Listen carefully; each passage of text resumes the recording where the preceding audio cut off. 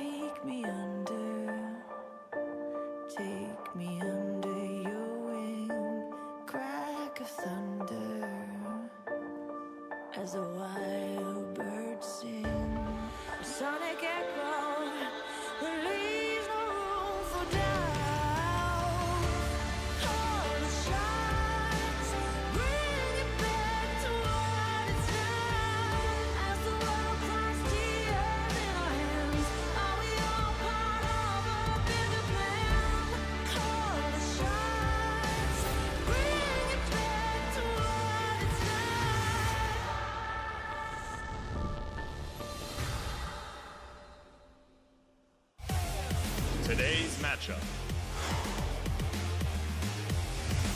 Samsung. MVP.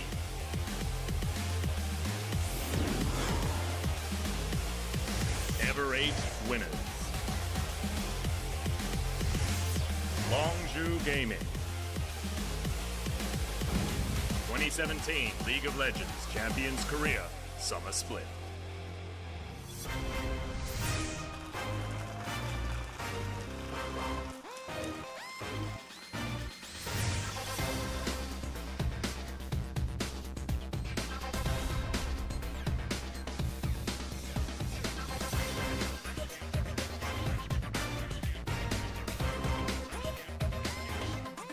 Good evening, OGN Legion. Welcome back to another day of LCK here at OGN. I'm Achilleos. With me is, as always, is Papa Smithy. And it's time to dive in to some heated games here today. We got MVP going up against Samsung, first place versus 10th, followed up by Ever 8 versus Longzhu, second versus 9. I mean, David versus Goliath is certainly the subtitle of today if we had one, but Achilleos, It wasn't always like this for the first series especially. Samsung versus MVP based on spring standings would have been third versus fourth overall.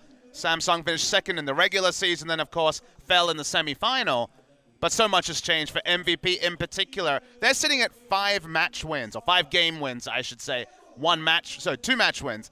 The significant thing to take away is that the lowest in the LCK era, when we have had 10 teams, is 8 game wins. They need to find at least 3 game wins. Obviously, preferably some sets, but we're running out of weeks. We only have 2 match weeks after this week, so they may actually go down after finishing 4th as our worst performing team ever. Yeah, and I mean, that team getting just the 8 wins was Spenu Sonic Boom.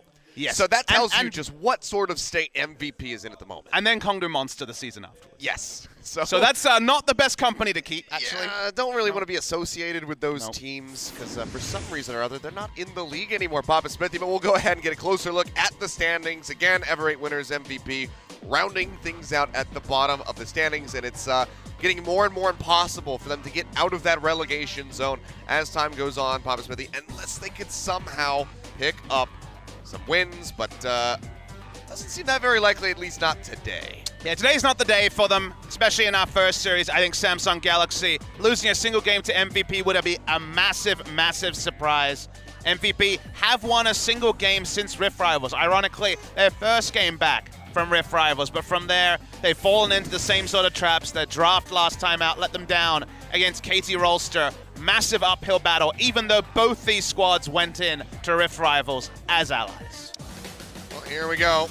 Go ahead and take a look at the teams. Samsung just saw them 2 days ago, where they picked up yet another victory for themselves, another 2-0, but starting things off in the jungle will be Haru. We saw him in game number 2, came in, replaced Ambition. Not that Ambition had a poor performance by any means, just wanted to give him some stage time, and he's going to be starting things off here today for Samsung. It's been a bit surreal in summer with only 3 games played by Haru during the summer season. What I'll say is that compared to spring, where you could see really big differences between Ambition and Haru, Haru's aggression on champions like Rengar was one of the highlights for Samsung in their regular season run. This season, because of the decreased playtime with the change towards Cinderhulk, largely in the jungle, haven't really felt the difference between Haru and Ambition, but we're getting closer and closer to the best of 5 stage of the season. Having a jungler watch the enemy pathing and then be in position to sub in largely after defeat is a big strategic thing that I think SKT, Samsung, and teams with a jungle sub will want to do. So giving stage time to Haru is a good idea for Samsung. Yeah, for sure. I mean, I think we can both agree that Haru's performance compared to Ambition, both of them playing the right side 2 days ago, a bit more, rough around the edges, but he hasn't had that stage time, so this is going to help him get back to that point that we saw from him in spring where he was just dominating the jungle. On the other side of the Rift, it will be MVP. Same roster as per usual, no subs for these guys, which means that they don't really have anything that they can play with to try to change up this roster to get things to work. They just have to improve from the baseline, and that just has not been working out. It doesn't really feel like they have the tools to do so. We made pretty much the same point after every loss about finding out, bringing back what was good in spring, whether it was changing up champion pools, or actually focusing on smaller effective champion pools instead of trying different options, players coming in and out of form. Nothing has really come together at the same time, and the end result is that we have games like Game 2 against KT, where they drafted themselves into a corner and have no form, and the end result is lopsided games that are over pre-10 minutes. Yeah. Well, beyond, we've seen a couple star-studded performances from him getting back to that former self, but well, that's just not fun to look at. 3 game wins in 10 matches. Yeah. To give you context, there's we should count them again. 6 game losses in 10 matches compared to only 3 game wins in 10 matches between these two squads. It's just not pretty. Nope. I don't know, man. It's rough stuff here for MVP, and given Samsung's domination as of late, sitting at that first place spot, MVP could find themselves at a -20 scoreline after this set here today, which is pretty unprecedented in all of the wrong ways. I mean, it's pretty damning that MVP, they've played 13 matches. Minimum amount of games played in that time is 26. They've only played 28 games because they won 2-0, and they are almost always 0-2'd. The Pentagon is once again very sad and small. It just gets worse and worse. They left it in the wash since spring, Achilles. It's going to come out. It'll flesh out. Give it time. Yeah.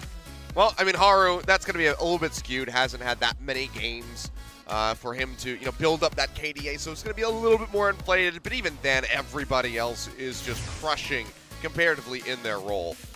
Well, this has not been a happy hunting ground traditionally for MVP either. You'll notice that ever since MVP was promoted up, the end of Champions Spring 2016, they first played in summer. They've only ever taken a single game of Samsung Galaxy. So while they've given KT, their previous opponent, some headaches in the past, Samsung, no headaches at all. Yeah, not at all. Almost triple the versus KDA there, you can see on the bottom of the screen. So this should be anything other than a dominant performance from Samsung is going to be a bit of an upset for them, you'd have to say. And you can't help, but especially after the last series, put your eyes straight into the mid lane. Our regular season MVP in the spring season. Double MVP crowned, 2 days ago. Exactly, on the Cassiopeia. That was his first time breaking out the Cassiopeia in the summer season. Wasn't on Talia duty. Interestingly, jumped past Talia and Syndra, 2 champions you can see squarely in the middle of his wheelhouse. Didn't pick them when available.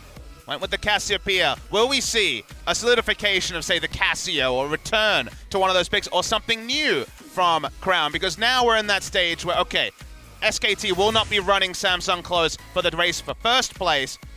How much space do they have to actually try different things? Looking at this performance against BBQ, some perfect KDAs abound. I mean, Crown, he was one of the players who at Rift Rivals especially was saying we need to see more from Crown. He had a bit of a down 3 or 4 weeks. But now we're seeing once again, he rises to the top at the business end of the season. They will need him in great form as we get close to perhaps the best playoffs we've ever had in the history of the LCK. Yeah, I mean, it's really up in the air as far as who is going to be in what slot. Right now, SKT, further down than they've been in a very long time. And maybe they will not be starting things off in that grand final. Well, here's the question. Serious work. If I asked you today who will be in the grand final, what would you say? I would probably say Samsung KT. And that would also be my guess. It'd be fun to see Longzhu. That'd be the big long shot. SK Telecom becoming a long shot in a way of their own. Samsung versus KT. That's a match with history as well. So that would be a fun one if we were to see it. KT would auto-qualify for Worlds based on circuit points if that happened. Yep. But we're ready to load in just about 20 seconds or so. Gonna hit the 5 p.m. on the mark.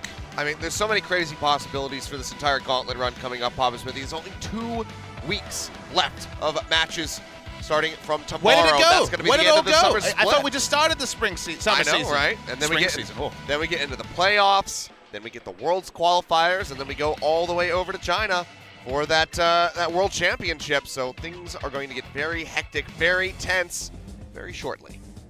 And you're not talking about this match if you're jumping in for the VODs, No, actually? this is not a tense match. It could become one. There's always the chance. There's always the outside chance things get a bit crazy. There's been no games from Ruler on Callista in summer season, but it is a pick he has played competitively.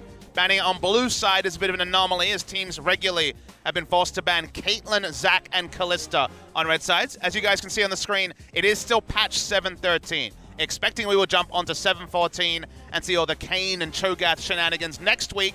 But for today and tomorrow at the Gangnam Stadium, it will be patch 7.13. All right, well, Rek'Sai also going to be banned away here by Samsung. And this is one that, again, Haru just played this. in his last match 2 days ago, but they want to take that one off the board, and the Galio will also be removed. Yeah, Lee Sin, Zac, and Rek'Sai is what he's shown on stage so far, so 2 of those already banned. I mean, to be fair, the Rek'Sai is obviously a major comfort for Beyond, so if they get something like the Elise through the draft, they could take that for Haru, and they don't want the Rek'Sai in the hands of the MVP jungler. I mean, you just look at the math. He's got 3 game wins on Rek'Sai. They've only won 5 games, so, yep. Smart ban away. And speaking of smart ban aways, look at this one, Achilles. Yeah. We got the Braum ban, and Braum first pick has been the meta for Samsung recently. 7-2 for Core JJ, almost exclusively playing Braum, so that's taken away. It leaves Elise as the strongest jungler pick available if you don't want to go for a true tank, and Haru has always tried to be Peanut-esque and being a battle ward, so might see some aggression out of Haru for the first time this season on the Elise. Which is so weird to hear. But Kraka is going to be picked up on the other side, as well as the Xayah very early on for Maha has been favoring that pick quite a bit lately. Oh, speaking of favorite picks. Oh, yeah. It's available. All right. Well, he put on quite a show for us with that Varus last time out. And the fun thing is that usually you see Varus picked and the Resident Sleepers start to fill up the chat. But this is a guy who has played 14 games and is 12-2 on Varus in the summer season. So it has been his staple pick. And okay, something new for Core JJ. Rakan has not been a prioritized pick for him. Largely has been playing the range supports, Braum and Tahm Kench recently for the melees, but he's going to be going for a strong initiator in the Rakan.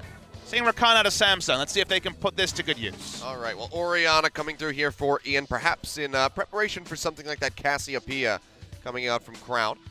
See what he's going to bring out this time around. Talia will be the first ban in the second half for MVP, so just trying to get Crown off of his comfort picks that he's been showing lately. What do you do with the Cassiopeia? Do you just ban Cassiopeia even though Orianna is a strong matchup into Cassiopeia? That's kind of the query I have for MVP. Syndra is also available. You cannot ban both of them. And while Syndra versus Ori and Cassia versus Ori are swingable matchups, getting Orianna the most comfort possible is probably what MVP wants to do. Ian has not found success on Orianna once in the summer season. 0-5 for one of his old staple blind picks. And speaking of the Syndra, did not take Syndra when available. Achilles says a lot of these mid laners are moving away from Syndra recently. Yeah. Jack's banned away here from Samsung, and the Kled will be taken off the board as well. So trying to upset QV's champion pool in that top side of the map. But something, along the lines of the Jace is still available here for either team. Jarvan as a top lane pick, also available. Big favorite for QV. MVP are looking for support and top lane as their final picks.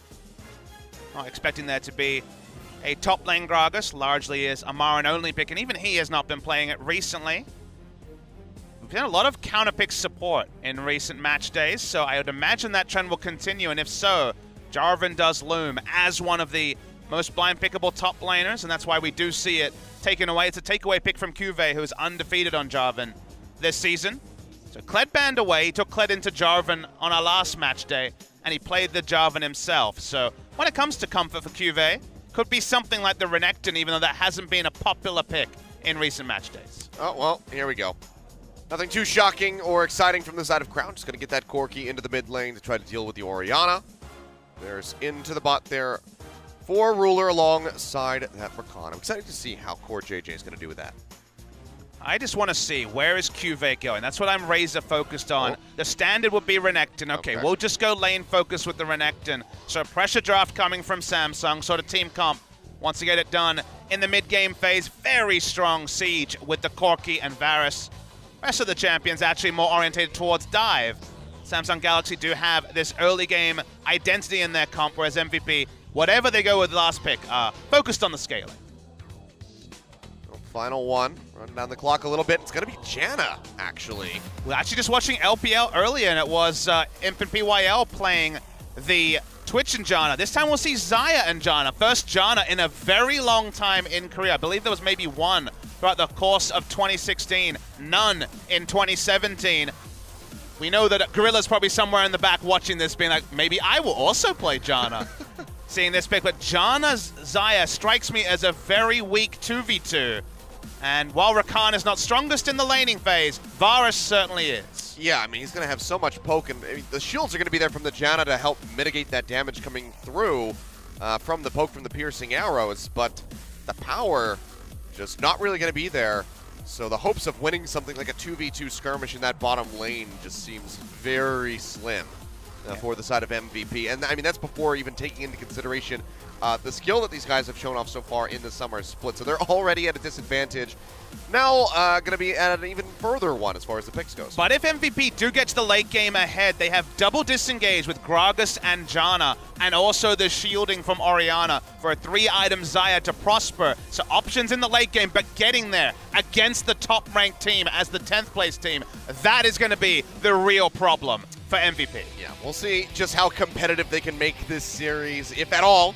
Because this is a David and Goliath story, as we have already been touting, since 2 days ago when we took a look at this matchup the first time out. So backs against the wall, MVP need every win they can get if they want to make it out of that relegation zone. Doesn't seem likely, but we'll see what they can piece together here as we load up for game number 1.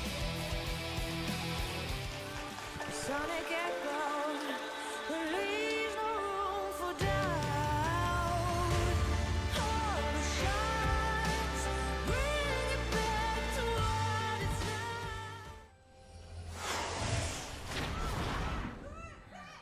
수환사의 협곡에 오신 것을 환영합니다. Quite vocal here are the MVP fans today. Maybe they sense something in the air that we've been amiss of. Achilles, always an outside chance that a team that has performed pretty consistently, if you think about it. MVP first split was 6th, second split was 4th. It looked like that trajectory upwards, and it's been such a left turn for them. Sure, they will still get to pay relegation, so even if they are bottom 2 like it looks likely to be, they can still get themselves out of the ultimate pickle of being relegated back to challengers.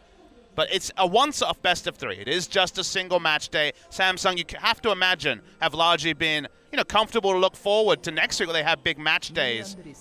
Seeing how they can do on this particular day. Well, thank you. It was just for us, of course. Yeah, that was only for Papa Smithy and me. Thanks. The rest of you I needed to viewers pick me up today. Trying to steal that away. It was a slow start. It was a Saturday, so, feeling a bit more pep in my step. Yeah, that definitely turns around my morning. Somebody spat on my shoes on the way to work. Really? By accident. The wind kind of took it. And I was just so very upset. And they didn't know what to say. They just looked at me with horror. Face, the mouth agape, just like, and I was just like, which is like, it's okay. I went into the Starbucks and cleaned off my shoe. It's disgusting. What an unfortunate morning. Yeah, but it's okay because now that guy, he blew us a kiss, so I'm feeling better. All right. I'd let him spit on my shoe. You should find him afterwards and say, I needed that. Oh, dear, oh, dear. Well, John and Xayah are going to need all the help they can get in the laning phase as well. Really not too optimistic about Janna's 2v2ing. Item-wise, Ardent Censor's in a really strong position, so we might see some Ardent Censor coming through from the Janna in this game. Redemption also later on. But as you can see, level 2 has been hit, and the laning phase doesn't get much better for Xayah and Janna till much later in the game. So knowing that, they didn't go into this 2v2 being like, oh yeah, going to out 2v2 them. Maybe you have to hold that thought as Haru's on the invade. Yeah, won't be spotted up by this ward. Beyond can just go ahead and start kiting his way back. We'll see how much he wants to contest for this, because Juve has already roamed his way over. He's spotted out now. It seems like MVP might just have to give this one up. Unless he can win the Smite Ward, not going to happen. Haru does have that execute damage off the Q, so comes away with that nice little invade. Only cost Juve a little bit of time out of lane, but you can see he is holding up quite nicely as far as the CS is concerned still. And we were complimenting Longzhu for their level 1 plans. Look at this one, where Samsung had 2 pushing lanes, invaded with their jungler who out-duels Beyond on the Gragas and take away a buff. Really smart stuff from them and the sort of practice we would expect from a top team. Just the one turret shot coming through for JJ. Just trying to get a little bit of harass down. But just to finish the thought on the Janna, consider that... Ow. Stop taking free damage, but he has also gone... Both of them have gone for the Ancient Coin line. Yeah, this is a rare occurrence. Double Ancient Coin in the bottom lane. But the moment you lock in Xayah Janna with Coin, you're not actually optimistic about getting out of lane. So I imagine lane swaps around mid lane will be what they want to do. Have the 2v2 in the laning phases. Cuve going to find the Gragas. That flashes away from the body slam. Beyond could still chase forward with his own flag and drag in. Cuve looking for the trade. Finds the first blood. Can he make it out with his life is going to be the question. Oh, no. Slices and dices in under the turret. Beyond Gonna take 2 shots. Honestly, that could have been a 1v2, but Cuvee still makes it out alive with the first blood. Cuve's a monster. He actually kept the second part of the dash just in case the turret dive follow-through came from beyond his mid lane. Ian gonna have to run up. Flash forward from Haru, drags out the flash from the Orianna, and now he's gonna be summonerless in that mid lane, which makes for a very swift revisitation for Haru. We'll see how long it takes him to path back around and try to gank that mid. Samsung only played 3 games in the postseason, went down to KT Rolstead 3-0 in spring, but the optimism from Cuvee getting solo kills in top lane matchups so frequently after being a tank role player in spring. See moments like that and you think that Samsung maybe can go a lot further than the dominating performance by KT against them last time around, holding on to the second dash just in case the turret dive came through to potentially turn it around and get a double kill. Oh, Cuvee, he's in form. He really is, and I mean, Cuvee versus Smeb, now that Cuvee has been able to play these more aggressive picks, not just relying on something like tanks, is a very exciting thing to think about. But you start to wonder, what will the meta look like by the time we hit playoffs? Probably going to be 7-15 by then. Also, the tank meta is going to be back. It doesn't necessarily mean that it'll be 2 tanks in the top lane, but tanks will be even more dominant with Thornmail and other changes. Where that actually ends up, Smeb is one of our most flexible players. He can play carries and tanks equally effectively, and Cuvee defaults to tanks. So interesting to see where we go. There we go. 2016 summer. I believe we had 1 game through all of summer and spring of Janna last year. Well, the total win rate's almost 50%, so MVP, you know, hoping to trade up as far as that is concerned. Wait, I just noticed Maha went cleanse. And Max went heal. Just noticed that. Oh. Interesting. So no exhaust on the side of MVP, but they do have double displacement. So what you should take here is that clearly Orianna, Jarvan will be going for engage. Mostly everyone else will be about peeling. They still have a heal in bot lane. Does tell you that Max and Maha are going to be best friends forever because the heal is going to be on the Janna. But cleanse is very interesting because that means QSS as a second or third item doesn't need to be purchased. Yeah, you can delay that one out so it allows for Maha to get those, you know, hyper carry item spikes coming through a bit faster. You have to kind of give us a pass that we didn't look at the summoner spells for the 80 carry. I mean, usually we can just kind of assume that, you know, that's just how things are going with the exhaust and the heal. But, yeah, changing things up a little bit. New meta. New meta. Here you go. Bring it to your solo queue. They'll love it. Now, often supports and players in general will watch the LCK and take things away. Remember, this is the 10th place team, and MVP have been creative before in both drafts and itemization. 10th place, it's still innovating. Hell yeah. I think if you're innovating and in 10th place, it's not called innovation anymore. It's called bad. Degradation. Degradating. Oh dear. Well, Core JJ going on a little bit of a roam. Just going to smack Ian with his feathers. It's a pretty alpha thing to do if you think about it. Oh, yeah. Ian doesn't have Ghost or Flash. Its Ghost is actually back up, but his Flash is still down. We're going to be pushing through, looking for this one beyond nearby. We'll get the pop-up. Cocoon getting connected onto the minion, but Ian is still going to fall. Just had the Ghost to rely on. And he gets snatched up a second kill going over to Samsung. This time snatched by Haru. Wraparound timing. About a minute and a half left on the Flash, so no ambiguity there. The side of Samsung. That's them another lead. We already know the pressure advantage was on the side of Samsung. Renekton still pushing in the face of ADD in top. And, well, the pushing might become a turret dive very shortly. Could. He's going to be spotted out by the control ward, but Haru doesn't give a damn. He's just going to be charging forward, looking for the J4. Flag and drag away. Haru looking for a little bit more. You can see the Cataclysm flash out, perhaps, but Cocoon getting connected right off the backside of that flash. Won't be able to get ADD. Cataclysm comes down right as Cuvee flashes out. So not going to get trapped in. If Haru had flash there, they would have been able to pick up a kill on Jarvan and get away, I believe. But with no flash, a lot of them to respect and pull away. We'll be able to just push another wave, and you notice ADD doesn't have teleport to get back to lane, so he still will lose out on significant experience and is already 20 CS behind. Yeah, it's about 20 seconds away from coming back up here, so... They're Cuvee actually tracking Core JJ. They're trying to. Trying to spot him out, Core JJ, wrapping around, will be spotted here. Dashes over the wall. I didn't know he could get over that particular wall. Length of the battle dance, longer than I expected. Today I learned. Of the grand entrance, I should say, sorry. Now, just going to go rejoining down in the bottom lane, where the poke wars will continue. And to their credit, in a 2v2, They're there holding hasn't up been well. any CS denial. Now, that has been because Samsung were focused on pushing rather than denying necessarily. You can see that the moment it is a 2v2, Xayah and John are not getting any auto attacks in. So it's because Samsung have been pushing, but at the end of the day, you are investment banking as the Xayah going for a 3-item spike. So you'll take the CS if you can get it. Oh, well, here we go. Yet again, a party in the top lane. By the look of things, Crown has the package available as well. Control ward's still there, and doesn't have the package now. So lost out on it. ADD going to be pushed away from the turret for the moment. We'll see how long they want to stick around here, but Crown is already peeling back. ADD knows he can't walk up to the brush yet. Haru had already backed away. Thanks for that, Elise. Just trying to play us a song. Decent trade taken by MVP and bot lane. I imagine a Blade Caller would have hit. So kind of eyes focused on the heal from the Janna. So different. She can just, super heal now. She's got the ultimate. She's got summoner spell. Just top everybody up.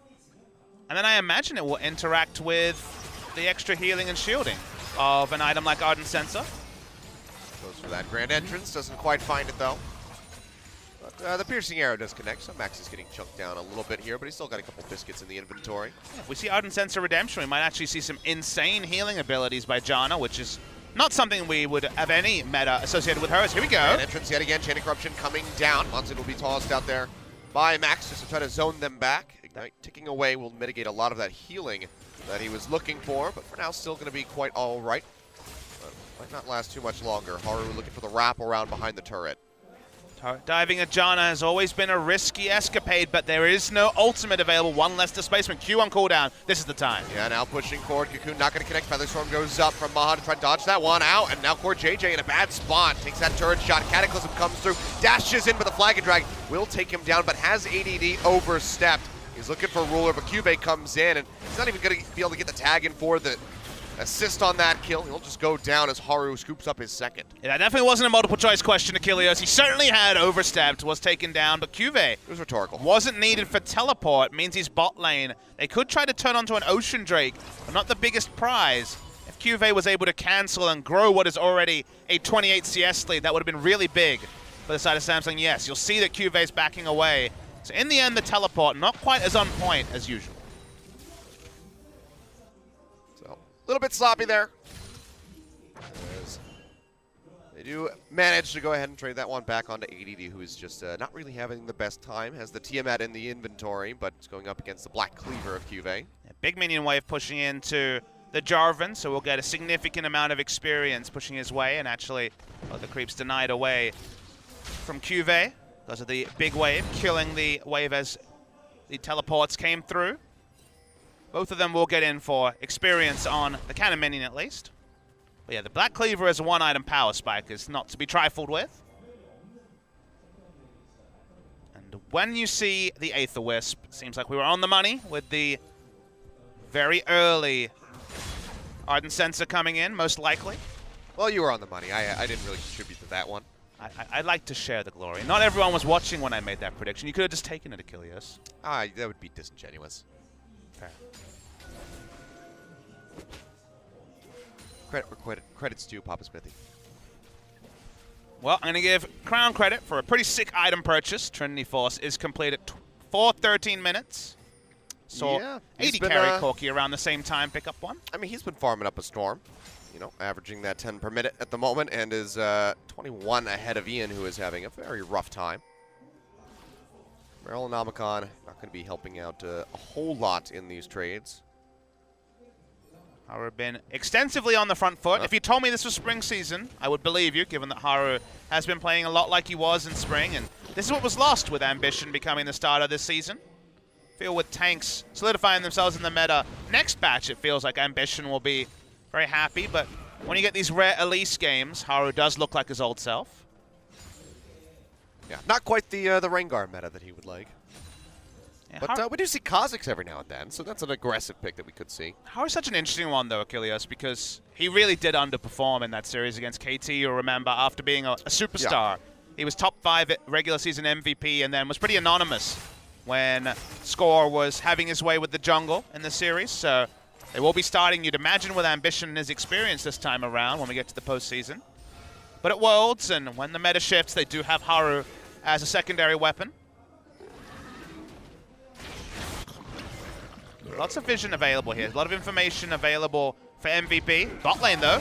Oh, yeah, Ruler gonna get jumped on. Takes quite a bit of damage. Blade Caller does get the root, but no one's there to really follow up with the damage. Will get popped up, but Crown, arriving off the backside of that TP, is able to scoop up the first kill of the fight. Now looking for a second one. Goes low as the body slam connects in beyond. Desperately trying to finish off this Corki, and with Ian arriving off the backside, Shockwave will not actually connect, and Crown is still alive, but he's not long for this world. Will be taken down as Maha re-enters the fight. Scoops up one for himself, so some sloppiness there from Samsung in that bottom lane. Now Haru up at the top just helps take down ADD yet again, but MVP is going to get some nice alone time with this tier 1. Yeah, turn on to turrets. Already a bit of work done on top with 3 members. I imagine tempo advantage is for MVP. It's going to be a quick race. It's going to be a very close one, but it seems like MVP do have it. Yeah, do knock that down just seconds before Samsung are able to do so. So that gets a bit of gold back here for MVP. Still in a deficit, but is not growing because of that first brick, so just 1.7, 1.8 separating these squads. And we'll have to evaluate what the fallback is, because we quite often see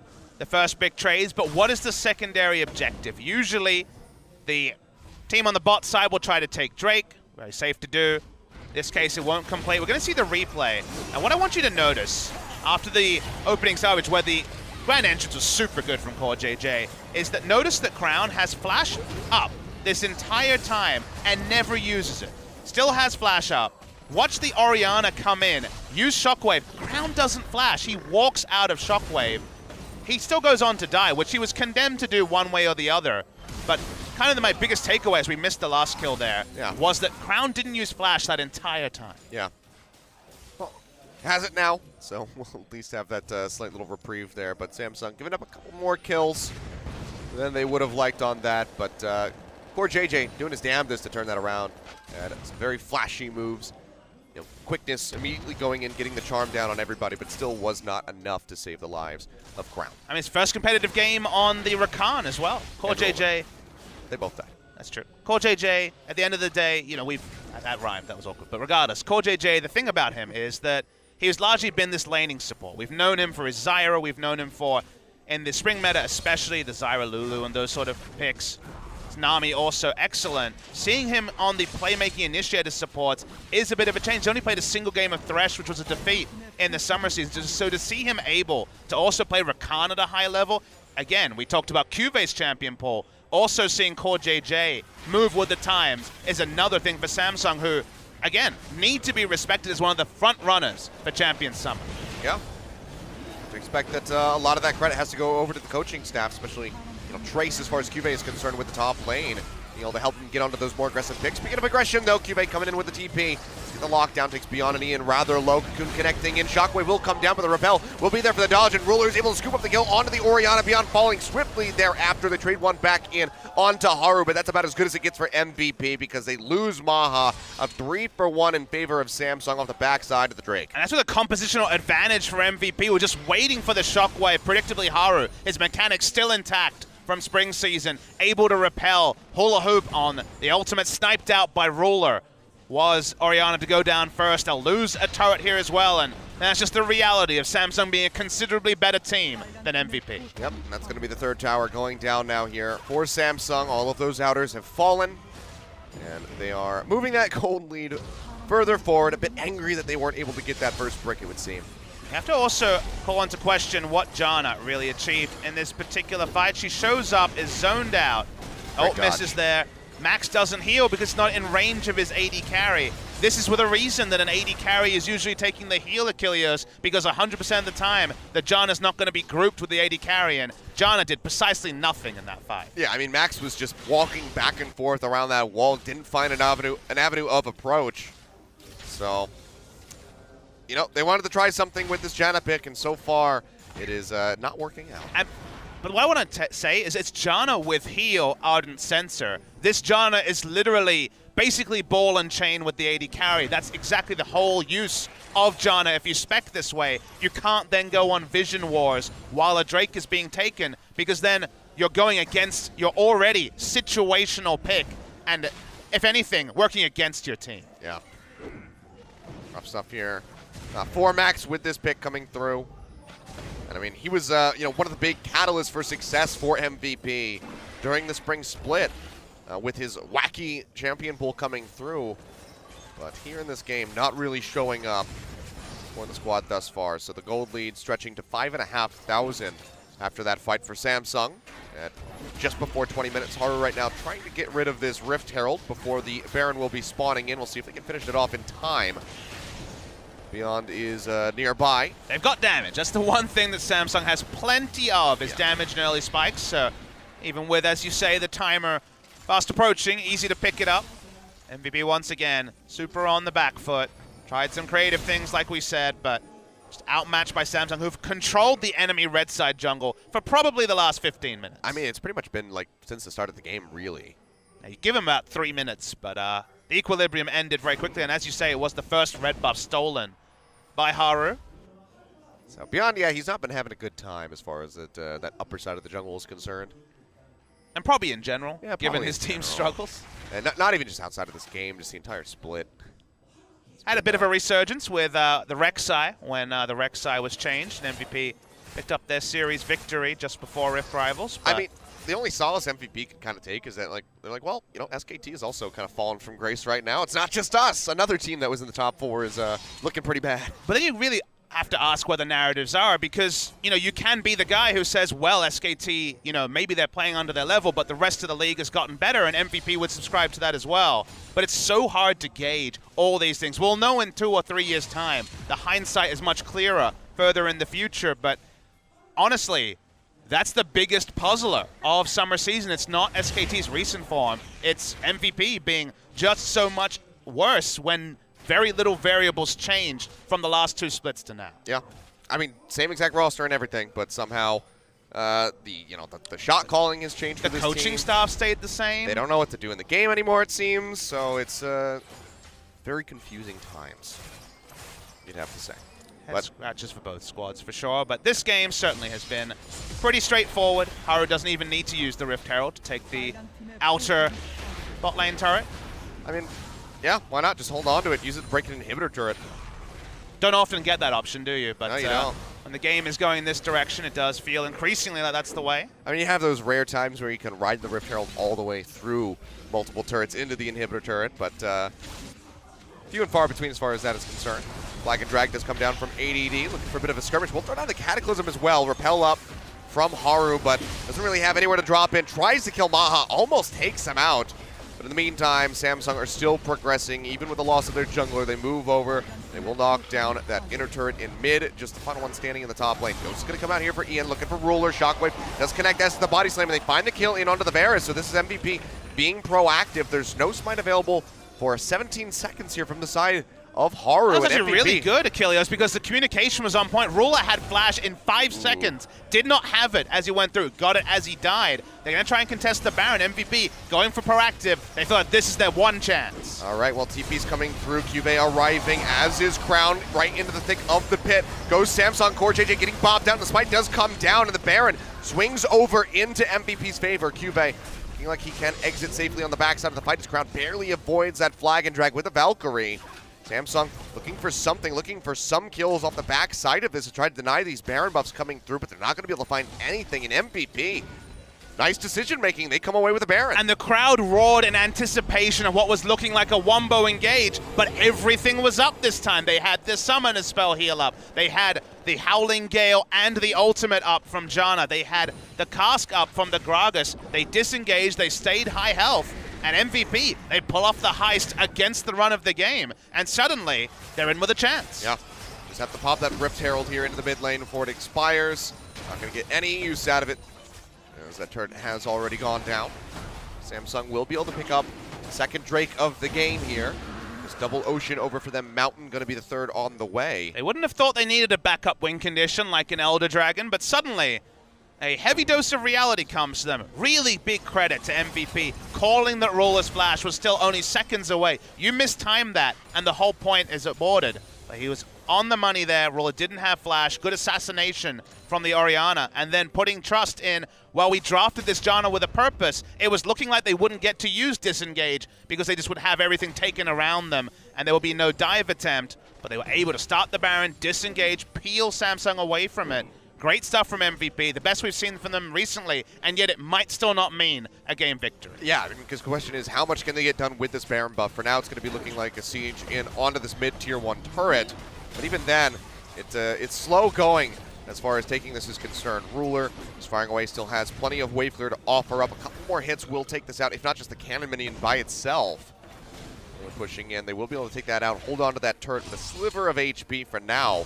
But it's pretty inevitable that that goes down. But MVP, they need so much more than that to try to claw back this gold deficit that they find themselves in. Ultimates are back up, so they do have good disengage. Doesn't necessarily mean that the pot shots are easy, and neither Xayah nor Orianna's range or attacks are long. As okay, Maha's trying to duel with Crown. Yeah, does quite a bit of damage to him. Viewers should remember that Ardent Sensor has kind of gone through a couple of different variants on what the shielding and healing actually results for the AD carry. In this case, it is attack speed and also on-hit magic damage. The on-hit magic damage is always there, but the attack speed actually allows for faster item spikes and timings for Maha on the Xayah than you might expect usual. He is getting around 28% attack speed when a Janna shield comes in, and the AD as well is okay. Are going to get popped forward there, has to repel immediately, but must come straight back down. Keep himself safe for the moment. Has to burn out the flash, however. Baron buff power play so far working out, but someone has to answer Cuvée. It's 2 turrets here. 3, I believe, actually, with the top lane. Yeah, they had 1 at the start of this. So 3 turrets going over to MVP, bringing the gold lead back down to around 3.2 thousand. Cuvée draws some pressure, but just doesn't have a way of getting in underneath of that inhibitor turret. The recalls there with the Baron buff a bit too fast, so it doesn't want to overstay. The build I mentioned that it seemed like Max was angling for with the Summon and Spell Heal is now fully assembled. Wind Speakers, Summon and Spell Heal, Ardent Sensor, and Redemption. Insane amount of healing. The burst healing here for the Janna is literally just off the charts large. It's something you're going to have to respect because Samsung's comp has very strong poke. Its dive, it's not fantastic. It certainly pales in comparison to Orianna Jarvan when it comes to backline threat. Janna, if she's in position, we've already seen one fight where Max was woefully out of position, but in position, playing standard Janna at the back of a team fight, there is a lot of team fight turnaround in terms of healing available to MVP. Also, look at the item build for Maha. He's pretty close to that Infinity Edge. They're pretty close to Maha potentially ripping through Samsung Galaxy. Yeah, nearly has it as I click of agility. Little space for the pickaxe, still holding on to that refillable potion. Samsung still with a lead, but they cannot afford any more mistakes like the ones that led to that Baron for MVP. And let's mention you have also, to expect one more mess up like that, and it could be MVP walking away with game 1. let's mention also, Kilios, a honorable loss with 2 weeks of the season going really doesn't matter for MVP. They actually need victories. They can't afford to look good in a 2-0 loss like Ever 8 Winners did against Samsung a couple of weeks ago. It's too late for that. We only have a few matches left, so it's a tough ask to say take a match off Samsung, but even a game might be the difference when it comes to some of these very close run-ins. So even though it's asking a lot, they need to start now. Yeah, I mean, that's the difference of making it out of that relegation zone and then having to be like, okay, well, you know what, we played very well. Maybe we can make it out of the promotion tournament. That's that difference. So every map win that they can get will help them climb back up the standings. Even if they found a win here against Samsung, as crazy as that would be, it still is a very long road ahead if they want to avoid that relegation tournament. And MVP, they're still behind in gold. They're certainly behind in map control despite picking up those turrets. So definitely not willing to ink anything for MVP, but nice turnaround, some good item timings, specifically from the Janna, are complete. Waiting to see if Infinity Edge can be completed on the next buy, otherwise it won't be available for the Baron fight. Also, though, I mean, MVP, they don't have the bumpiest road ahead for their final matches. What are good games for MVP, though? We don't really know the answer to that. I mean, if they can be competitive here, then that just changed the definition as far as their opposition is concerned. But, you know, here against Samsung, then next week, BBQ. You have to say, one of the, you know, the 8th place team at the moment. And if MVP can be competitive here, then perhaps they could take a win off of BBQ. But then Everate, they also have to face before the end of the split. Jin Air and a Freak of Freaks. So then things like game score, because they have the absolute worst game score of any team at -18 going into this one. Is -17, -18 going to make a difference? We're not to know. So picking up even a single game, something MVP want to do. But Samsung, to their credit, have been stalled. They have good control wards down. They have good information around the Baron especially, but Drake as well. But MVP have bought a huge reprieve. It was a very big instant gold bounty from the Baron buff. Not necessarily breaking the base, of course, but picking up turrets that were previously inaccessible and bringing the turret lead to just one of Samsung over MVP. There is a chance for MVP when they choose their fight. It won't be around Mountain Drake, though. Nope, it's going to be going over to Samsung. So that Elder Dragon win condition still very much going to be strong for them if they even need it.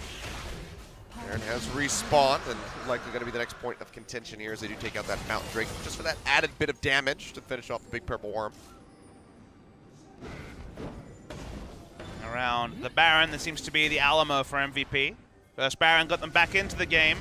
Certainly won't be a Baron rush available from MVP with where the map is at, but testing for the Baron's possible. Okay, here we go. Comes down, Ruler taking quite a bit of damage on the body slam. Got him. And he's just going to get the lead as he scoops up that kill with the shockwave. Core JJ making his way out as best as possible, and Cube just was not here.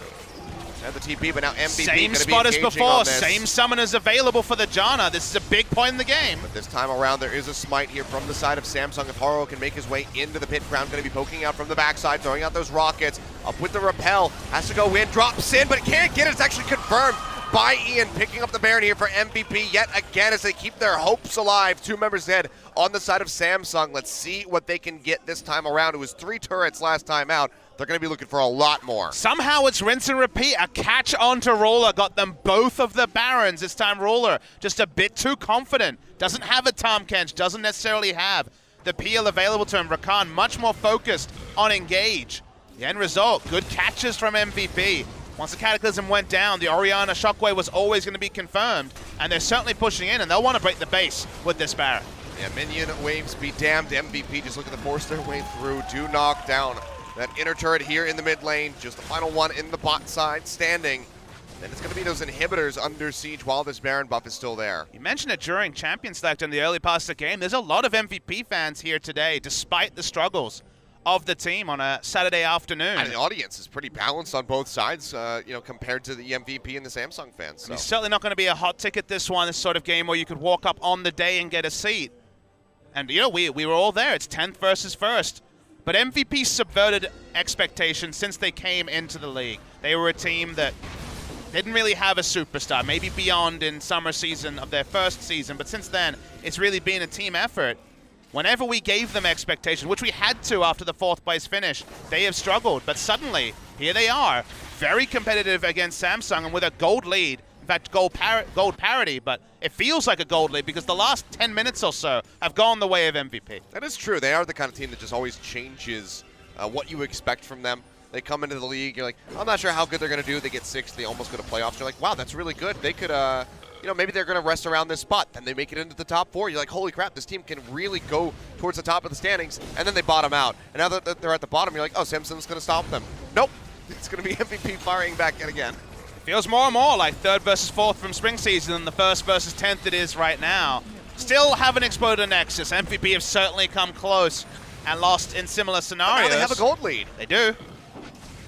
1.2 thousand here in their favor. The only gold lead that MVP has had this entire game has now come into their favor here at about 33 minutes on the clock. And the Baron buff was the only way they were going to be able to do it. The ability to peel and have the Janna get full value around Baron, because a different game without Baron, talked about Achilles, would have been Corki and Renekton's pushing side lanes, and the 1-3-1 was super powerful from Samsung. But now they have Baron, they have engaged, they have the healing capabilities from Max. MVP have a lot of options, and the items are there for Maha as well. Samsung now looking to hold on to the space as best as possible. Bottom inhib turret has already taken quite a bit of damage here. Now so about half will start regenerating as MVP shifts their attention over towards the mid side. This is Samsung. Their backs against the wall, something that you would not have anticipated at all given the first 20 minutes of this game. And given the team comp also, Samsung was strongest in the early to mid game. This is where MVP's comp naturally was going to outscale, but you don't put too much thought into that when you say, hey, outscale against Samsung Galaxy, 10th place versus the first, and you're taking outscale. But so far, so good for MVP after a couple of hiccups in the early game. Every time I see Ruler push forward like that, trying to chunk out ADD and beyond, I'm just getting flashbacks to these last 2 times that he got caught out. There's no Baron to be taken this time, but it certainly could spill over into those inhib turrets because Ruler is really the wave clear that Samsung have to rely on right now. And you look at Rakan. What does Rakan really do in a late game team fight when Janna's in the equation? If you can get the knock up on the Janna, that's fine, but she now actually also has the Mikhail's Crucible to go along with all the healing, some more amplification, now a cleanse available. The ultimate, the Monsoon, does so much work against target big engage, and she's usually not going to be grouped in AoE with anyone. She can be further back in the fight, so compositional answer to Rakan's teamfight engage is available on this Janna. So you're starting to make me a believer, MVP. That's the weirdest part. MVP have certainly been a thorny one to predict for the longest time, and now, in the most surreal of scenarios, there's a real chance for that. Oh, Max just trying to get all of the active items that he can gather.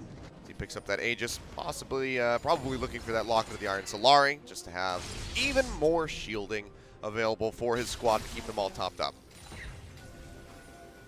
Definitely going to be high APM plays and team fights to get them all off correctly. Turn into a Brood War player suddenly. It does feel like you'd have to do that. I guess you just early cast the Redemption and then focus on the cleanse. Yeah. This is the type of scenario where if I was playing, I would forget that I had all of these active items. Somehow I have 4 of them and I don't use any at all. I mean, there was that famous stat about Deathfire Grasp usage, right? Something criminally low. I forget it now. Azael tweeted it out, but it was... you know, you just buy it because it had a high AP. I mean, you bought it because that was the item you were supposed to buy, right? You read it in the guide, you saw it in the pro games. Yeah, you Mobile knew Fire what it was said supposed that to I do. needed this.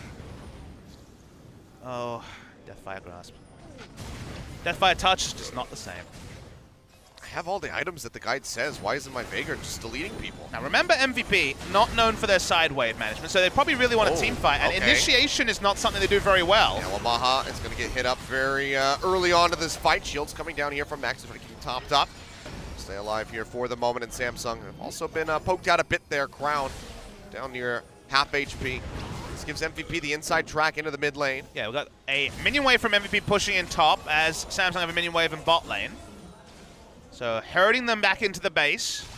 They won't get the wrap around, but MVP just going to go ahead and push over towards that top side of the map. They need to get rid of Maha early on, or at least get rid of something like the explosive cast. They're going to threaten the dive here with a big wave. Up, Beyond going in, gets a pop back in onto Ruler. Cataclysm down, Shockwave will connect, dead but the Varus has again. fallen yet again. Despite both summoner spells being used, he will die, as does this top inhib turret. Now Samsung looking to be under fire, looking to lose this game actually, as ADD goes in yet again with another flag and drag. Repel up comes down from Haru, he will hit the ground, comes down safely, but MVP are just going to be looking to sweep through the base. Another minion wave on the way as they look to take down another inhibitor. There's just no threat onto Maha at all because of the Janna. The laning phase, it was rough. The early game was rough as well, but one pick onto Ruler. And MVP, credit, they have not really misplayed since then. Yeah, Max has, you know, been the ball and chain, as you put it, with Maha constantly sticking beside him. So they have transitioned their style of play. Now MVP, just for insurance sake, are going to start up this Elder Dragon. Might be a trade though, Achilles. You notice that Samsung, they feel like they have one chance to get to Baron. It's going to be information available to MVP. We'll be going for this. We'll see if they both decide to stick onto it. Samsung, of course, are going to be looking for the Baron. A couple members from MVP roaming up towards this, but they will not be arriving in time. Elder Dragon does go down, but can they catch Samsung? Or the recalls goes off. Baron Empowered recall says no. So they do make it back. They get a second lease on life for a little bit. This is going to help them deal with these super creep waves that are pushing into 2 different lanes. But is it enough to keep them in this to find a win? Is it enough? Certainly we don't have that information yet, but what I can say, Achilles, that in that scenario where MVP could back off and pick up one objective uncontested, you wanted to go for the Baron because there was really no chance of Samsung, I believe, rushing down to the Elder Dragon and forcing it. MVP could have taken the Baron, and I think they would have been able to get to position to fight around the Elder. They seem to think that because Samsung had the Elder stacks, that would be what they would have preferred. But MVP get a 0-stack Elder as a trade for Samsung picking up a Baron when Samsung's 2 inhibitors were down. So there shouldn't have been a trade really in almost any scenario, and to trade disadvantageously is another problem for MVP. But it may not be the biggest of issues. They do have 2 inhibitors down. They have a very obvious line of attack straight to barrel down through bot lane. And Ruler doesn't have flash up, so could just be rinse and repeat for ADD, closing the distance. I mean, he doesn't have anything up right now. Heal and flash both using that last fight, and it was not enough up. See, this turret still very weakened here in the bottom side of the map, which means that MVP can take care of this rather swiftly. Maha pushing forward with little to no fear. Just take a little bit of damage there from Crown. So that Frost Bomb connects. The moment they lost sidewave control, Samsung seemed to have had really no clue as to what to do. Team fighting with their comp against Janna is almost reliant on Max making a mistake like he did earlier, rather than necessarily there being a lot of outplay for Samsung. Look at Maha! Yeah, just pushing in, just chunking out Crown, nearly taking him down in the 1v1 effectively. Third inhibitor will go down, and MVP going to be looking to maybe just close out the game right here, right now. Super Creeps pushing in on that mid wave. Top lane as well, already doubled up. Can they finish this out? Samsung, this is going to have to be one hell of a heroic defense if they want to bring themselves back from this, because they are on the brink of death. Seems so easy for Maha to get shots on the Nexus turrets, and they go down so fast.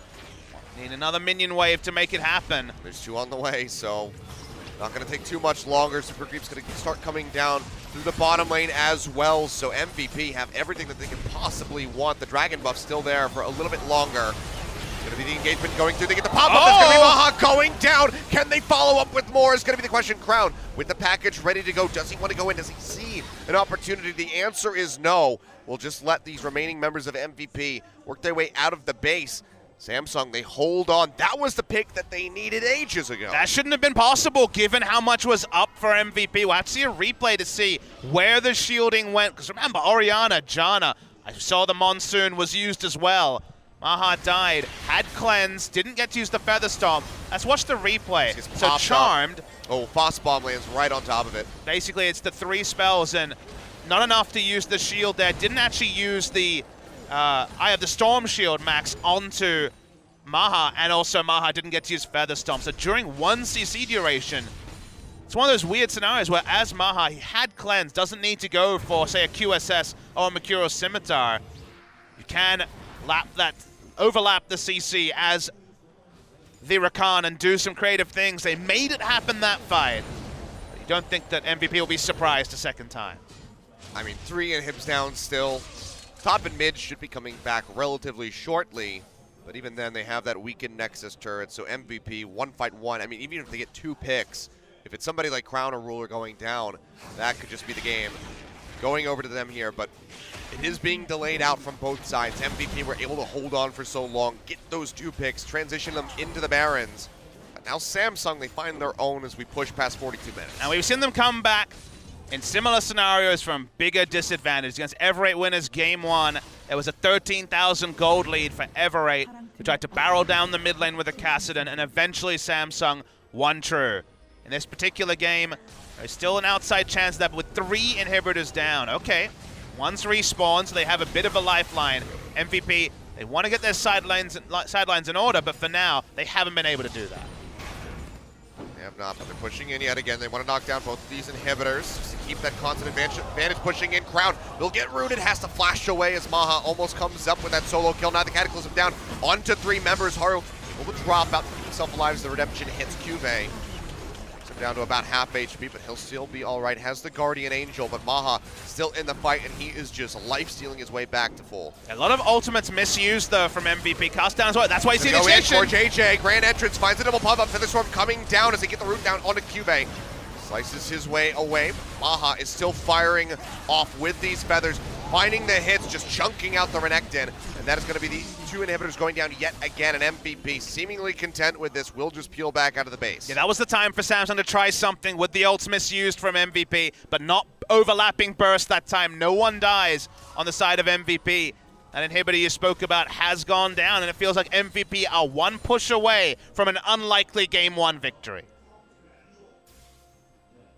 What do you do if you are Samsung Galaxy at this point? Baron getting ready to come up in a minute 20, but with triple inhibitors dead, you have to expect that they're not really going to be able to leave their base without giving up perhaps that already weakened Nexus turret. And now Maha has tweaked the item build and gone for Mercurial Scimitar. Okay. He just outright bought that, selling the Rudan's Hurricane. He's going to have Mercurial Scimitar. QSS is back up. Featherstorm soon to be up. He has a Mikhail's Crucible and effectively the shielding and peel of an Orianna and Janna in a fight. If he dies... With a locket on top of it. Oh yeah, if he dies, that is, let's say, questionable. It's the nicest way I can say it. I mean, really, at this point, if MVP loses the game, it's completely questionable. But Maha dying is pretty much the one way that that does happen. He doesn't need the attack speed as much. That's why he can go Merc Scimitar, because he will get the 36% bonus attack speed from the Ardent Sensor. Or JJ looking to find an entry from behind, but MVP, they see this Baron spawning in 20 seconds, and they want to go ahead and pick up their third of the game. Should basically be free. Or second of the game. Third of the game? Third Baron. Third of the game. First one, well, first two from Pixoff Ruler, you'll remember. I'm losing track. Things are going crazy. And then Samsung were able to trade the one for the Elder Dragon, and then this one. The fourth Baron of the game. Okay. But third for But MVP. they're third. Yep. Glad we got there. Maths is hard. I would say it's less the math and more so just every crazy aspect of this game, just kind of throwing things into disarray. But Baron will go over. Bot inhib is respawned, but MVP, do they really even need that? Look at the gold lead between Crown and Ian. Ian has been playing team fight Orianna. He is 245 CS behind Crown. I mean, 245. Double Flame Horizon, and Ian's still probably going to win this game. Double Flame Horizon and a half. Oh, geez, that is yep, that's pretty ridiculous. Crown's got to be just like, this team. There's very little he can do on the Corki. You know, the Corki pick in the early game when Samsung was looking like it would be an inevitable game one victory. Could make a lot of value out of it, but now, even with Focus Fire, tricky to DPS through the front line of MVP with all their shielding.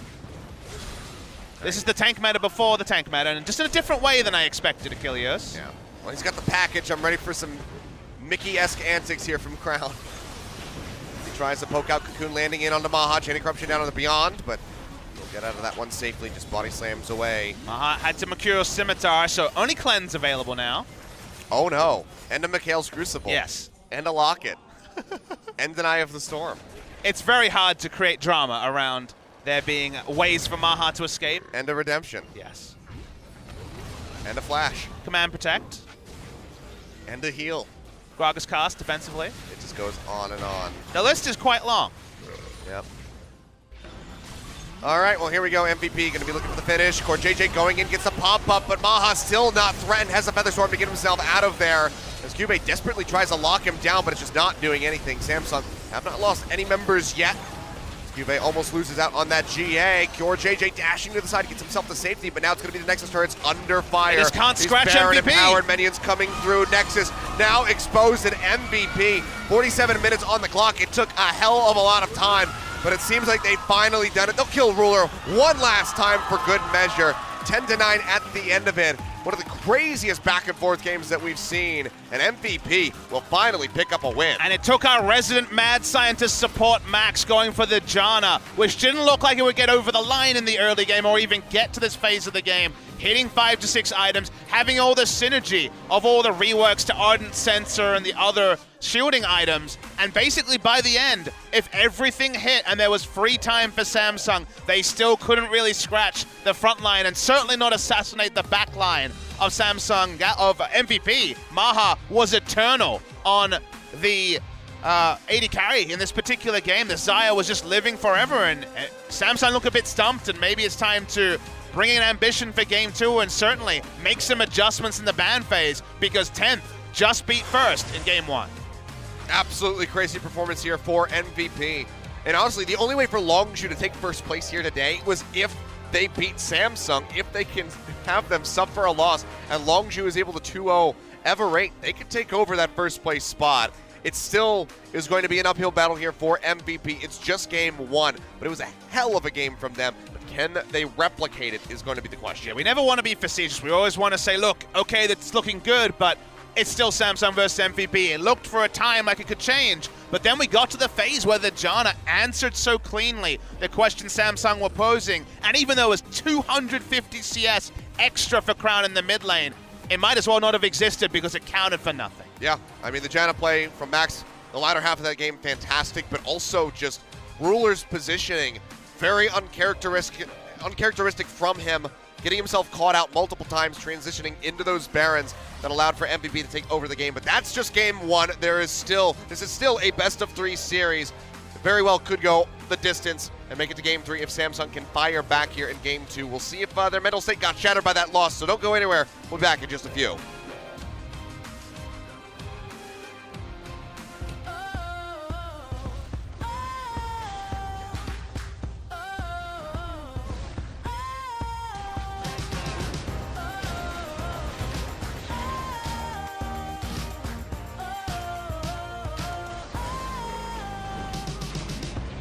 Better tie those shoes. We're jumping fences.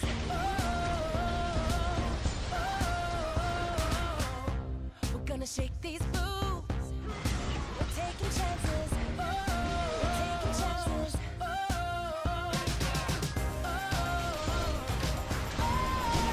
taking chances.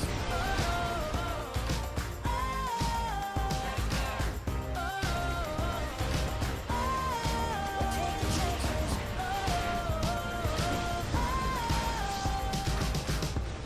Better tie those shoes.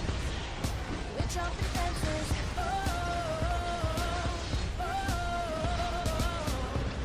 Gonna shake these boots. We're taking chances. We're taking chances. We're taking chances. And as we speak, the army of our enemy is approaching our gates. We cannot fly.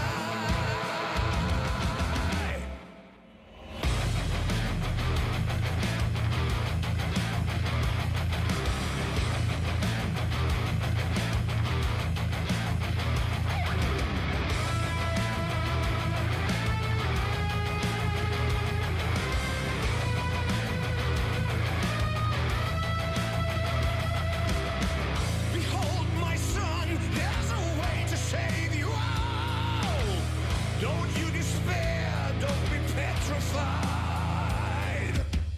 There is an armor, ancient magic made it strong, and you shall wear it when you face the fight. This harness will guide us through dangerous night. It humbles the foe with its grace. The thought mail will help us breathe and survive. Our deadliest fate we embrace.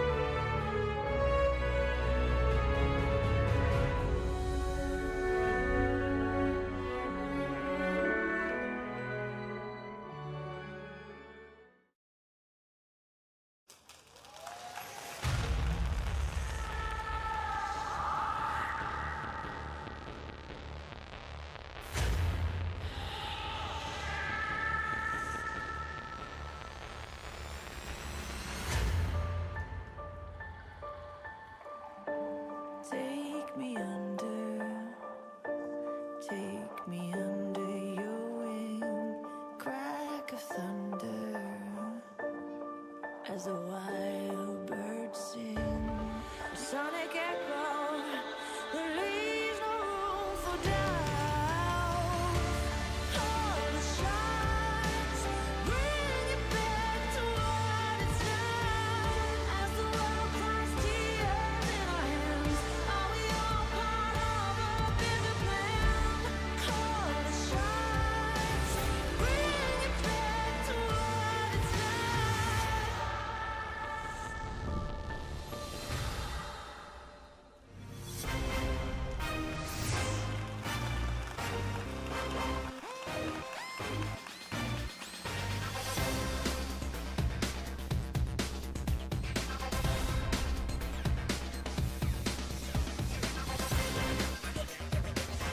Welcome back, ladies and gentlemen.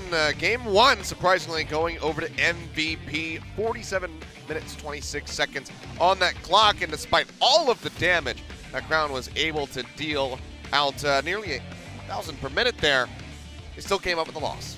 It has got to the point, Achilles, when no one could get within a screen's length of Xayah. She died in one fight early, one fight late, and the rest of the time was untouched. Hit her item spikes because Samsung misplayed around Baron. Ruler getting caught a couple of times for a couple of Barons, and give credit to the man, give it to Max, because the heel Janna went 0-1-7 and was one of the main reasons why late game there was just no threat on the hypercarry. Nope, not at all. Is the level of protection that he offered. I'm also just gating them out of the pit here with the Monsoon. Are able to come in from the backside, but still able to confirm that one for themselves. It was absolutely bonkers. MVP just really finding Ruler. You'd have to say, like, Max playing very well, having that constant shielding for not just Maha, but the rest of the team with the likes of the the Locket and whatnot. And just think But about it Ruler's as an positioning answer. was just not good. Think about it as an answer to initiation as well. The moment you see the grand entrance, Monsoon can come out. You also have the Howling Gale to interrupt. In the late game, there was always things we said in the champ select. You almost half-heartedly like, yep, definitely outscale potential for the side of MVP, but playing outscale against the best team in the league is so frequently the wrong call that you have to sit back, be surprised, but also commend Max and the side of MVP, because this was spring MVP, this was vintage MVP, and that means we suddenly have a very finely poised series, and maybe even some substitutions, because it has to be ambition time, right? Yeah, you would think. I mean, Haru not even playing that poorly overall here for the squad. It was really Ruler, the one that kind of cost this one for Samsung, but Ambition will be coming in. As you see there on the graphic, Haru going to be subbed out. And this does give that more veteran status over to Samsung, so maybe some clearer shot calling here in those rougher patches of the game should they arise again. Yeah, the only argument you could have made is to perhaps better control and vision around Baron. There wouldn't have been a face check. Maybe Ruler could have played safer. The vision game would be different if Ambition was involved. And while I won't level it at Haru, Ambition is known for his late game team fighting, is known for his communication. So he will come back into the squad, provide that. Always has that long stare of a killer. Ambition wants to come back in and propel his team to what on paper should have been an easy 2-0, and now we actually start having to work out the mathematics behind whether Longzhu can leave today as rank 1. That's the big question as we get ready to go into that second series. But now Beyond going to be going up against the veteran in Ambition. Maybe he'll bring out something wacky for us. Perhaps we'll see the Sejuani again. Or maybe we'll throw back over to that Skarner like we saw Score bring out just a few days ago. Don't think that that's going to be the case, but one can dream, Papa Smithy. Just like MVP can dream to win this 2-0. There's a couple of things that Samsung will adjust in their draft. Remember, they're on the red side now, so if they want to be the ones counter-picking support, that's an opportunity open to them. They're not usually a team to do that. They'll usually draft Zyra or a power pick in early rounds rather than save for the counter pick, but there's those strategic differences on the red side. I think Samsung want to get their counter picking boots on compared to MVP, who made so much value out of that last pick counter pick. So as you say, now on both sides, coaches in the booth, finally poised. MVP, surprising game 1 victory. But can they back it up with a series victory in the most unlikely of situations? I mean, this would be one hell of a story to tell to your grandkids if MVP could walk away with this victory, as they do swap over to that blue side. But now that they're there, they do have that flexibility to ban away, more of these target picks against Samsung, so the Talia is going to be one of the first ones taken off the board, and I fully expect to see the Braum yet again. And that's what you get on blue side. You do get the more liberal first round bans to influence the draft the way you want it. But on red side, we have seen a lot of support counterpicking this week, and sometimes we haven't been convinced. When Wolf was last picking Zyra for lane, for example, not convinced. But Janna is popping up more and more in Challenger. Wolf actually has 6 games on Janna in the past 24 hours and has gone 5-1, and the other big supports in Korea are playing the pick. So this time the counter pick was the Janna, and sure, it was a bit rough early, but it ended up actually being the trump card as support pool is pinched again. No more early rotation Braum is going to be gifted to Samsung Galaxy. Yep, don't want that one to go through, so they go ahead, just take that one away as expected. Still being proactive here with this draft, just trying to offset Samsung, get them. Do you on respect the less comfortable Maha's picks. Kalista? And the answer is no, because you actually banned Janna. Interesting. All right, just taking that one away. So intriguing to see from Samsung, but feeling the pressure of that pick. Just don't want to have another unkillable AD carry. This may be our first series, Achilles, where Kalista's not picked or banned, because Zaya's already locked in, and Ruler has not played Kalista in summer season yet. It is a pick he has played competitively, but sparingly. Ambition comes in, and no surprises that Rek'Sai is his first protocol. This is exactly what we saw from him just 2 days ago, then very swiftly followed up by Haru. So nothing too shocking that they take this one off the board, since the Elise was banned away there by MVP. For now, though, just a Xayah for themselves. We'll see where they want to move over when it's their turn to draft again. And, ooh, do we go a bit crazy? And the answer is going to be yes. It's going to be the Twitch coming in here for Ruler. So the reason why you see that, and we do not see our first Kalista game without a pick or ban, why we see that is because when you see Xayah going for something like Kalista, going committal is sometimes a bit of a sin. Instead, you can go for your own backline carry. Both these champions are the longer range artillery, I guess. Not the longest range for the Xayah, but more about peeling back than necessarily being able to chase for damage, and certainly limited utility.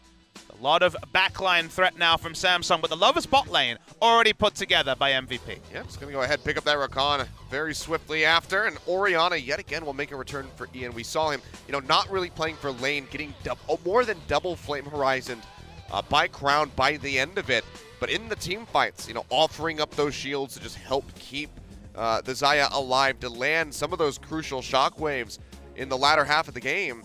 Just could be looking to play that style yet again. I'd really like to see the Jarvan here. The Jarvan takeaway was another big pick that was kind of lost in the shuffle after we focused on Janna in Game 1. Being a big pick for QV gives them the backline threat. Xayah still will have to expend resources to get out of the Cataclysm compared to other champions with a dash, hyper carries with a dash. Not a frequent thing for that same reason. Will they be able to start banning away good matchups into the Jarvan as well, given no top laner yet selected by MVP? Camille off the board here.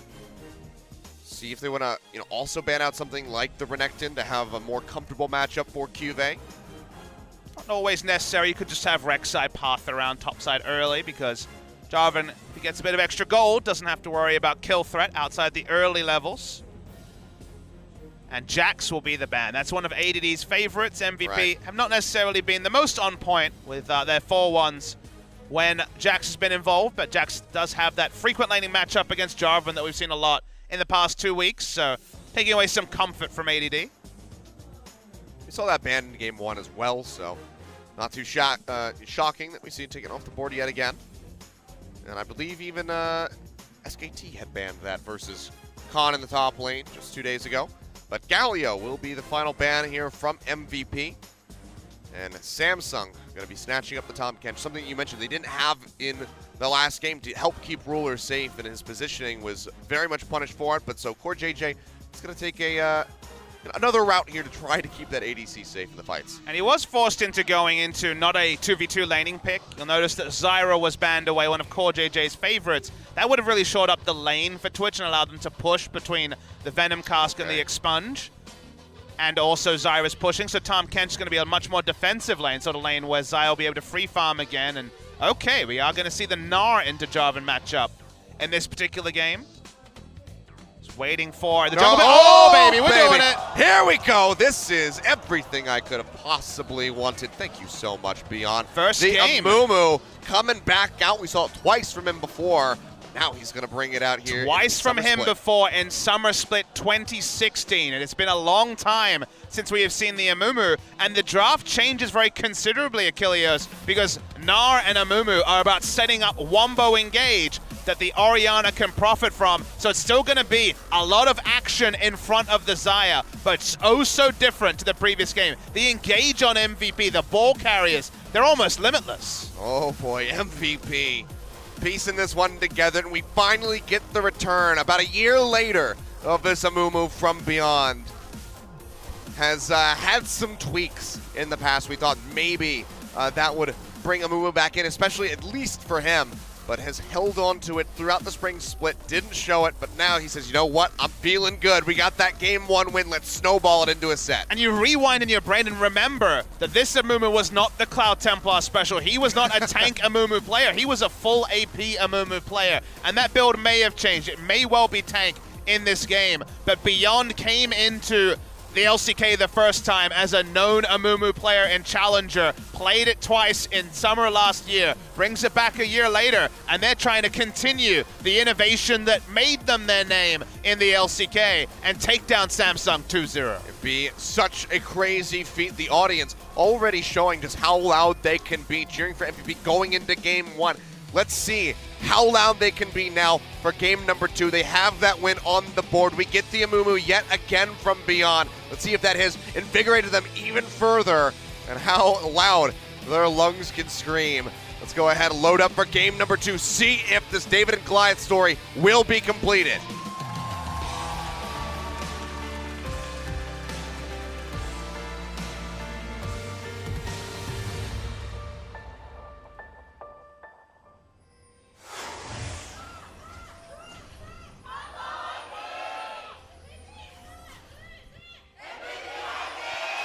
It's pretty damn loud is the answer, Papa Smithy. Damn sad robot Amumu. The global is gone as well. That's a very young MVP fan. Getting them started early.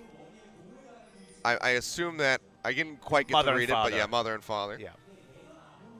And Amumu is something that we have not seen, like we say, in a year.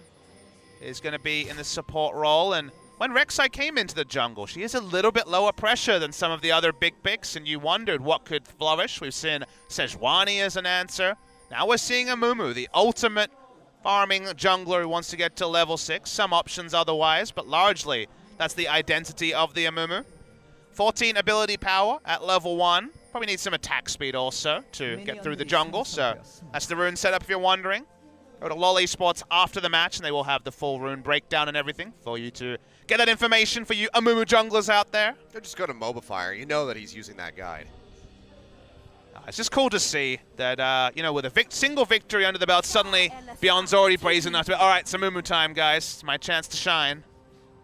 The problem is this has, this can either be very crazy good or just absolutely terrible for the side of MVP.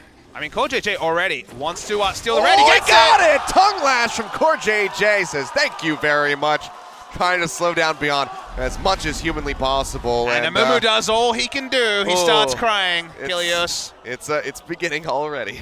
You know you're doing well when you get the full zoom at 2 minutes into the game. Oh, dear. And look what's happening here. This is a plan to disseminate the side of the Amumu. Ambition goes from one camp into the enemy blue buff. Level 2 to start it. And Beyond, he's not looking for the invade on the other side. He has no idea that this is happening. Nope. So no blue buff for the Amumu is going to be one of the most painful jungle clears that you could possibly imagine. But there you go.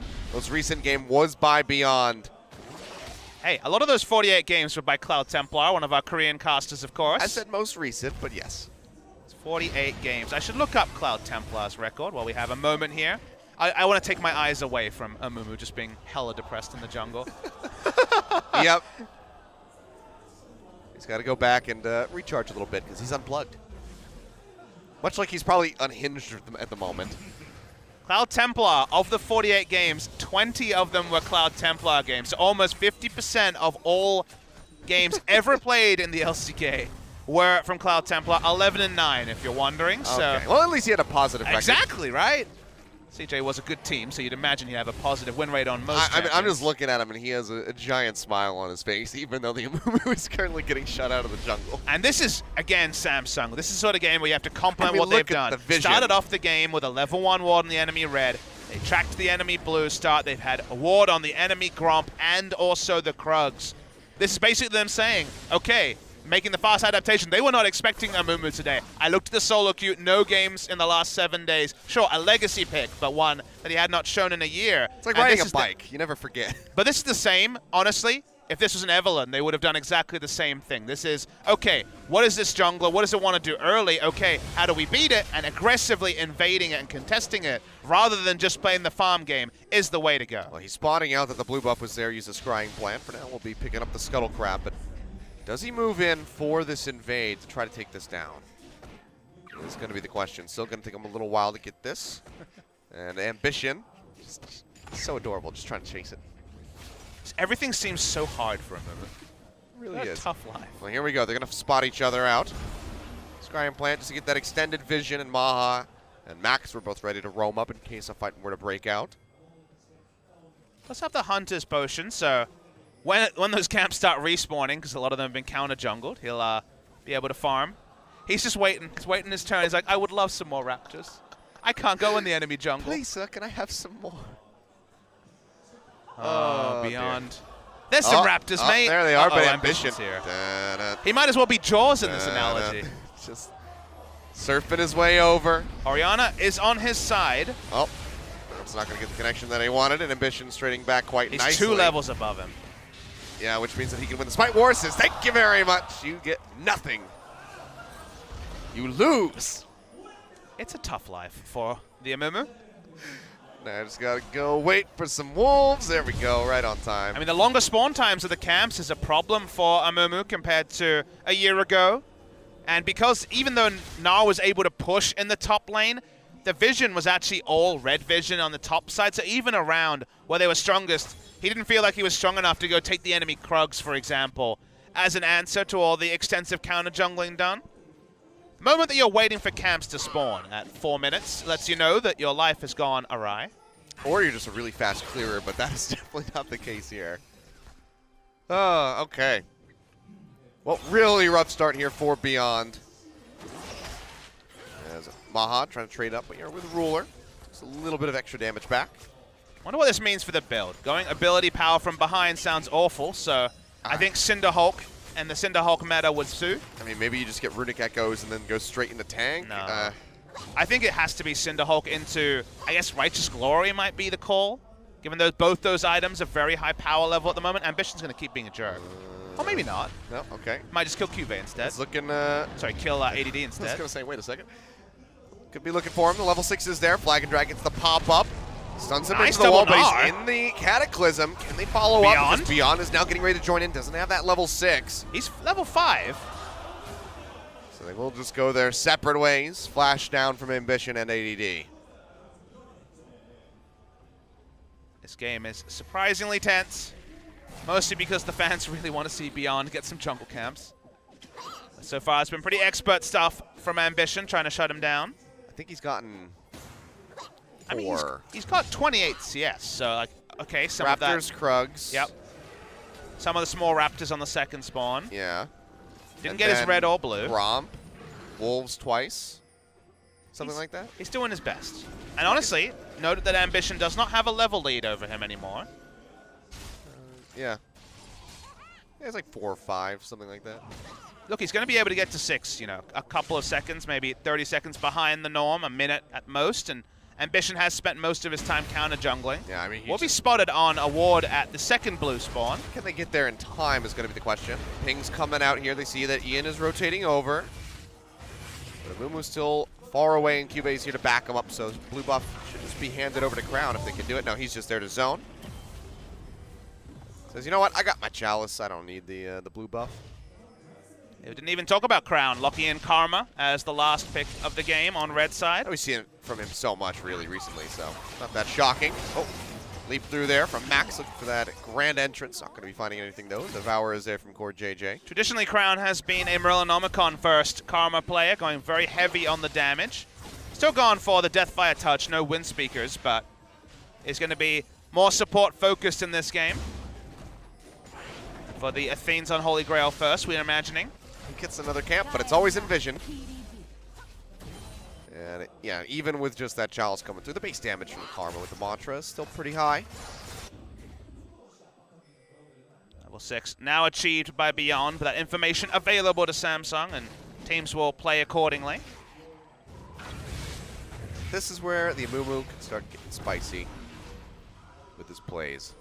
And the build path, like I mentioned, Cinderhulk, from behind especially, is the right way to go.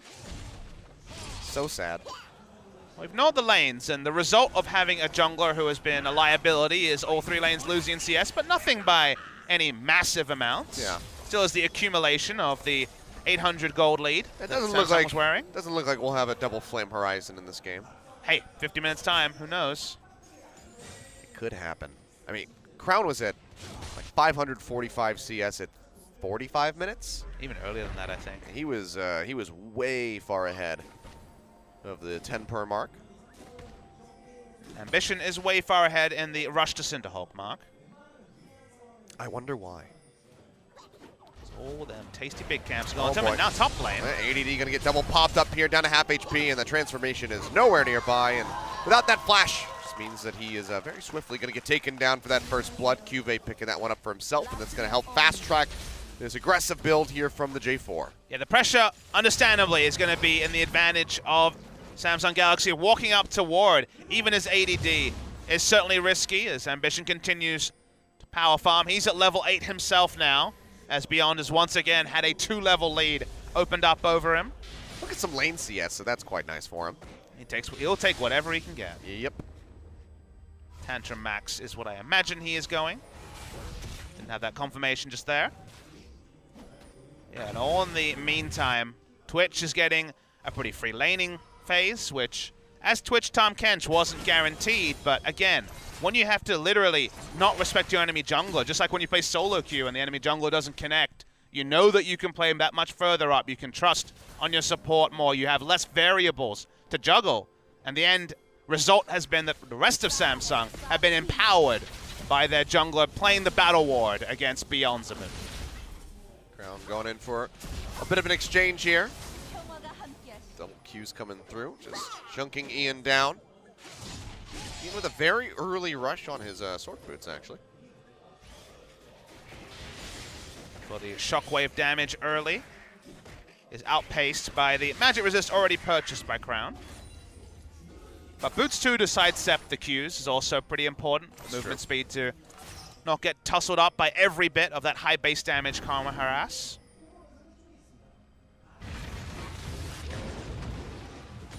The variable this time, much like the variable in the first game, because remember, the Janna lane wasn't really doing much of anything in game 1.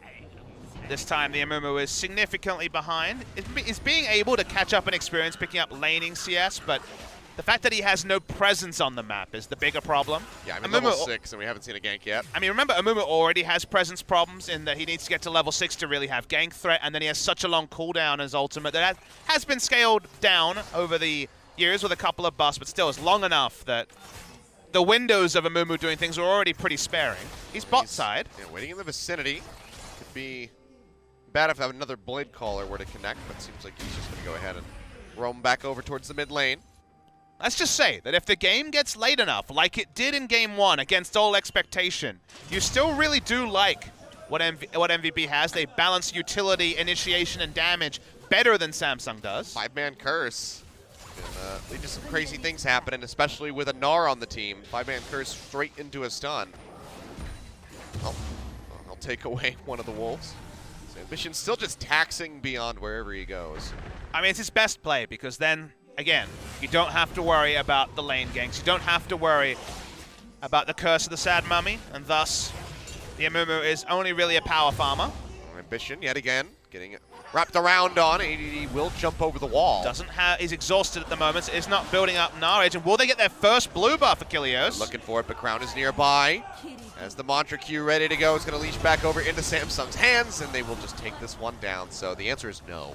ADD, if he was able to build up Rage there, maybe he would have had enough presence to zone, but Amumu alone, we already said, no presence, and Orianna doesn't have the ability power behind her just yet. So 3 spawns, 3 blue buffs to Samsung Galaxy stolen away. Well, it's certainly not, buffless like we saw Peanut do to Flawless, but it's blueless. There's, 50% of the way there. It's true.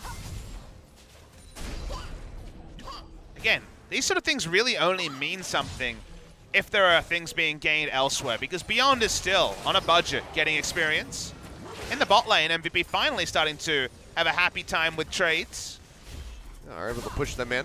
Ninja Tabby there from Mahan helped mitigate a lot of this damage coming through. Plus the BF sword makes for some very nice trades, but Ruler does have the sustain at least. No Drakes have been taken, no turrets are broken. Extended laning phase and a first blood is all really that Samsung have been able to get. Those CS leads, we check in with them again. They are still nothing to write home about. Only the 20 CS in mid lane is significant. And Cloud Drake means that that bottom side of the map is just going to be ignored for the most part. Unless there's some serious gank potential, but given the way that these guys have been playing, just really back and forth, just playing for the CS, seems very unlikely. I really like the double control ward you see on the bot side of the map from MVP. What the wards in those 2 spots specifically mean is that there's no early information of which side of the jungle Beyond is on, so there is the chance of a lane gank, even if he ducks in for a camp first. And now 3 control wards. They're basically saying, well, you can't see bot side, Amumu could be there for the lane gank. Well, if Ambition just keeps zoning, or invading in on that top side of the jungle, they can kind of infer, like, okay, well, he's up here, so he must be on the bottom side. Still, being on a ward and not being on a ward, obviously, is pretty significantly different, and Samsung are not using their lead for anything. We have to keep reminding you that there will be a 3-item Ori, Xayah, and even potentially Amumu coming at some point if the game just continues to be 2 short lanes, I guess 3 short lanes, passing farm to each other. And, okay, the lane gank we alluded to, it's happening. Will be pushing his way through here. Neither of these brushes going to be warded. Can he find the opening? The first ultimate we're going to be looking for. Samsung are going to be nearby. They start up onto this Cloud Drake, but you can see MVP. They were more focused on getting this lane gank going off. The recall does get started by Beyond. They're going to cancel it here and start working their way over towards the Cloud. But they're still just not going to be able to find anything, so they invest a lot of time for Beyond to just be sitting in that brush and then lose out on that first Drake of the game. Well, we see the initiation. We will not. Core JJ passes by the enemy Amumu. Thus, no excitement. We're still waiting for that Curse of the Sad Bullet time. No, sorry, Curse of the Sad Mummy. Curse of the Sad Bullet time, that lets you know how long it's been since Amumu was in meta. I was going to say, yeah, when MF was also in the game. As hey, MF was always in the game as a support. As a support, I mean. All right, well, ADD going to come out here with these trades. Hyper just doing quite a bit of damage there. QV having the chug up on that corrupting potion. Self alive. If he goes laning build, which you have to heavily expect a Gnar to, he will win trades against Jarvan. So that will be a headache. He has not been well held in the top lane, even if First Blood did go over to QV. Ambition now showing up here. Cataclysm comes down. He's going to flash out. Immediately drop the walls, and he's actually trading back here onto QV. Maybe looking for the fight. Black and Drag takes him back underneath the turret. Beyond is nearby.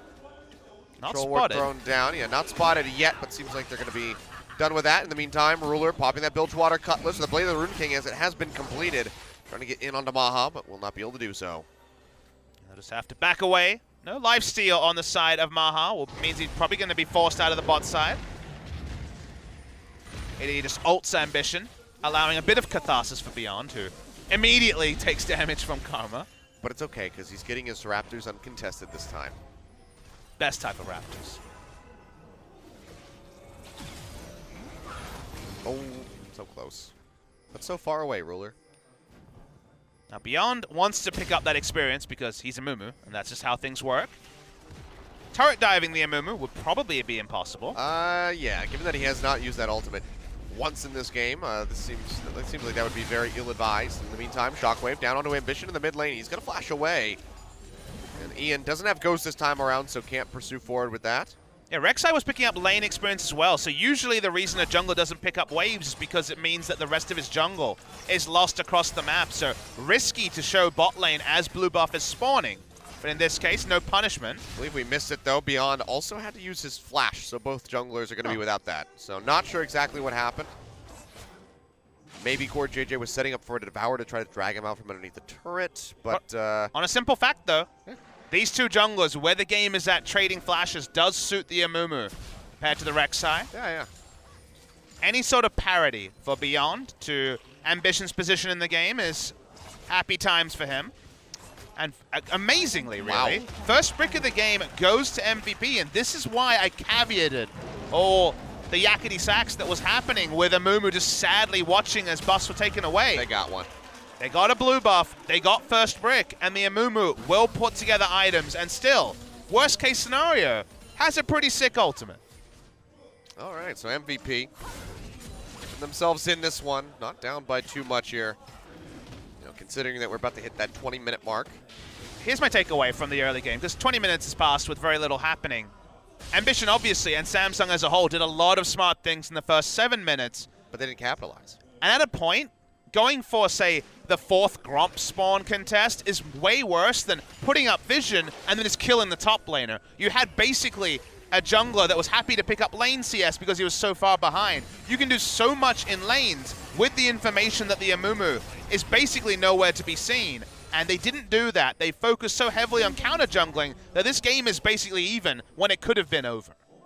They bring everybody down towards that bottom side and still can't find that turret. So Samsung, yeah, being halted up a little bit here. Gerald, no time for anybody to snatch that one up. So we'll just be exiting the rift here momentarily as Baron gets ready to spawn. There we go. Will be poor Herald. Catalyst actually here. So Abyssal Mask going for even more extra magic damage. Think about this. When Orianna shockwaves, 10% extra magic damage plus 10% true damage will be applied. Ambition pushing his way up here, looking for ADD. Doesn't have the flash yet. Again, Cataclysm comes down. Ambition taking the tunnel system. He just wraps his way around to the other side. ADD looking for that transformation. Can he make it in? Ambition pops out the ultimate. The stun comes through, and he's going to walk away with his life.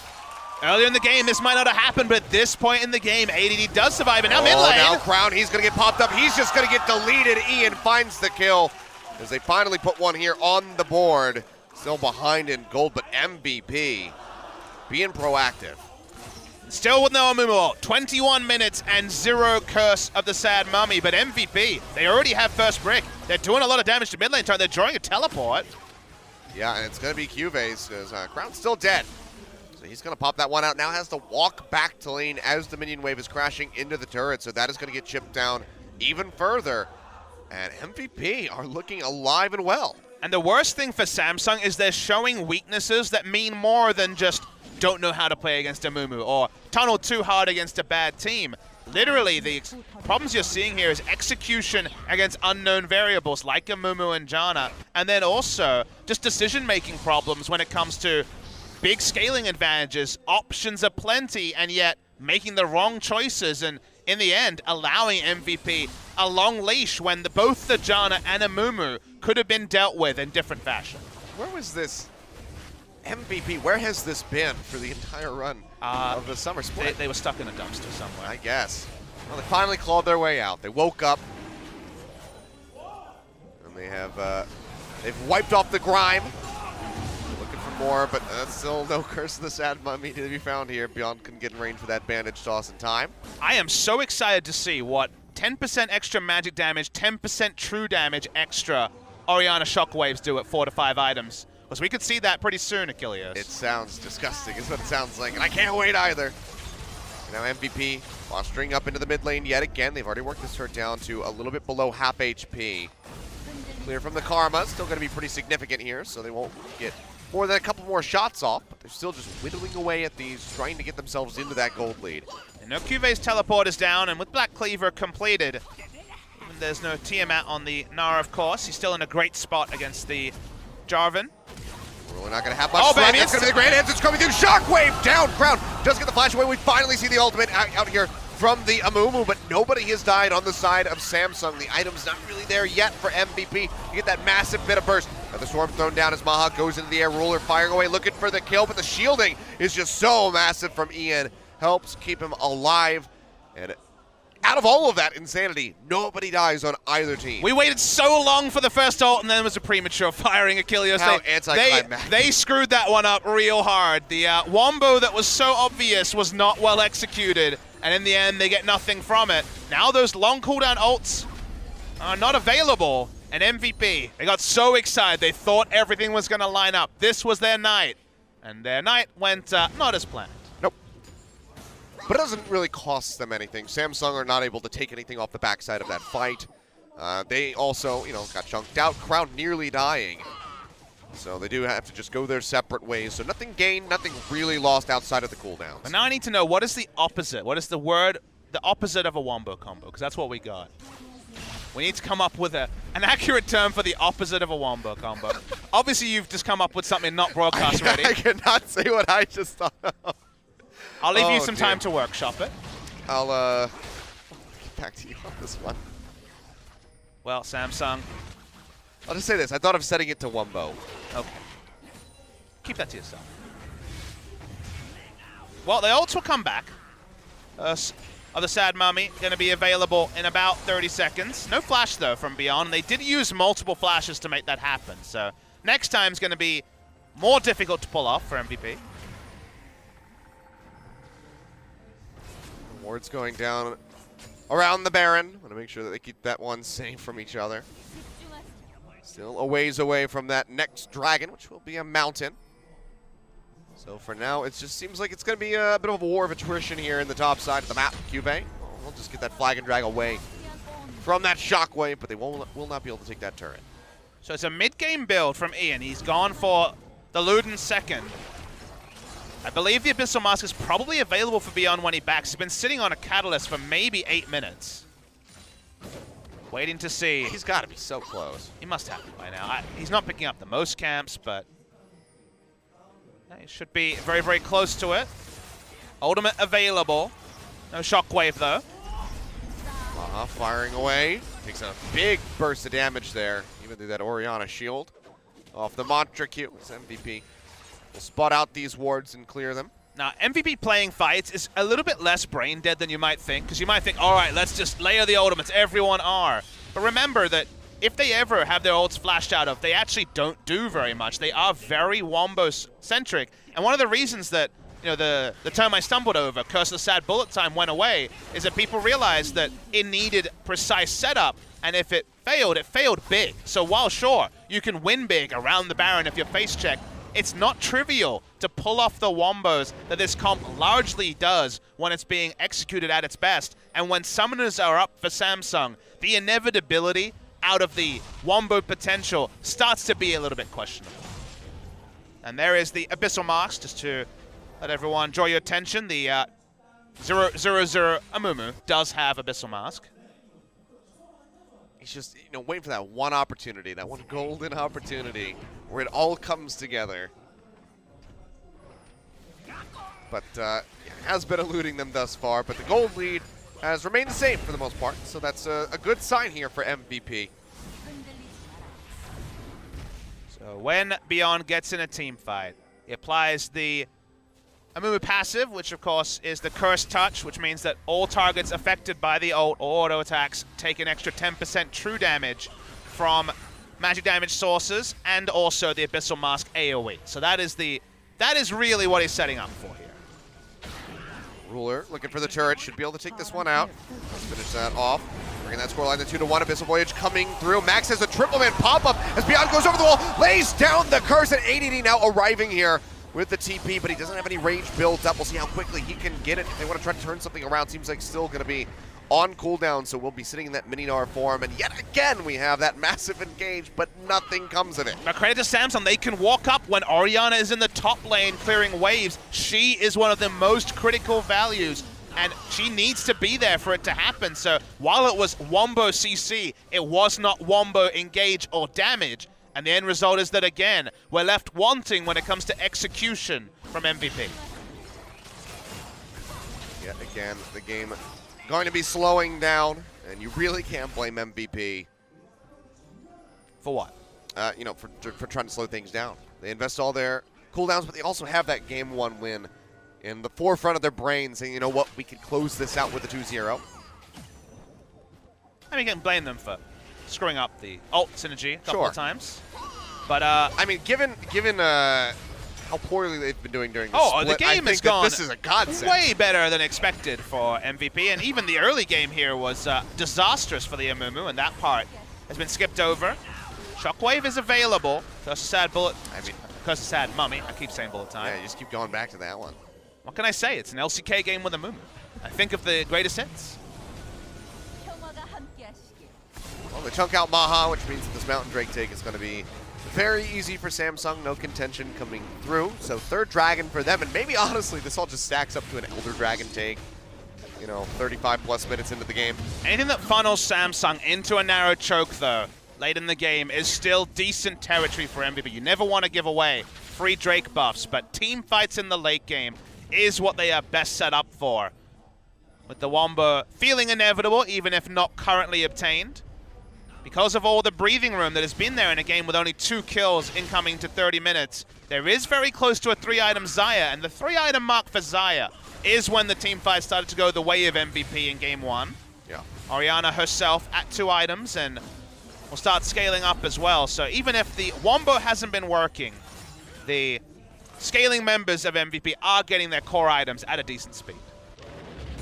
So hasn't gone for the QSS, is looking for just that Infinity Edge. There's the next item, and then we'll likely be seeing something like the Mercurial Scimitar built toward, since he doesn't have Cleanse this time around. But let's change our focus. We've kind of been, you know, focused on MVP, the novelty of the Amumu. How do you make the Amumu Wombos work? If you think about Samsung and where they want to be in this game, they actually have a bit of a pickle, because they'd love to go put down some deep wards. We always compliment the best teams for their control ward lines. Even if you 2-man invade for vision, Tahm Kench is not enough to answer the Curse of the Sad Mummy or the Wombo engage. So putting down aggressive vision, even clearing vision, is really, really difficult for Samsung, because you have to respect the threat of Amumu coming from out of the darkness, of the rest of the follow-up if 1 CC hits. So the end result is that Samsung continue to be stifled. They're not really able to monopolize vision as much as they'd want to. And even though they start to creep vision forward, it's not where they'd like to be, and it's the external factors of respecting this strong engage of MVP. But good to see them. They finally put down 2 control wards topside. They follow the wave in from Karma, who's had the pushing ability. This is better from Samsung, but it's kind of taken them about the last 15 minutes or so to actually have an identity moving forward, rather than just almost waiting for MVP to start initiating. They haven't been able to utilize this Mountain Drake at all. Nope. Just trying to walk up to this turret here in the mid lane continually, but they can't get there. Yeah, taking down mid lane turret is kind of their golden objective. If I was Samsung, I'd basically heavily threaten a dive. It's okay, Beyond's taking free damage. I think it's the only ambition staying in range here. So we go back with the bandage toss as Beyond looks for the opening, has the flash available. Max making it into the back line. That's going to be the 3-man lockdown. Straight into the door. That's going to be the Wombo combo that we were looking for. But Crown's the first one to die, but now Ruler is arriving and he's firing away. Double kill going over to the Twitch. Maybe looking for a little bit more arriving on the backside of the fight here with that Abyssal Voyage. Or JJ with an hour spinning him over the wall as he looks for Max, and he will be able to take him out a couple more shots. Triple kill delayed here for Ruler, and finally we get the Wombo, but we get the answering fight from Samsung as they look for the ace. Ian sprinting his way around through the jungle, will get found, will be taken down, and that's Baron over to Samsung 32 minutes into the game. And you almost left off your seat, because finally they seem to be getting the Wombo, but it actually left a lot to be desired. Achilles. They didn't have Ruler. The effect, and specifically, like you say, they weren't able to get it on priority members. The Shockwave underperformed. We'll have to see the replay to see exactly where it landed, but it was not the explosive Shockwave that was predicted. They are able to get through that particular phase, and we'll see the replay here. It's very clear the moment Beyond starts walking up exactly what's going to happen from here. So watch for the Shockwave, because the Shockwave went this, and it was a hula hoop. That was the problem. He hula hooped on the Shockwave. your eyes were naturally focusing on the backline, but the shockwave getting no damage at all means that, again, we don't get the full wombo combo, we just get wombo CC, I mean, and then the cleanup is easy for Samsung. That could have been Ambition, that could have been Core JJ going down. And a big whiff from Ian potentially costs them the game, as it looks pretty likely the gold lead just tripling right there. And again, you don't see wombo engage just because something goes wrong along the chain. This is what happens. We are 33 minutes in and have not had one layered initiation from the side of MVP, and it was at the cost of early push. It was at the cost of a lot of his team focusing on getting beyond CS and items, and now Ruler just opens up. He's got big shields. Chunks of Max down to about half HP. Baron-empowered minions pushing forward through here to the mid lane where Samsung are looking for that inhib turret. It seems like they might just be able to knock this one down. The rest of MVP getting ready for the wraparound as ADD tries to build up that rage bar. They just keep poking away. In the meantime, Ambition has the bot lane moving up into that inner turret. QV doing the same in top, so they're still just finding structures for themselves. Yeah, even with three laning items on the side of ADD, can't enter lane against QV. Watching the bot side. That does mean free turrets going down. QV is continuing on the top turret as Ruler split pushes mid lane. Oh, they're just going to be sweeping through here. Yeah, QV, nobody able to move up at the moment to go ahead and contest him. That inhib getting chunked down to about half as Ambition finishes off this turret here in the bottom side. And Samsung, that one engagement, all that it took for them to just swing themselves right into the driver's seat and accelerate the pace of the game, very much like we saw from MVP in Game 1. I'd almost argue that the up-team failed engagement from MVP allowed Ruler to free hit. The ults were used, but they were used suboptimally. There's nothing else to respect, and then Ruler just walks up and starts killing people. I mean, he's still going to get locked down, but Core JJ has the Devour. He gets rooted, pops the shield to keep himself alive. Knockup coming through. Gnar ultimate arrives, and Maha does find a kill in onto the top Kench, but immediately draining back his Ruler yet again, who's completely unthreatened, just firing away constantly, getting these shields out from Crown to keep himself alive. Does get rid of Beyond. It seems like Samsung just going to be able to exit after taking that inhib in the mid lane. Yeah, the front line of Samsung's playing super well in these fights, showing enough threat that AoE ultimates like the Shockwave have to be used to peel away frontliners. Again, no wombo combo to be found in these fights. Samsung bounce themselves into the Cloud Drake, get that off the map, want the Elder to spawn. It will come in 6 minutes. The MVP fans who've had so much wind in their sails after a Game 1 victory, after seeing the return of a favored pick in the Amumu for Beyond, have really been left wanting in this game. They certainly have. So much excitement loading into this one. That potential wombo, the Amumu, but it just hasn't had the connection. Their best engage that they've had just didn't include Ruler in the Curse of the Sad Mummy, and we saw what happens when Ruler is untouched. I mean, their best engage, they missed the Shockwave, so that was the biggest problem of that one. At that point, they would have killed the two frontliners. Everybody else did everything pretty properly outside of not catching Ruler, but it was like, we have to take this opportunity type situation, that Ian just quite literally dropped the ball. No way to sugarcoat it. They got a lifeline they shouldn't have gotten in this game. They got a lot more farm than expected. They got to the point where they could win team fights with the right engage. That point is kind of gone. I feel like even if they layer close to perfectly, there's no guarantee they win. It's okay, they're trying again. Cage comes through, but the Devour is there. Shockwave does connect as Crown goes low, has the shield, keeping himself alive for the moment, but gets stunned in the wall by ADD. They will be able to pick up the kill, but they need so much more than that because QV wreaking havoc on the backside. Being tries peeled. to get the kill here onto Maha, but like you say, he is being peeled. He is staying alive on that Xayah. They pop the GA. They have him surrounded, but the Flag and Drag takes him straight into the Devour, and he stays alive, but Ruler is still here to fire away. Full HP on that Twitch, and it seems like the rest of Samsung will just be exiting Crown, the only one that went down in that entire skirmish. Yeah, it was a 1-for-0 in the end. Ambition insanely tanky in the front line. Knight's Vow, he also popped his Gargoyle's Stone Plate right at the end of the fight. Not able to take him down. This is the point where you've lost three inhibitor turrets, one inhibitor. We'll see the replay. This is the best opportunity that MVP had. But the Amumu Ultimate's not available, so they don't get full value out of the Amumu passive. They do get, of course, the Abyssal Mask increased damage, But these members are tanky, and sure, deleting Crown is a nice start, but Cuvée solo occupies the rest of the time of Ian and all of the time of Maha. And that means that, sure, they don't get an inhibitor. It wasn't the reward they would have gotten 20 minutes ago, 15 minutes ago, even 10 minutes ago with a similar engage. And now getting ready to push past that 10,000 gold lead here is Samsung. There's going to be another Baron on the way in a minute 15 that they can very easily scoop up because they have the vision control, especially around that top side of MVP's jungle. So pushing forward to try to clear that out is just going to prove very difficult. In the meantime, Ruler in the mid lane opening up onto Maha, forces out the Featherstorm. The shields come down to keep him alive. He'll get popped up by Max, but it's just a desperation engage from him with the quickness to try to save his ADC's life. You see Beyond the whole time could just watch because his ultimate wasn't even available and Amumu could not commit because would have been turned upon very easily. Seeing how linear a champion is, feels like a old champion and that he has one identity and does one thing well compared to a lot of the newest ones. We get Kane next week. He does a lot of stuff, trust me. Oh, he does. But Ruler turns on to the inhibitor, has to back away, does not have his ultimate available, doesn't want to bait his team into a fight. Vantage toss does not connect, and AD has the transformation, so Samsung could just try to wait this one out. Use the stun in onto Cuvée as they try to take him down. A couple more hits will do it, but the shielding from Crown is just so massive, and he is able to walk away with his life in the end. Redemption just a pop-up ambition. An MVP going all in on the J4, still can't find it. And that means that Samsung kite back to the Baron that they know MVP has not been able to get to in the past 4 to 5 minutes.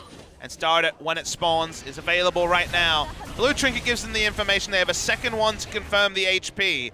Will we see a serious contest? Cuvée teleporting in, but actually onto the Baron. Cuvé's coming from mid lane. Look at this. Try to peel this one off. Flag and drag over the wall. Finds Ian. Cataclysm coming down, just locking up 3 members. Cuvée still in the front line. Taking quite a bit of damage, but the shields are still huge. Quad stun there from the Curse of the Sad Mummy into the Shockwave, but the damage just isn't there to finish off the members of Samsung. Ambition is still alive, and yet again it's Ruler who is here to scoop up the kills, finds the kill in onto Beyond, and Samsung, honestly, they might just want to push this one all the way into the Nexus because ADD, he is under fire. He does not have a Guardian Angel, has to hop away, but still almost dies. Yeah, that would have been a ace there if Ruler had ultimate available. Only got it as he was chasing onto ADD. Popped it, no kills, but they'll be able to get 2 inhibitors here. With almost no answer, Maha has to go and clear 2 grouped minion waves around bot side. Shockwave not up for Ian yet either. They'll just get out of there. Abyssal Voyage out. Yeah, they can't get the finish here, but it's still 20 seconds before Beyond comes back up. Abyssal Voyage over to the Baron Pit, where they will take this one out. And they will use that to ride in those double super creep waves that they're going to have crashing into the base of MVP and close this one out. So game 3, very much on the horizon here for us, Papa Smithy. That definitely, on paper, was likely. After the 1-0 went for MVP, we started planning for that 3rd game, but then we saw MVP get such an opportunity where if they had executed in 2 to 3 fights in a row, where they were at in the game, where the itemization was at for both teams, there would have been the 3 to 4 kills that would have allowed them to be the ones to be moving on to something like a Baron. But the misfires mean that even in the late game with perfect layering, I think the time is gone. The train has left the station. Doesn't seem like they actually have the ability to get deletions in Samsung. They're 1 push away from ending the game. Beyond needs to sell that Randuin's Home and just pick up a death cap. Go all in on it. Why not? You can probably get 1 more engage. Last time he played the Amumu, he was of the opinion of being the burst and then dying in the AoE. This time trying to balance the tankiness with Cinderhulk's power level. Ruler waiting. Last inhibitor turret. Pushes through. A couple more shots. We'll take that one down. Cuvée forced the peel back. Was looking to pinch from above. So does use out that flag and drag combo. But this is a war of attrition that Samsung will certainly win. Super creep waves will be pushing in mid lane. Just now arriving as Cuvée escorts that, making sure that they stay Baron empowered. And on this push, that will be that final inhib turret going down. Ruler pushing forward, ADD transformed, but still is just so squishy compared to the damage that this Twitch is offering up. Devour coming through from Core JJ as he keeps him alive. Ambition exiting on the backside of the fight, barely stays alive, but will get killed by the Ignite in the meantime. But it's still Ruler coming up with the opening frags here for Samsung. Double kill as he gets rid of Beyond yet again. Can he find more? Is zoned out and is more interested in these Nexus turrets at the moment, so 3rd inhibitor will crumble, and it seems like Samsung could just close it out right here. Have to respect the ball for now. Ruler will have to back away. 4v4, 4v3 I should say, but the minion waves will keep coming in. Juve gonna have to run back, doesn't have teleport, and yet the Nexus is now gonna be exposed in just a moment. Yeah, one more shot. Ruler makes it back into his invisibility, opening up in onto Maha. Shielding coming down, Devour yet again there. As Core JJ's sole purpose in this game is just to ensure that Ruler does not go down. Now wrapping around from the bottom side, firing over onto the Nexus. They will just be able to finish it off right there. 42.5 minutes on the clock. Samsung take game 2. They will be taking this all the way home. And that is going to shut out the hopes of MVP fans, at least for the moment. They brought out the Amumu, but they just didn't find that massive engage. And maybe the most disappointing or the biggest factor for the MVP team will be the what-ifs, because the what-ifs in the mid-game will be the sort of things they will rue. You see the players talking to each other. There were moments where MVP were poised to actually pick up the Wombo combo. But there was certainly Wombo at times, but the combo part was what was missing, specifically around the missed shockwave. Ian will certainly rue in the mid-game. By the end of the game, felt like Samsung could be as brazen as they wanted with their positioning and not fall, and they were able to turn, put out damage. Still looks like business as usual for Samsung Galaxy. They bring in Ambition. He did a lot of the work early. They didn't necessarily convert their pressure, and there are things that Samsung could have done better. This is not Samsung at their championship winning best, but it's good enough for Samsung to force a game 3. Yeah, I mean, honestly, probably still a bit frustrated that they did lose that game 1 to the 10th place team. It's definitely a blemish on their record, but they're able to bring it back. They're going to be looking for that 2-1 victory and maintain their first place spot at the end of the day. So likely not going to be seeing any swap backs over to Haru. You know, Stitch, Wraith have been MIA for a while because this has been the roster that is just getting work done that has gotten Samsung to the #1 spot in the league. And on blue side, they'll have a bit more latitude for the Janna ban that I think is coming in game 3 as well, Achilles. Yeah, more likely than not. Could see that one banned away yet again here by Samsung. But they got the victory over on the red side. We'll see if they can bounce back on blue and close things out with the 2-1, or if MVP can still upset. They've been cooking up some crazy stuff. The Amumu, the Wombo combo, not working here in game 2, but maybe they try again in game 3. So don't go anywhere. We'll be back in just a few.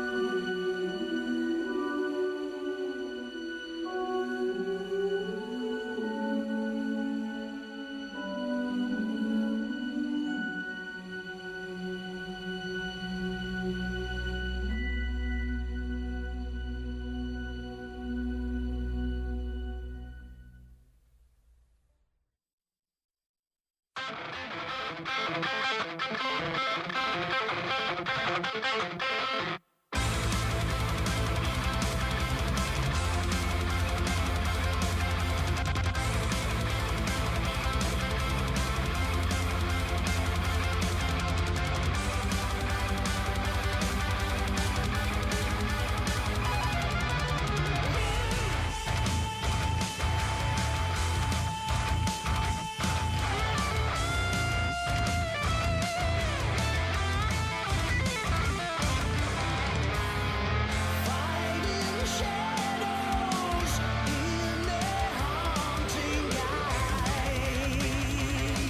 in their haunting eyes, smiting the wicked mirror when knowledge might know.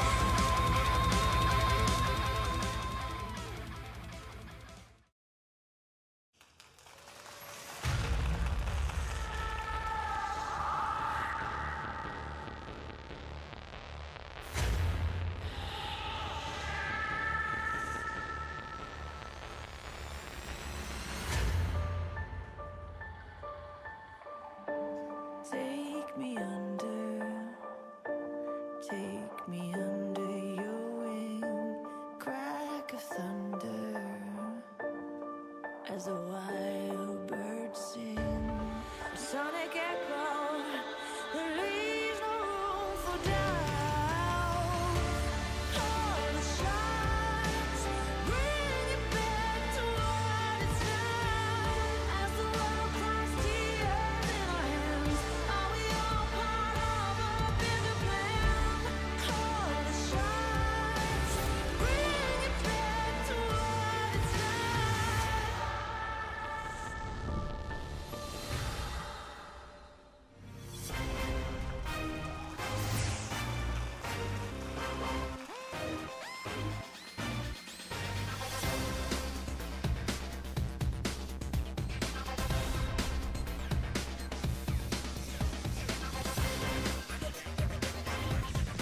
All right, welcome back. And, well, good God, Ruler. The damage from that Twitch, very much exceeding 1,000 DPM. It soars to the top of the charts, but you really do have to give credit over to Core JJ because he was the one gatekeeping for that Twitch, keeping him alive in all of those fights. And Twitch was such a perfect pick for this particular game because the battleground was always going to be clear. There would be an Amumu ultimate, there'd be an Orianna ultimate, there would be a Rakan initiating, and Gnar would have been fishing around for a Gnar ultimate of his own. Twitch could wait out with the stealth, open up, and then start killing. And for once, Core JJ, who has long been the long-suffering support who found it hard to pick up MVPs with Crown and Ruler, the rest of his team putting them together, picks up his second MVP of the season, and he was on point on the top count. He certainly was. Just constantly keeping Ruler safe, but it's just basically going to be a highlight reel of that.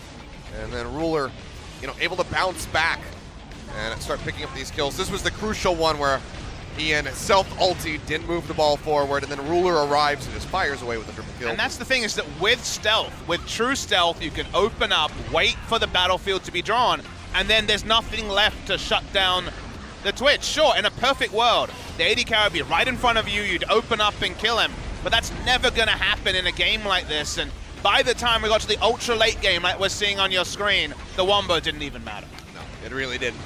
And I mean, Core JJ, perfect timing on a lot of those devours as well. You take a look at the last one, getting the chomp off as the Curse of the Sad Mummy was coming through, so Ruler was completely locked inside the top Kench, and not under threat this one. Just taking a little extra second to get in range.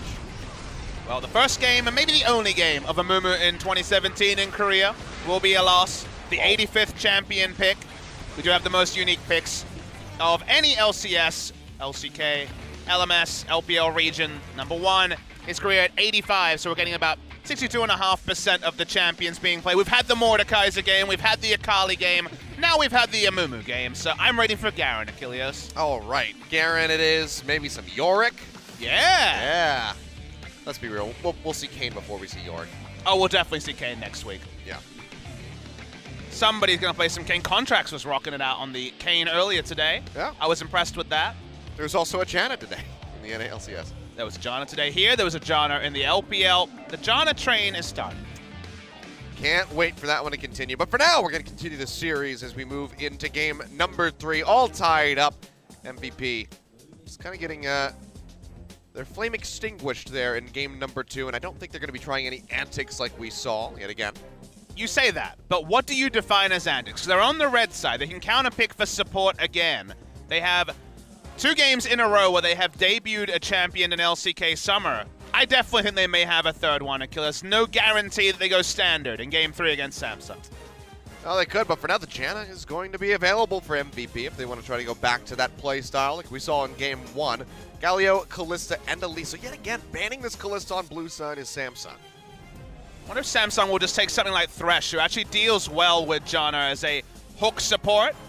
Blitzcrank is the ultimate answer to Janna in many instances, but I imagine that Janna won't be drafted early enough to be able to take a Blitzcrank into it. They may just counterpick for support at last pick again. First pick of the overall draft will be the Rek'Sai that Ambition has continued to go undefeated on. He's actually 6-0 on the summer season on Rek'Sai, so it's been his most reliable pick. Looking to make it 7, but we will see this Gragas yet again coming through, likely going to be 4 beyond there in the jungle like we saw from game 1. Where will MVP go with the draft? Xayah again would mean they are piecing together what they played in that first game, Achilles. All right, Core JJ, it's time to see how good your Janna is. You could also go for the Rakan for the side of MVP. There's no guarantees here. I think MVP really do want to counterpick for support, so the only way Samsung can really interact with that is try to take power elsewhere and set up some disadvantageous trades in the draft. And Talia is going to be drafted quite early. We've seen first pick Talia from multiple teams, so second round on the blue side is not a surprise. But Crown was the player who brought back Talia into the meta at IEM Gyeonggi after the changes had rendered her unplayable in many people's minds when her wave clear was taken down a notch. Now, once again, she is seen as powerful, and it seems like Samsung, they want to answer even a theoretical Janna pick with some pick, and they have a lot of pick power, even if it's the Varus over the Ashe. Yeah, do flip over to that one there. Last second for the lock-in. So Varus yet again coming through here for Ruler. Can they just get the Tom Kents yet again for Core JJ, or will we see that banned away in the second round of the draft? For now, looking for something to go against the Talia in the mid lane. It's going to be the Syndra here for Ian, a once famed pick for him. Had a very nice win record with this, but has very much fallen off for him in summer. Yeah, last game he played on the Syndra was, of course, the fateful game, which confirmed the LCK as losing to the LPL at Rift Rivals. That was the final game there. Still is a noted Syndra player, even if, as you say, perhaps there's a bit of rust and a bit less expectation about whether it will lead to victories. Went on a huge win streak in spring season, largely off the back of the Syndra, and it's also been a big pick for Crown, who's undefeated on the Syndra in summer season. You were talking about the Rakan, and it seems clear that Samsung is starting to respect some of Max's supports. It's looking inevitable that it will be a last pick support. So we're expecting top lane. You could ban Jarvan here, because if I'm MVP, it's probably going to be Jarvan, and then just wait and see when it comes to the support counterpick. Do they leave the Janna available? It's one of the two. I think Janna or Jarvan are the bans that I would look at. It's going to be the Janna ban. Okay. All right. So still potential for Max to pull a rabbit out of a hat. We've seen the Zillion. We've seen the Vel'Koz. He has a lot of eccentric picks from support. And the Blitzcrank as well is there. If he wanted to go to that route.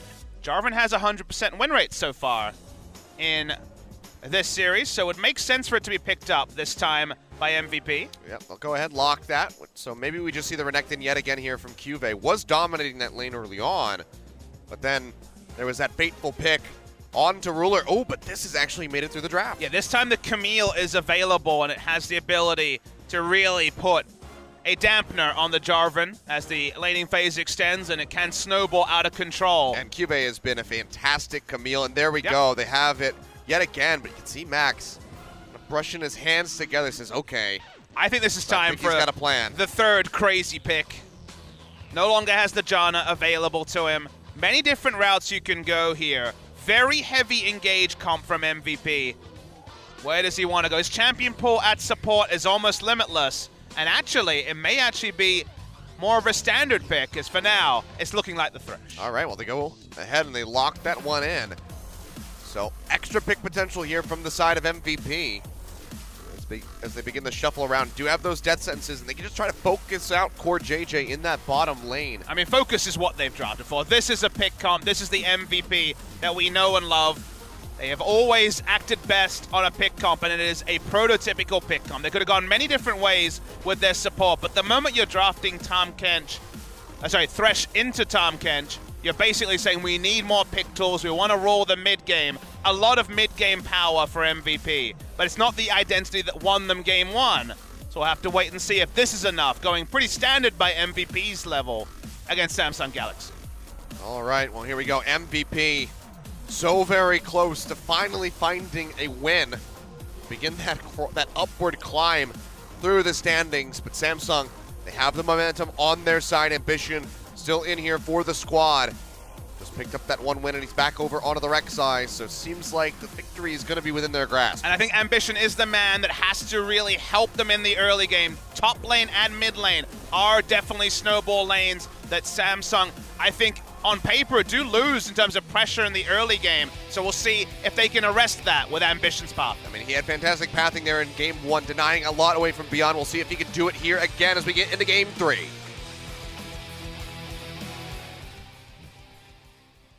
Call the shots, bring it back to what it's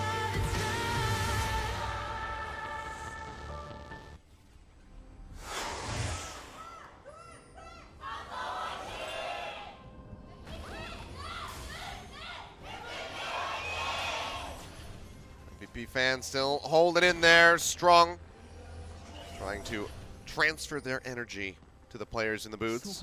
I think Beyond can use it the most. Had a rough time on the Amumu. Oh yeah. Was bullied in game one, as law appropriate as that is for Amumu. And now we look at MVP, who have strong lanes. Talia will be able to push in Syndra early, but Syndra has a lot of kill pressure on Talia at level 6, enough to force the barrier to be taken by the Talia. And also the Jarvan does very well against Camille on the earlier phases of the game. This is the sort of game where Beyond could snowball his lanes, stop Ambition from running the jungle as he basically did with no competition in game one, and allow MVP to capitalize on the potential of the lane matchups, or Ambition could do a snowball job of his own. There's so many treats in this game for us. Core JJ back over to the Tahm Kench. We've seen how great he is in timing his devours. Crown on the Talia, something that he helped popularize. But honestly, for me, it's watching Cuve yet again on this Camille, because he has been an absolute monster with this pick. So I'm excited to watch him every time he can get his hands on it. Yeah. Between Camille and Jarvan, he's 10-0 on the two picks, 6-0 on Jarvan now. Okay, Max walks up, perhaps a bit more brazenly than expected. Wanted to stop the power leash for Ambition.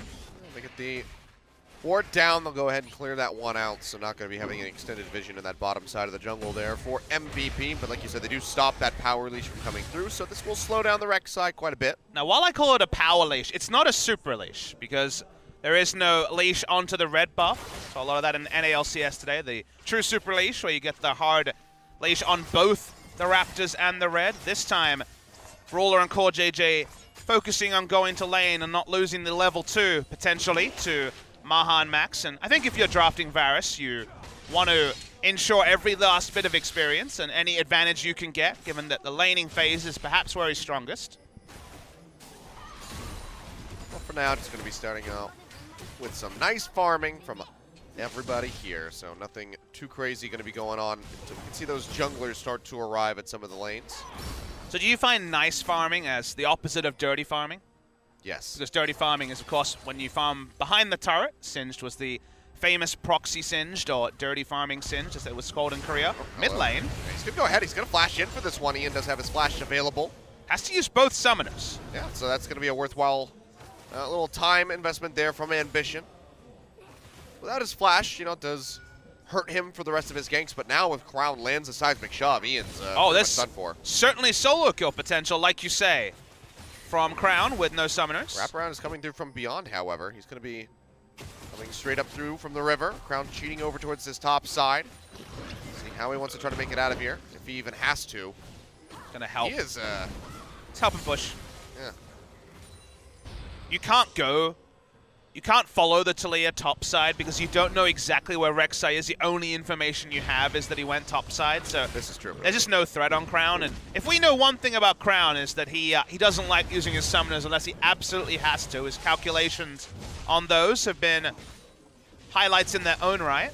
So Ambition does basically solo win Crown the lane. He would have already been able to shove against Ian, but having kill pressure as well is pretty damn big. Well, ADD has pushed forward. The stun will come through from the hook shot.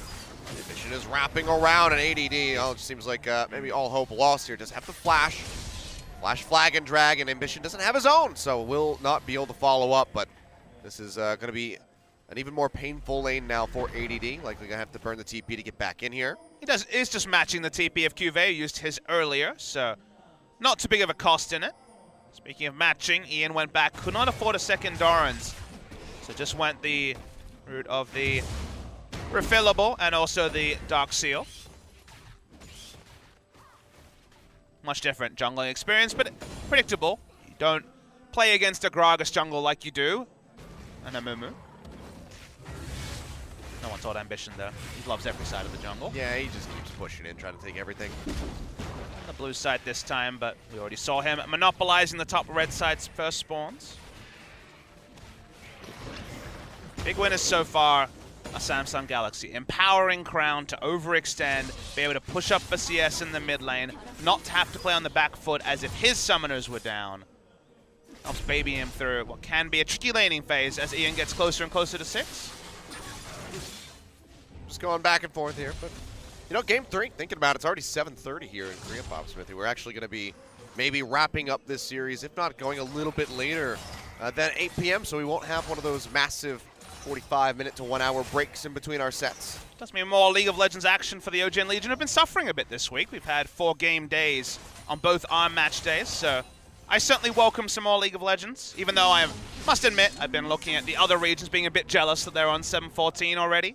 I'm ready for some Kane. We're almost there. A new itemization. You're right, we are almost there, but close but no cigar for us so far. They're just trying to tantalize you that much more, that's all. Well, the meta's changed quite. It feels like patches, last 3 or 4 have had some pretty significant bits, and this one's no exception, so a lot to be excited about as well. Mid lane party. Yeah, he's going to get stunned up, flash in for the FLICKR, going to get locked on. The protection from Max! Finds the death sentence, and that's going to be first blood going over to MVP. Absolutely gorgeous. Yeah, sick hook from Max. You could argue that there was no other way for Crown to get out than flashing in that direction, but you still have to reward him for the smart pathing his top lane. Well, in the meantime, yeah, pop-up coming through. ADD still without his flash will go down, so an answering kill there from Samsung. But that's not going to detract away from the flashiness of that play from Max. Yeah, the last pick support, Janna, in game 1 was the winner for the side of MVP. Really allowed them to get through the late game fights. This time around, much more conventional in the Thresh, but got the Moby boots, begun the roaming. Really nice hook there. We're going to see the replay. Yeah, give me that close-up.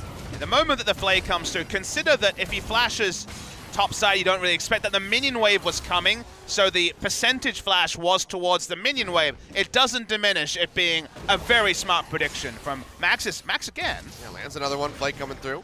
Poor JJ still has quite a bit of gray health there, so it would be a massive shield if he consumed it. With Max, you always have that extra variable of him being the pupil of Mad Life. Mad Life had some great plays on Thresh earlier today, I believe it was, so he was the substitute support to Mad Life back on the CJ Entus days, 2015. So, yeah, pretty much the best person you could possibly hope to learn from. In most ways, you are correct when it comes to people to have as your support teacher. Another hook coming through. Oh, barely misses this one. Just off to the side. Just looking for some harassment. Still going to be a bit slow. We had those, little pockets of action, but now it's time to slow it down. Crown will be on the back foot compared to his advantage before, as I speak over your voice modulation clip. Right there, and Ruler and Core JJ entering lane early has predictably given them the CS advantage over Maha. That was my radio DJ as he starts playing like some smooth jazz. Smooth jazz, huh? Something like that. Cowboy Some Bebop nice, theme? that's a little, I don't know if that's smooth. It's certainly jazz. It is jazz. It's fantastic, but I'm talking something like really slow. So you're saying Santana. That's by definition smooth. Oh, that song. With what's his name from Matchbox 20? Rob Thomas. Rob Thomas, there we go. What a song.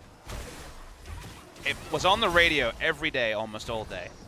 Where I was. I imagine it was the same for you. I think I might have owned that CD. There you go. So you got no excuses then.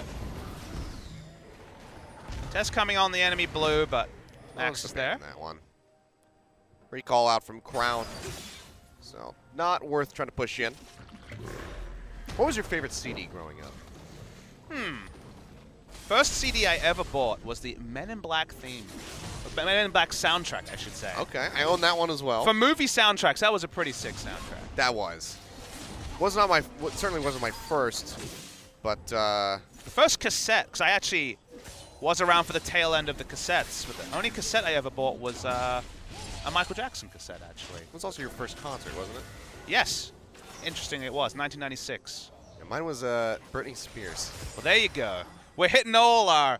I mean, that's kind of the two big pop idols, right? You can kind of chart a course from the two. My younger female cousin wanted to go see Britney Spears, and our aunt had bought me and my brother tickets, which was extra hellish for him because he's 3 years older than me.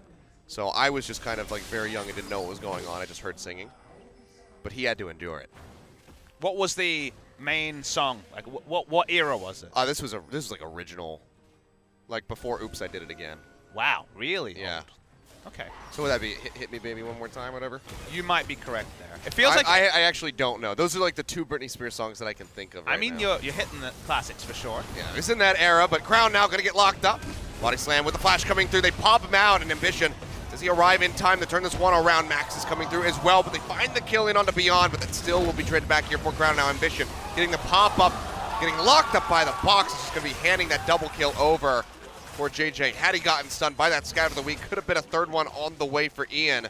But Samsung, they all try to pile into the mid lane. They suffer heavy losses, and now MVP, they're looking for that first brick. Yeah, the skirmishing from MVP has been on point. They also rotated their bot lane earlier. It's just sticking with Varus, but it looks like the speed here of 4 members inevitably, 3 members, sorry, is enough, and first brick does go to MVP as Ruler will be thwarted in his ability to answer that first turret blood. Well, things starting really to unravel here for Samsung. It's happening significantly faster than we saw in Game 1. This is not a good look for them. I mean, the skirmishing from Max in particular has been super on point. Well, watch the replay. You'll notice that Ian opens with ult, and you might ask why. Why does he open with ult? It's not max damage. He doesn't have items. It's because Beyond is there, and he just wanted to get more spheres on the field to guarantee that the stun would hit, because he would be able to guarantee the stun, then Beyond would come through, and inevitably they would take him down. So smart stuff from Ian, showing his knowledge and also experience of playing the Syndra to not go for the max damage rotation, go for the max CC possible from the ult. Yeah, going for the measured play. And they definitely profit from that one. 1,500 gold advantage opening up here for MVP. Maybe looking for a little bit more as they could start up this Cloud Drake, and they will. 12 minutes in, it's going to be a very early Cloud Drake take. I know you say that a bit facetiously because it's a Cloud Drake, but I'm hoping an Infernal is hiding behind it. Got to roll the dice. We haven't had an Infernal yet today. And it's going to be a Mountain. Close Okay, enough. that's the next best thing. MVP fans finally feeling better after watching the bullying that was Game 2 and actually have something to cheer about. Double buffs were also given to Ian over the course of all of that, who is 2-0-1 and has been able to go sideways from the Merlinomicon into Nilasiraj Rod, and with the early magic penetration boots. Look, coming through, Core JJ played in underneath the turret, has the shield, Chain of Corruption coming down. So try to find this kill, flashing in is Maha, looking for it, but cannot find the hit. Core JJ will be able to walk his way out of this, but it's still going to be 3 summoner spells invested here from the side of Samsung just for the flash of that Xayah. Crown spotted, first to roam predictably. Haven't seen any Weaver's Wall play this game at all. Yeah. That cooldown hasn't been a vital one. He's been getting bullied out in the mid lane. He hasn't had an opportunity to use it. Now, the one bit of pause I'll have about getting hyped about MVP is now finally on the screen. We've ignored the top lane this whole time, and Cuvée, with no jungle interaction, has been able to match CS with a Jarvan, so the inevitability of him being a split push threat is starting to get there. Triforce not too far away. Just needs that stinger to complete it. Not sure how much gold he has in the bank at the moment, but could be pretty damn close. He missed the cannon minion there. That was disappointing. So terrible. You know, League of Legends is a good game where you have that visceral shot. Every time I see someone miss a cannon minion, I do actually have a bit of a shot. I feel their pain. It's empathy. Yeah. It's actually one of the things that is just the most tilting in solo queue is when you land like every other minion, but then you miss the cannon. You know what's even more tilting? When your Thresh support misses the cannon. Yes. And you're like, but I didn't even do anything wrong. I gave him the kill. You just didn't relic shield good enough. And then they missed the second one, and all bets are off. Yeah. Game's over by So then. I can't trust you anymore. Yep. And then they're trying to go for the execution while you're trying to kill it, and then they just end up killing it instead. How do you trust their lantern or their next hook when they've missed 2 cannons? Game's over at that point. Well, this is going to be interesting arrangement here from Samsung, pushing all the way forward towards this tier 2. ADD can clear out with the Dragon Strike, but there's another wave on the way. I mean, the lane swap had come through from MVP, and even if the Rift Herald is being taken, they're going to get an inner turret for the Rift Herald, and that's a great trade for Samsung.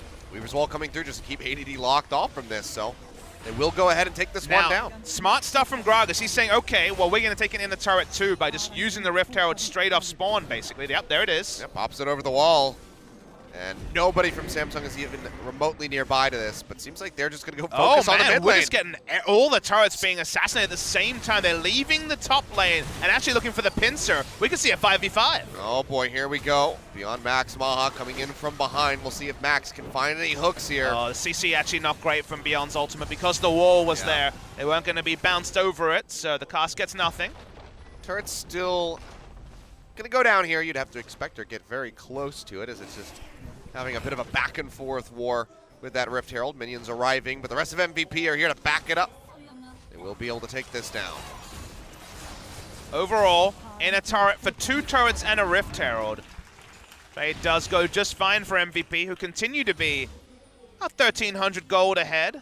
Samsung have got the mid lane turret down pretty low, though. Let's see if they can get it. Core JJ waiting just outside of damage range for the Devour.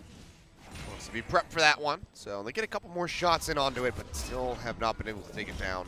Okay, so first item buy from Ian. The most offensive we've seen from a Syndra in a long time. I don't mean that in terms of being disgusting. I mean that it's going to do some disgusting damage with the rush on the Ludens. Just, why not? Well, basically this tells you, let's actually win the Vision War in the next 3 to 5 minutes, put down a control ward, and one rotation will kill basically anyone. This is not going to be a maximum CC duration play. This will be the damage rotation from the Syndra. Yeah. She does need the vision control to actually have any reliability to pull it off, and you'll notice the vision for MVP largely was around the Rift Herald they took earlier and isn't around the Drake that was spawned in a minute and a half. So that's the goal for MVP. One of the reasons why ADD was incentivized to group with the team is to contest the vision, because the vision game for this Syndra is the difference between a won and a lost team fight. Well, you can see the reallocation here of the members of Samsung as Crown goes up towards that top side, trying to push into the turret. Will be met by ADD. As Ruler and Core JJ just keep hanging out here in the mid lane. Only one teleport ward on the map for QV at the moment. You'll notice it's the one just around where the outer mid lane turret is, for a fight around Drake that should be breaking out in the next minute or so. But given that it's a minute, it's more about the vision preparation, and MVP have done some great stuff. His top side. Hello, it's going to be the body slam. Core JJ not clipped by that explosion there from the cask, and now Beyond goes over the wall, finds Ambition. Core JJ just gets destroyed, however, couldn't pop the shield in time. Ian hasn't ulted yet. As the team arriving, the Crown immediately has to flash over the wall to get himself to safety. Ambition following in with the tunnel system, and QV canceled that one out, so still is going to be in the bottom side of the map. So contest the blue buff and take it pretty cleanly here.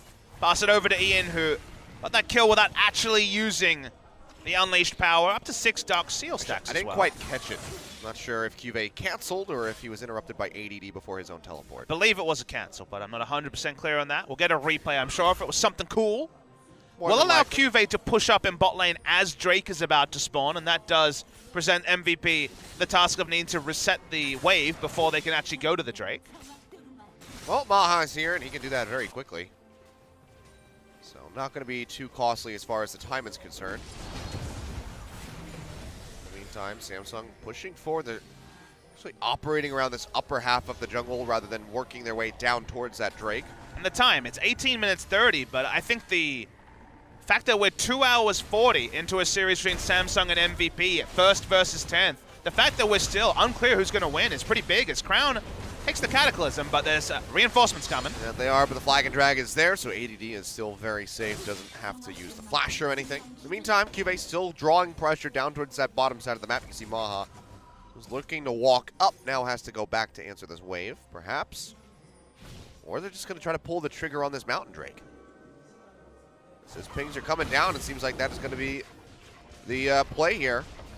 They'll give up control around top side, but you'll notice the vision by Samsung is placed around the Baron spawn, so MVP smarter to play where they're stronger, take down the first mountain. Will be a second mountain spawning, potentially give them some great options around Baron if they're able to claim both. Infernal Drakes just hate us today. Maybe the hot fire will be spit in the second series, Achilles. Could very well be.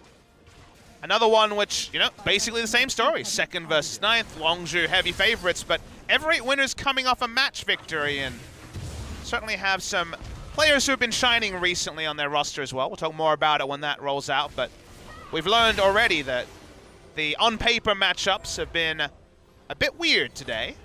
They certainly have. We've already had Jana and Amumu. It's a weird day.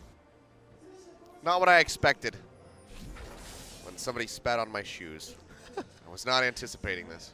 I like how you're looping it all back to that. I'm still tilted over it.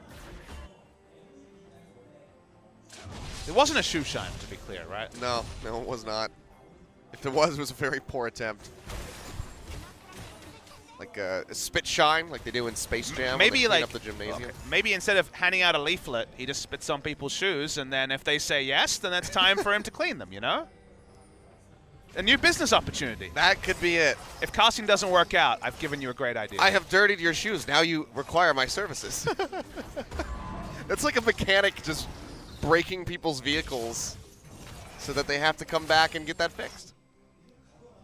There's business opportunities everywhere. Yes. You just got to be creative. Well, creativity has gotten MVP a game win. It's got MVP into a third game at 21 minutes with a very decent chance, not an outside chance, but a decent chance of taking this series. They're finally returning to the mid lane turret they couldn't take earlier, and okay, they're going to really try to double down for it. Yep, Weaver's Wall just coming through. We haven't really seen any aggressive ones yet from Crown, just using the cut-offs to secure these objectives, so they will be able to do so. They bring the gold back within about 300, so keeping things very competitive here is Samsung, but it's 300 in a deficit, and they have a turret advantage, so MVP are still in a very nice spot. Also, where their item spikes are looking extremely strong, Ian in particular is unanswered in terms of power spikes, although Camille, with free time, can do a lot of work. And speaking of free time, she's making a very deep run in the bottom lane. Just keeping those waves pushed up towards those inhib turrets, but hasn't found the opportunity really or the freedom to get on top of it. With the Triforce would definitely knock those down very swiftly, but just hasn't had that safety. It's very tense though. Look at team comps. Samsung really are the 4-1. As a 4-man group, they can push up and siege. Crown can poke around. They have Tom Kench to disengage, probably for Maha if he goes for auto attacks on the turret, and also Ambition there for the Tremor Sense information, as MVP just really are looking for the picks. MVP's strength at this point in the game is proportional to their control ward line. When it comes to late game, it's going to be about the swift push from Cuvée versus Maha starting to pile up insane amounts of damage. 2 items in so far is Maha, who we really haven't talked about. 30 CS disadvantage, but otherwise going just fine, trucking along. He's got those assists to get some of that gold back. Book finding the wolf that is way out of its own territory. Not the Heroes of the Stormcaster, for clarity. The what? Well, the Baron is what we need to talk about right now. Is, okay, yeah. That's Baron is a thing that exists. I don't know what that other thing that you said was, but Baron has been engaged. 50% down onto that one. And QV still splitting here in the bottom side of the map. TP is available if he needs to join in, but it seems like MVP will be staved off, and he's finally going to get a couple hits in onto this turret. They don't know he's recalling, but you're right. Here comes the first one. He's going to start making swift work of the turret. Only now is ADD able to contest. Goes forward with flag and drag, but not in a position to really fight this Camille at this point, so seems like they're just going to go their separate ways. Got a couple hits in, knocks it down to just about 50%. QV's still hanging out. Moment that AD has to leave. Vision control starts to go away. Sometimes Ian has to actually flash defensively from the seismic shove. Just getting himself out of there. Does keep himself alive, but not without consequence, and now that's going to be the ultimatum coming through. Redemption is tossed out. The pop ADD back up keeps him alive. That likely could have been the difference there from QV finding that solo kill.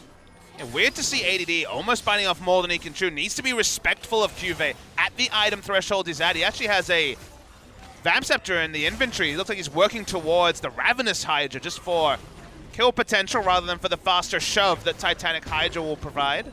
Let me see the Bloodthirster. That one would be surprising. Could also, I guess, theoretically just build a Death Stance, but that item has died a death. We saw it on the first day of the season from Ixu on Jace, and then just no more Death Stance. Which is surprising considering how well he was able to frontline as a Jace. Definitely the solo queue special coming to a Riven near you. The Death Stance. They can't pick Riven if I ban it. It's fair. The wonders of 10 bans. Magical. In competitive play and in a different way in solo queue. An Infinity Edge that we're tracking from Maha. Starting to be pieced together, but still baby steps. BF sword towards it. Have to feel, though, that, again, you're kind of feeling like it's the last time we saw MVP on a Syndra comp, that Rift Rivals game, where they really struggled to get vision control as the game went on, and it felt inevitable that their opponents on the day would be able to take them out later. That was RNG, I believe, on the day. This time, no Barons have been donated over to MVP. They claimed 2 in that particular game. Their vision line has been answered. They actually don't have any unique vision really on the map. Well, as Mountain Drake gets started up here, Samsung look to maybe fight over this one. ADD up in the top lane. TP is available, and Crown in mid. We'll throw out the Weaver's Wall, try to cut them off. TP coming through right on the backside of the pit from ADD. Beyond coming over, going to be looking for the steal. The hook connects in onto Ambition. Can they find it? Yes, they do. Devour comes through. Core JJ spitting him out. Trying to create some distance here as ADD comes over the wall with a flag and drag. Makes it into the Abyssal Voyage and will be able to exit. But MVP, they got what they wanted. They got the second Mountain. But the situational awareness from Core JJ to actually get the 2 of them out was awesome. MVP on the Tom Kenshin game 2. So smart, knew exactly the timing that was required to actually get out on the Abyssal Voyage. Sure, they don't pick up the Drake, but the cost could have been a lot greater for the side of Samsung. Now MVP, I mean, double Mountain Drake. If they look for their Baron, that is going to just melt under that amount of damage that they can offer up. See Crown trying to pick up that Scuttle Crab. Will be able to do so to have that front vision over the pit in case MVP tries to sneak something away. Need to make that play on Baron soon. The inevitability of QV starting to pile up. QV has a teleport advantage here, remember. No way for Jarvan to answer. Maha looking for Crown, gets the root in, body slam connects, and he is gonna fall. As Maha claims that kill, so Crown just that wraparound after taking the Scuttle Crab, out of position, gets taken down. And now MVP, do they want to just start this one up? There's no TP available from ADD, but he's already beginning to walk over. QV interrupting him on the mini-map, maybe trying to find that 1v1, chunks him down to about half as the rest of the team goes over onto the Baron. XX ultimatum thrown down, kills him right as he flashes. A nice one there from QV, but now needs to make it over to the pit to try to stop this 50-50. one out. That's going to be the thing coming down. That's going to be the smite out from beyond. The redemption is what I meant to say. Gets that heal up onto Max, keeping him alive. Freeseeker not going to find the kill, and MVP will still be able to exit with the Baron. And in the end, both teams did exactly what they wanted to do at 28 minutes, but it ends up being a trade. We see the power of QV. He will be able to consistently solo kill ADD every time his flag is down, and he doesn't have it to get out, and AD awkwardly flashing at the end there as well. But also the Baron that MVP felt like they could claim was taken after the pick on Crown. We're going to see the replay of the 1v1. This is just the reality of both experience and items and just how the matchup goes. Jarvan will not win out. The flash there was questionable. It's a targeted Q, by the way. Yeah. On that one, ADD, bit of a misfire there. But this is now both teams have something to play around. The Baron buff is going to be alive, but not alive on the Jarvan. And that's significant because the split push pressure of the Camille will still be relevant, and she still has a teleport advantage. Yep. QV sitting on top of that. Ward will be spotted. It's still Samsung, the ones that are looking to apply pressure into the mid lane. The rest of MVP going down, going to finish off this final outer turret. ADD just has to abandon this. So honestly, Samsung looking to trade up. They lose out on the outer, but they'll get an inner. Continue to push down, though, will MVP. It's not a split-second thing. It's oh, okay. Hello. That was a long-distance Hextech ultimatum as QV follows him through on the Flag and Dragon. ADD will just get finished off, but it's still MVP coming up with that inner turret in the bottom side of the map. How long do they want to stick around? Decision-making here is so interesting. They start the recalls, cancel them, as does Samsung Galaxy, and we do actually have a property swap. We do actually have everyone swap positions and back off. So it does end up being an inner turret for 2 turrets on the side of MVP, but ADD, again, just getting too tricky. He feels like he can outplay because without Flash, he still has the Flag and Drag, but the moment you channel the ultimate, the moment you are ever in cast range, you will die, and it's 2 times now that ADD has been too cute around the Camille. Yep.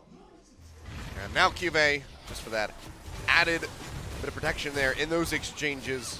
Gonna be coming back in, has that Warden's Mail in the inventory, so there's really nothing that ADD can do at all in a 1v1. And he's not building for the 1v1. He's going to be going predictably for the Gargoyle Stone Plate. I want to go for the big initiation plays. But that, again, plays into what both comps want to do. Camille will be able to, over time, split push down an inhibitor and maybe even add another death onto ADD's record, given time in a side lane. But MVP are very powerful as a 4-man unit, both in terms of siege, poke, disengage, engage. They do a lot of things as 4, and ADD can be the difference to actually picking up kills and objectives, whereas QV really needs to be empowered, and yet his team can't really ward for him, and so it's really just about QV's outplays, which has been on point with so far on Camille. All right, well, maybe we'll have a proper fight breaking out here as MVP push in. Final inner turret of Samsung's will be taken down. And you can see Samsung, they have no interest in trying to fight this out. Just given the Baron buff still being over here for the side of MVP, the amount of minions nearby, I'll just peel back. But this is the moment. 31 minutes in, all easy objectives are down. MVP have all inner and all outer turrets. They're grouping with their Jarvan even though he had teleport because they know what will happen if he enters lane. It's very hard to rinse and repeat for any other objective than inner and outer turrets. So this is now the moment where the slack is gone. Now it will kind of snap. This tightrope that we're walking between one team or the other, the split push versus the grouping. No stone plate just yet, but MVP have to be so careful because if QV can run them around the map, Samsung can get a lot of things done. Well, right now everybody going to be on this top side as Dragon gets ready to spawn. This would be a 4th Drake for MVP. Ocean spawning last one before the Elder. You can see that Samsung very much want to pick this up to deny a potential stack for MVP.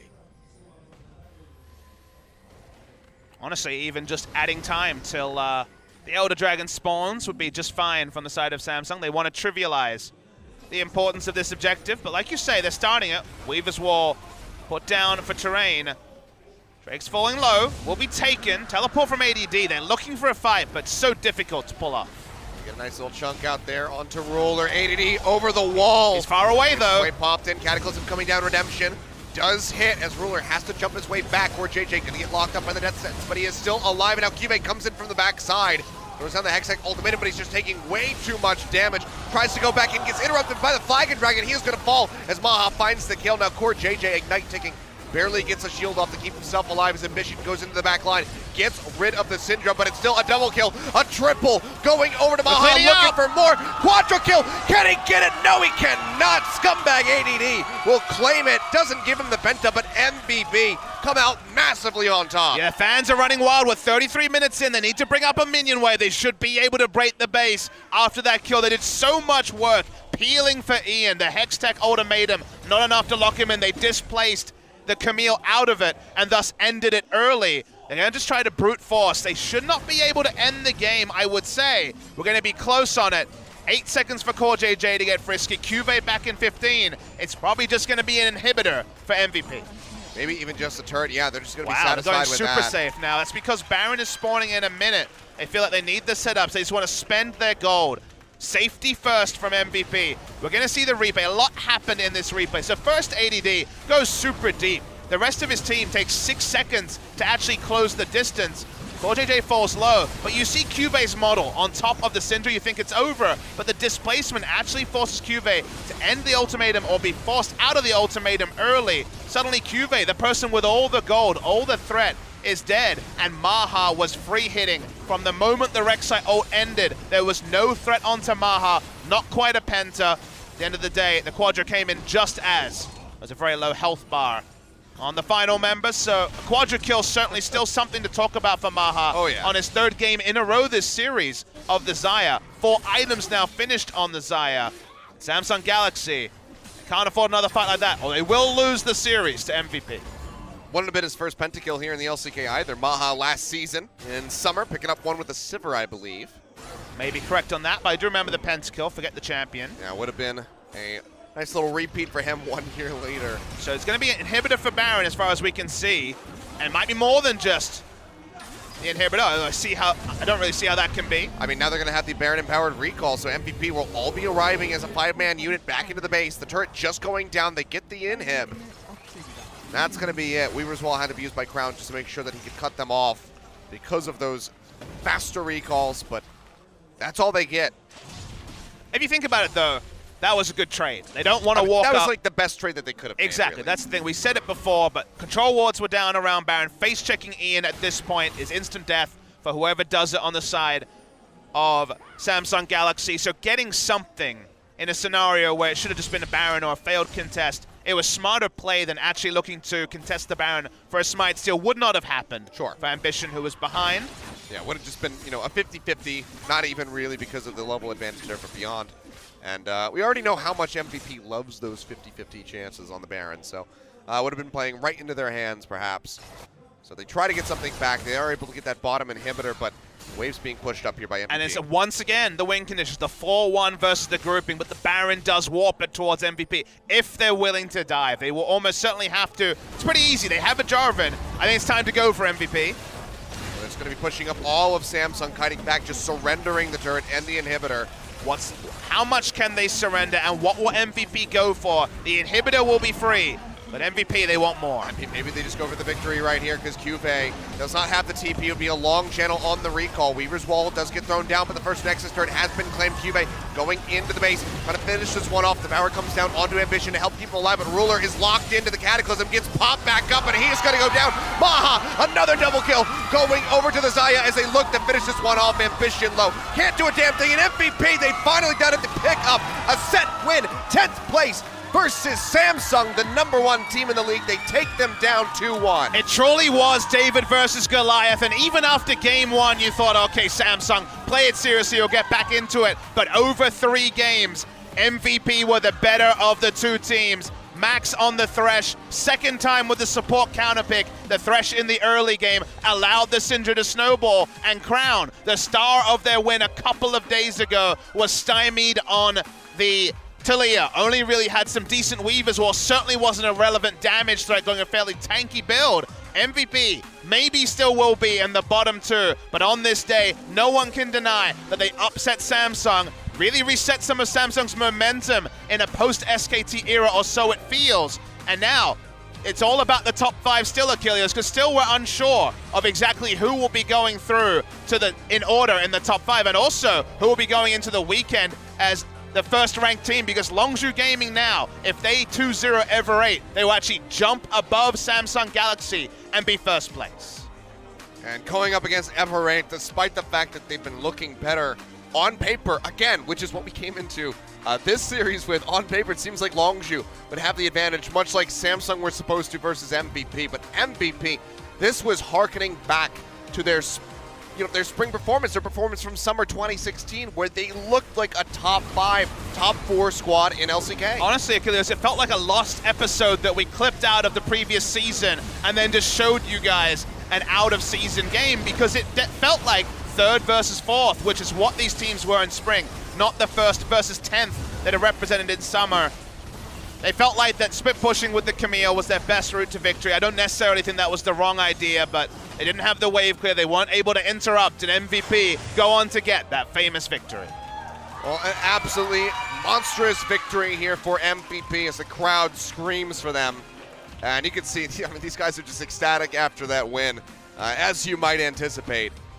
They move to 3-11, so they will go above ever 8 winners who have their chance to go 3-11 themselves against Longzhu, admittedly, but we've already seen the strange things that are possible on this Saturday. That means they will be 9th spot. They will be trying to claw themselves to 8th. Still a chance at Kilios. They are behind in game score, BBQ Olivers, but they will go identical record, 3-11. It's all about those match wins. And MVP, they want 1 or 2 more to actually lift themselves out of the relegation battle.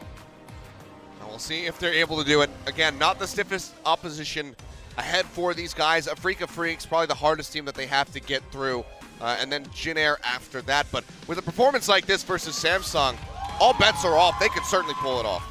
Yeah, what represents stiff opposition in LCK Summer has evolved. It has changed. Week on week, it is different. No team is a complete punching bag, as MVP showed today, because they were probably the only one left to be able to say, well, that's the free win. MVP today were not a free win against Samsung. They showed some of the best tendencies of their spring gameplay with some unique picks. The Janna especially was one of the biggest tonics for victory. The MVP of the last game will be Max on the Thresh. Double MVP performance from Max. I mean, 92% kill contribution here in game number 3. That's going to go ahead, give him his 4th win. Deathless on this pick as well. And I mean, from the get-go, the prediction here, onto the flash from ground, just kind of set the stage for MVP. I mean, both players did exactly the right thing. Flashing towards the minion line, that's the smartest thing. The prediction hook, beautiful as well. But it was all the skirmishing that went the way of MVP again and again with the hook accuracy and also just understanding to rotate first. A lot of smart macro plays that MVP has struggled to do outside of this series. Well, fantastic stuff, and something for the fans here in the audience, you guys watching back home, to feel good about finally for MVP, and especially if they can maintain this level of performance, get themselves out of that relegation zone. You know, the hopes of going into the gauntlet, not there really for this squad, but this is promising for the future, for the next split perhaps. But I can't help but have the same question I did a few days ago, Kilios. What does it all mean? What does this mean for the future? Because Samsung Galaxy, the team that will be going forward to the gauntlet, you know, that likely will finish 1st or 2nd, given how many match wins they already have lost to the worst team in the LCK and have shown some big weaknesses in their play, because they, in game 1 and 2 especially, gave too much space to an MVP lineup that was basically inviting themselves to be lambs to the slaughter, and yet Samsung didn't finish the game in the early game or push the leads big enough in the early game and allowed MVP to make it competitive. I don't know. I don't have the answer for you, Papa Smithy, as far as what it all means, but what I know is that MVP have a victory and that Max is our double winner of that MVP award. So now we're going to throw over to Joel to hear from that man himself. Thank you very much, guys. This is Joel with your interview translations. We're here with Team MVP, the team that you can finally become excited for, and they become a winner this time around, 2v1 win against Samsung, and we're here with the man that really carried his team to the victory, and this is Max with the interview. Getting some cheers. You have a huge cheer coming from the crowd. How do you feel about the win? Yeah, I feel like after winning game 1, I remember that there was such thing as MVP points. That's kind of what I remember. So winning game 3 was an unbelievable moment. And it just seems like this entire game that you guys played out, especially on your part, on the support, it's just been just a growing performance even within the series. I think with the coaching staff and the entire organization always supporting us and giving us good words to keep our hopes up was really a huge part in the win today. Is there any motivation that you like to pick out in specific?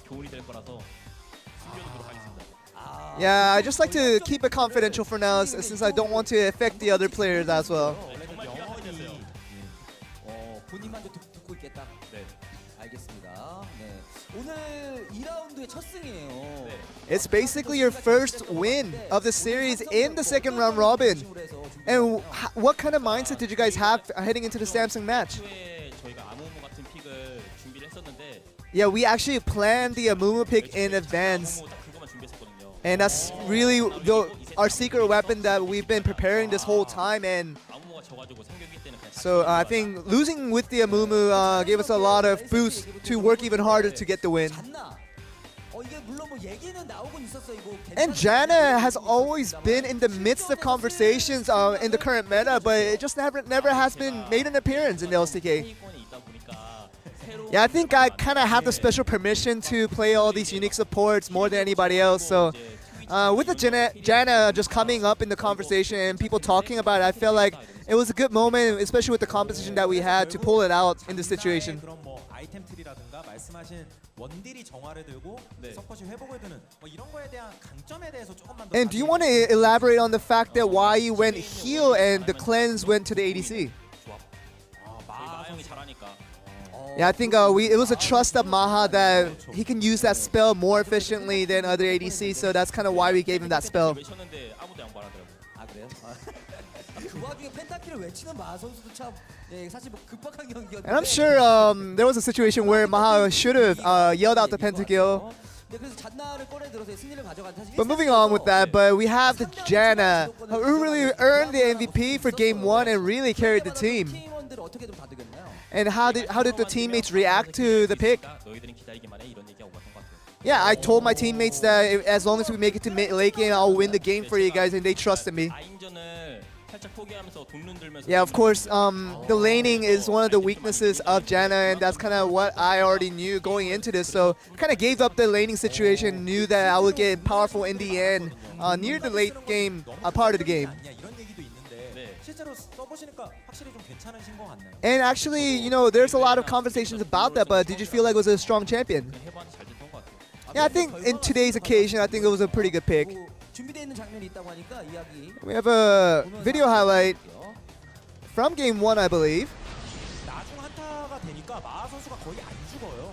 And it just seems like that near the end of the game, and it's just because of the Janna with the effects that it held, just nobody takes damage anymore. 자기가 공으로 날아가겠다. 그럼 죽지 않는다 이런 얘기가 나왔어요. Yeah, as soon as anyone took crucial damage, I can just pop the ult and everybody just heals back to full health. 뭐 콜을 할 수 있는데 그걸 또 순간적으로 하기가 쉽지 않은데 액티브 아이템들이 굉장히 많이. And we also noted that you had a lot of active items on your item build. 집 같은 거 있나요? Yeah, I felt like it was a item tree that I had to go with, a build that I really want to go with. 처음에 하실 땐 좀 어려우실 거예요. And I think, but having so many active items on your inventory might be a little bit tough for some, but with enough practice, you can get that done. 미카엘 같은 거는 직각 쓰되 솔라리 같은 거 좀 막 쓰는 편이긴 하죠. Yeah, I think Mikhail's Crucible, you have to be a little bit selective, but with the other items, you can be a little bit more spammy with the use of those items. 아무가 등장할 거라고는. And game 2 was even a more surprise for all of us. We never expected that Amumu would make the appearance again in LCK. 연습 경기에서 아무무를 단 한 판도 써보지 못했고요. Yeah, we never used Amumu during scrims, 아무무가 자신 있다고. but suddenly Beyond just told us that I'm really feeling really confident on the Amumu, and we said, what the heck? We just let him go with it, so we just decided to trust him. And they'll never do that again. But we definitely felt that confidence from him. And after game 2, you guys lost with the Amumu, and the coaches came in, and the head coach started smiling at you guys. What was that all about? 상을 보면 멘탈적으로 좀 많이 흔들릴 만한 장면들이 나오지 않았나요? 비욘드 선수. And we actually remember Amumu being pulled out by Beyond last year. 집중력이 부족해서 지는 한타가 좀 많아가지고. I think it was near the end where we lost a bit of focus and bit of concentration that really messed up the team fights that crucially led to the loss. But 저희 오늘도 됐습니다. 아 그래요? 네. 오 특이하네요. 저희가 뭐 기록들을 이것도 좀 말하면 안 됐는데. 말하면 안 돼. TV였는데. 아쉽네요. But I think, yeah, I like to talk a little bit discreetly about Amumu and about the regarding plays. So I think I don't want him to hear everything I'm saying. 네. 그래서 오늘 사실은 좀 아무무에 대한 기록을 살펴봤는데 1년 전에 네. 비욘드 선수가 또 쓴 기억이 있죠. Yeah, and we're talking about Mumu now, but we remember Beyond using it again previously in 2016. 맞아요. 예, 이길 수 있을 것 같은데 3세트. But regardless of that, we're going to go on to Game 3. 그렇죠. 원래 뭐 아무무 잔나 이번에 다 같이 쓰는 거 And we just thought that, you know, Amumu and Janna would make an appearance together, you know, you guys being very unique with your picks. But you went with probably the most meta pick that I've seen you go with in a while. 윌리스트 이기자 딱 이렇게 해가지고 근데 Yeah, I just hope that, you know, we would win with those compositions with Game 1 and Game 2. But since we lost Game 2, we had to be a little bit safer in how we wanted to win Game 3. 아, 또 다들 인정하는 분위기입니다. 이드 장면 봐야 돼요 지금 빨리. 인정을 안 할 수가 없습니다. 그 장면. And I think Max wanted to pick out a certain play. I think this might be the one he's talking about. 제가 민호 형이랑 그러니까 크라운 형이랑 좀 아는 사이인데 크라운 형은 무조건 플레이 쓸 거다. Yeah, I'm very good friends with Crown, and I've played with him so much that I knew he was going to use the flash there. So that was pretty expected of him, considering, you know, what kind of player he is. And it just seems like with the thresh that you had, you went front and you went forward with taking the front line pretty fearlessly throughout. 그러니까 좀 더 잘 당하시는 것 같아요. Yeah, I felt like the targeting would have gone to people other than me, so I wasn't afraid to go move a little bit forward and give a little bit of advantages to my teammates.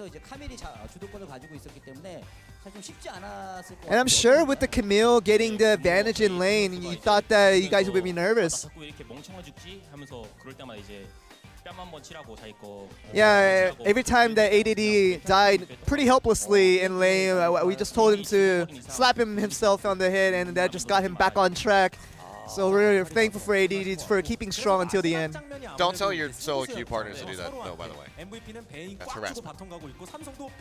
And Game 3 was a situation near the end where you guys were hard pushing in the bot lane and the opponents were trying to push on the opposite lane. Yeah, I think we were aware of that fact and we wanted to push forward and we knew that we could push faster, so we didn't try to worry about that too much.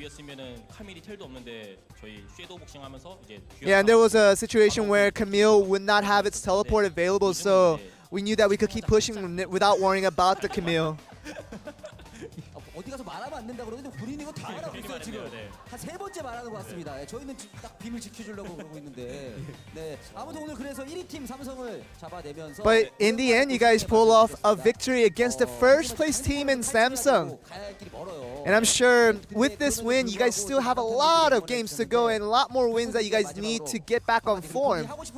But is there anything you would like to say regarding that fact? 아, 저희가 이제 오늘 차에서 장난스럽게 오면서 했던 말이 오늘은 웃으면서 숙소로 돌아가고 싶어요. Yeah, we were just in the car coming into the stadium and we were saying that let's smile when we go back to the game and when we go back to the team house, let's smile after the game, and that's kind of what we achieved today. So thank you guys for your support, and we just ask you to continue to give us the support that we need.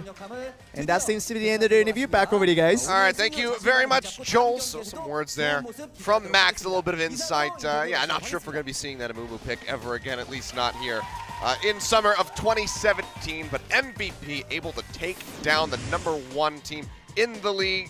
2-1 victory over Samsung. And we saw some rare sides today, and I'm not actually referring to the Janna or the Amumu. We got to see MVP playing like we thought MVP could be counted on to play, showing us new things, playing pick comps. We got the greatest hits of MVP, and that was enough to propel them to victory over Samsung, which means at the top of the table, Longzhu Gaming play against Ever8. If they get a 2-0 victory, they will go ahead of Samsung Galaxy at 11-3, but with a better game score. Or can Lightning strike twice? Can Ever8, now in the 10th place spot, take down the #2 Longzhu Gaming? Be absolutely a crazy day, one of the craziest days that we would ever see at the LCK if both of these teams came up with how can it be victories. more crazy than 10th beating first and 9th beating second? Like, statistically, yeah, that's about as crazy as possible. Yeah, so it is. Was it possible at the start of today? Probably not.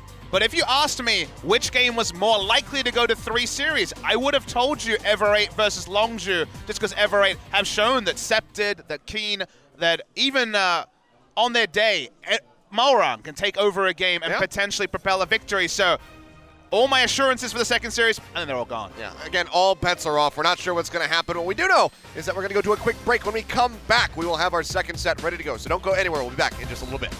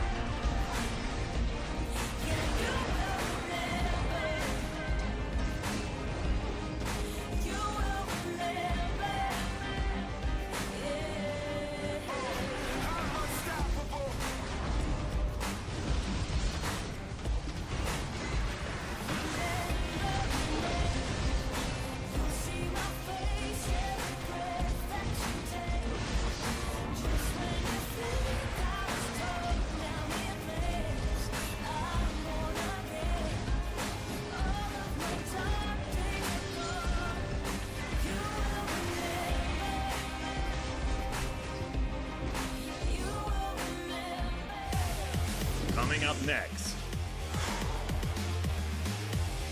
ever 8 winners. Longzhu Gaming.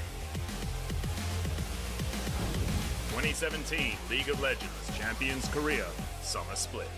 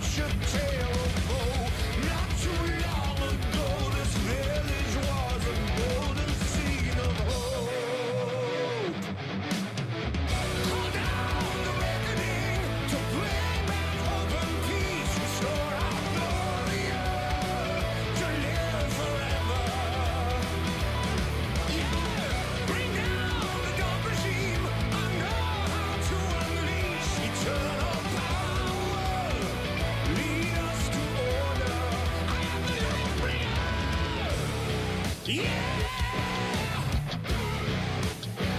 I am the light bringer. Now listen, fellow warriors, I ask you, should my campaign come to an end? There's way more to avenge. Oh, 50 million souls live in this realm without much hope. Not too long ago, this kingdom was a golden state of hope.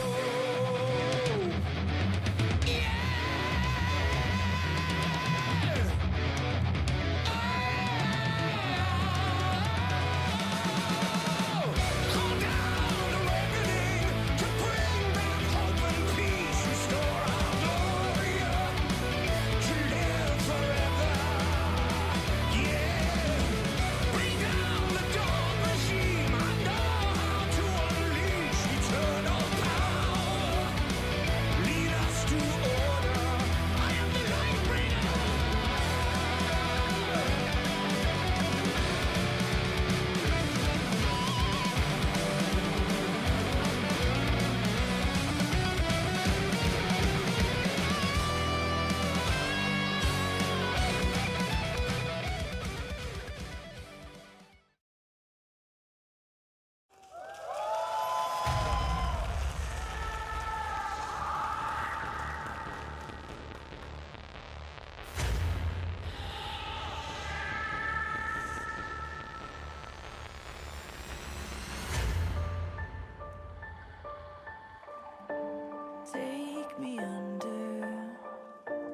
Take me under your wing, crack of thunder, as the wild birds sing, a sonic echo that leaves no room for doubt.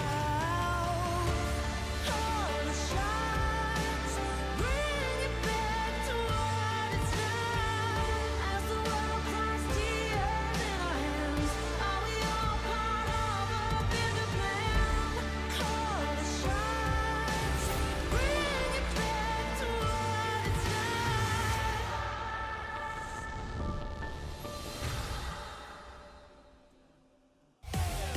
Today's matchup. Ever 8 winners. Longzhu Gaming. 2017 League of Legends Champions Korea Summer Split.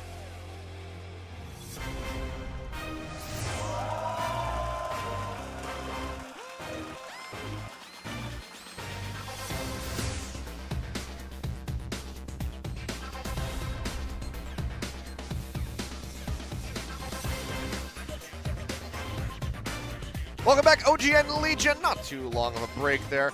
A bit shorter than we're used to here for sure, but after that upset did allow for us to just go ahead, move our next teams into the booth, get them set up, and now they're all ready to go. It's going to be Ever 8 squaring off against Longzhu. So very much like our first set, first versus 10th. Now it's going to be second versus, well, new 10th, but previously 9th in Ever 8, and we'll see if they can come up with a second upset of the night.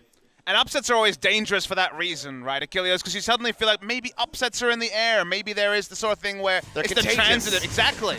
Because we did have the greatest upset so far of LCK Summer with the victory coming through from MVP. The crowd is so big and so jazzed today. Even though the matches were, like you say, David versus Goliath in both of them, Ever 8 and Longzhu's side had plenty of fans. Obviously one of them playing towards the top, playing towards finishing in the overall first position, and confirm Longzhu, if they were to win 2-0, would move to 11-3 with a 15-game score, go ahead of Samsung. Right now, the teams have played once. Samsung owns the head-to-head, so it needs to be a 2-0 for Longzhu to go into the weekend first. Yeah, and I mean, like you said, this was the one where we could have expected perhaps a game loss for Longzhu versus Ever 8, given that Ever 8 has been looking better.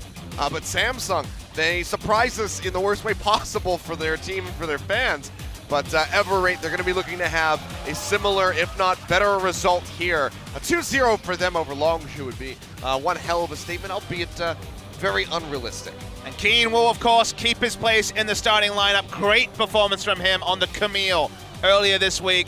Keen, Malrang, Scepter, Duel, and Ella has evolved to be the starting lineup. The comeback was fake news, sorry to say. No Hachani in the starting lineup, in support or jungle. Maybe he's training to become a mid laner, Achilles. Who knows at this point with Hachani. But Ever8 winners, their win last time out against Rox Tigers gives you an outside optimism because Longzhu, unlike some of the other big Kesper orgs, you're kind of always thinking, will it be a finite train? Will the hype train slow down because they have not been a top team previously? But as a new lineup, they have been remarkably consistent and they come in overwhelming favorites as the cheers from the crowd with some of these well-known players are super loud. Yeah, and I mean, another rookie here, much like the Ever8 squad with Cuz in the jungle has been, a linchpin here for the side of Longzhu in their recent successes. Prey and Gorilla, of course, holding down the fort in that bottom lane. Have always been one of the best duos that we've had in the world, also here in Korea especially. But Gorilla especially, really coming back into form, showing us the Blitzcrank, his career debut with that pick just 2 days ago, picking up a victory 2-0 over SKT. And look, a lot of people in Korea, especially among global fans, they have their favorites. There's the SKT fans, there's the KT fans always suffering. The Rox Tigers, of course, had so many fans. Longzhu is a lovable team. I think everyone wants to see this team do well. Prey and Gorilla desperate to get back to Worlds again. And if you look at their recent lineup, the last 10 matches or so, there has been a remarkable amount of consistency for Longzhu game. I mean, really, the only losses that you can see on the screen are going to be against Jin Air and against Samsung. So nothing really too shocking here from the side of Longzhu. They have been dominant. They picked up the 2-0 over SK Telecom. BBQ before them, dropping the game to MVP. Probably the most questionable thing that's happened to them as of late. But aside from that, these guys have very much earned their spot in the top 2.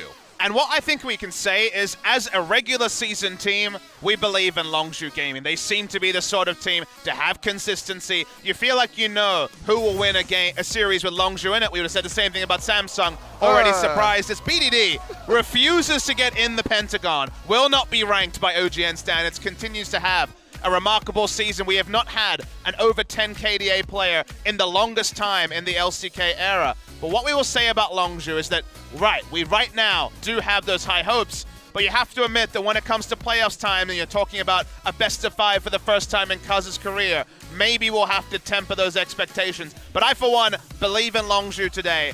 That said, I did say that Ever8 could take a game. I really hope this is a competitive series. That would be fantastic to see. And I mean, Septed versus BDD in the mid lane is going to be a hell of a one to watch. What about a new matchup? Yeah, also, Kian, as I guess the Koreans call him, in the top lane, going up against Khan, who has just been an absolute force. The Jace, a big one for him that we very much expect to be banned away, but if it gets through, he will snatch it up in an instant. And we should talk to Kian, or Keen as we will probably call him, just for simplicity's sake, and try and find out what he'd prefer on that particular regard. But Khan has been the DPM man. Now, he's been playing a lot of Jace, so he's cheating on the DPM stat. If you're playing 7 games of Jace, you're probably going to have the most DPM. But that's a champion that's been pretty frequently banned against Karnan. Both of these picks. We already saw ADD get Respect Jax banned in the previous series. Khan had Jace banned over Kalista the last time we saw Longzhu play. That was against SK Telecom, of course, where Prey was jumping on Kalista for 2 games in a row. Will it be the Kalista again today? Will we see the return of Prey's famous Ashe? The what-ifs with Longzhu are so fun, because now we're piling up picks. Before it was, okay, will Prey get Ashe? No? Oh, well, I guess they lost. But now we have Khan's Jace. Now we have Kuz and his Kha'Zix, and increasingly other picks as well. BDD, Prey, Gorilla, all of these have picks you're considering banning, and that's why Longzhu look like a top team. I also love that Prey has just helped solidify a blanket statement versus SKT, where it's like, did they ban the Kalista? No, oh, okay, well, I guess they lose this game again. I think that's every team against SKT at the moment, though. They don't seem to have the plan against Kalista, but SKT is for another day. We talk too much about that particular team. They probably have the most airtime of any team in the history of League of Legends. Let's talk about Longzhu and Ever8, and see if Ever8 can find some innovation in the draft. They will start on blue side, so no crazy counterpick supports maybe in game 1, but I have a feeling Ever8 are going to be betting everything on getting a counter matchup for Khan. On the blue side, it could be a bit difficult if Longzhu decides to hold that one out for him. Down to the final pick of this draft. For now, we will be diving in Ever8, like I said, on blue, taking their time with this first ban. We'll see where they want to target out the Jace. On blue side, very likely And there we have it. Why even think about it? Just ban the Jace. Again, my big prediction here, and what we've seen from Everate, is what they will do, just like Longzhu to some degree, is do everything they can to get an advantageous matchup for Keen in the top lane. They want to get him a counter lane pressure matchup. What we saw from them last time out was early drafting the Jarvan, flexing it to jungle for Malrang, and focusing on getting Keen a positive matchup. Longzhu will not be lost on that. There's a reason they will blind pick Jace, because they trust in Khan with a champion that basically always will have lane pressure.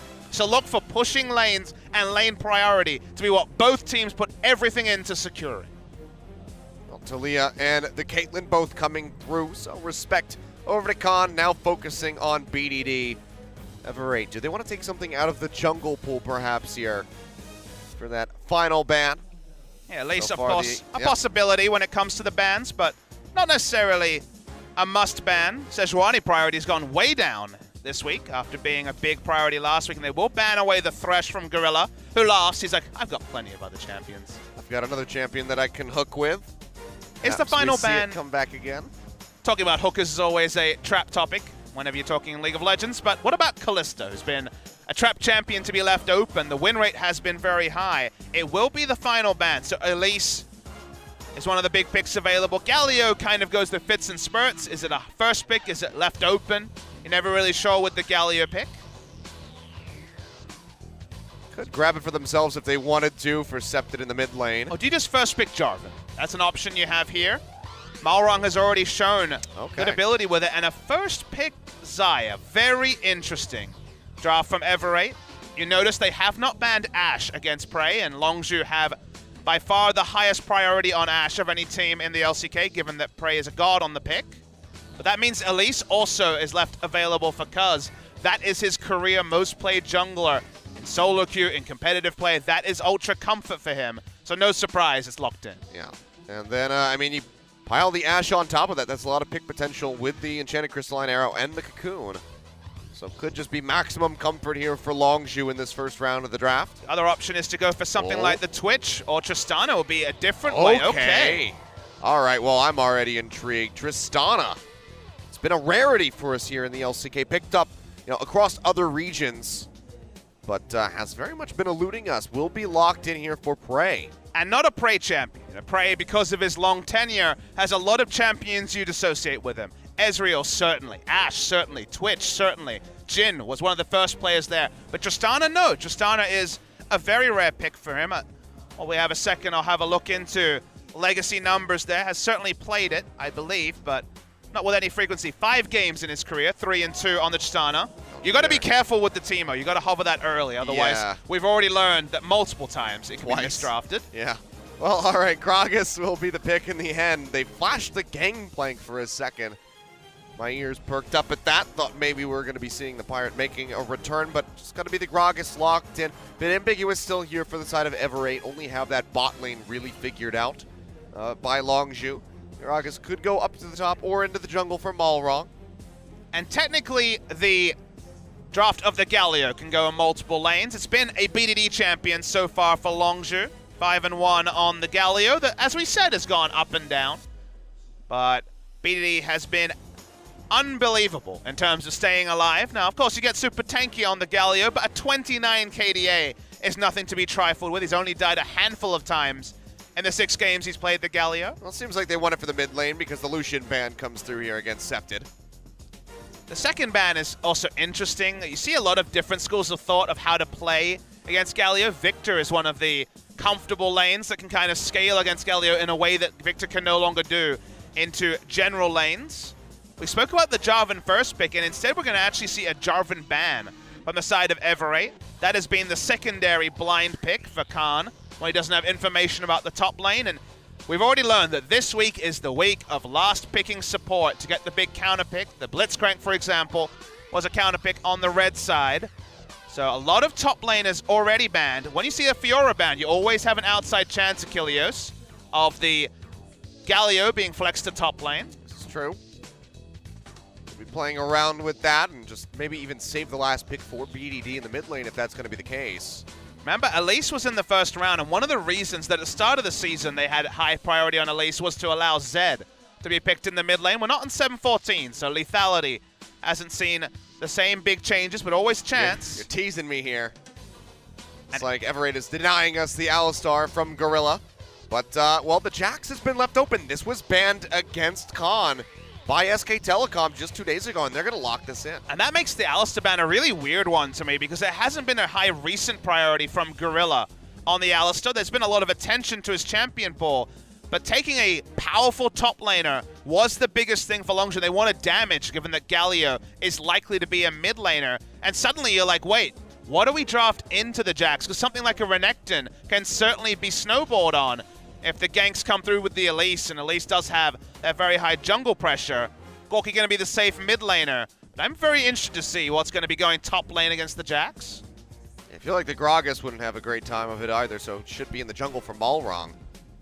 Yeah, Rumble also doesn't have a happy time. Keen is almost always looking for advantages. This could be a creative counter pick here from him, or maybe actually this is still going to be ambiguity because... Oh. Okay, the ambiguity is gone. Okay, never mind.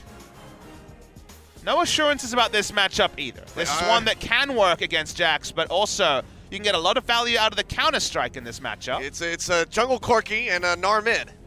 You've been thinking too hard. Too much of the... No, I've just been suffering through solo queue. That's fair. Smithy. Hey, Jungle Gnar's happened before. That's true. And support necessary could just be a return to the Kennen support for Gorilla. Be a lot of lane presence with Tristana and Kennen. Okay, so Tristana, Kennen, double Yordle, duo lane, double ranged also. Very painful lane for specifically the Rakan to deal with. And Kennen is Gorilla's counter pick to Rakan, especially in laning phase. You just basically can have a stun ready on demand every time he dives in. And in a team fight, you pop Slicing Maelstrom, and suddenly you're not able to have the same influence as a Rakan as you are usually. So very strong in lane and strong in the team fight phase, and a backup initiator if everything else goes away. Yeah, it doesn't matter if he has the quickness charm coming through. As long as you pop that Slicing Maelstrom first, you're still going to be locking everybody up. So Gorilla going to be very familiar with this lockdown here in the bottom lane, but still the Tristana, probably the most curious thing that we have in the game. Like you said, Prey, this doesn't really suit his, it doesn't really fit into his wheelhouse from what we've seen from him in the past. Now, of course, if there was 780 carry bans or lots of contests, you would understand the Tristana. It is a good matchup in Desire in terms of auto attacks. It signals a fast push, which certainly you want to keep the game earlier with a Galio mid lane, but you're right, it's not a Prey champion by trade, and that's why you look at it and you do actually do a little bit of a double take. Well, interesting all the same. Longzhu going to be looking to avoid the same fate that they saw Samsung suffer just earlier on at the hands of MVP. They want that 2-0 to overtake the first place spot, the highest that Longzhu will have been. Let's go ahead and jump onto the rip for game one.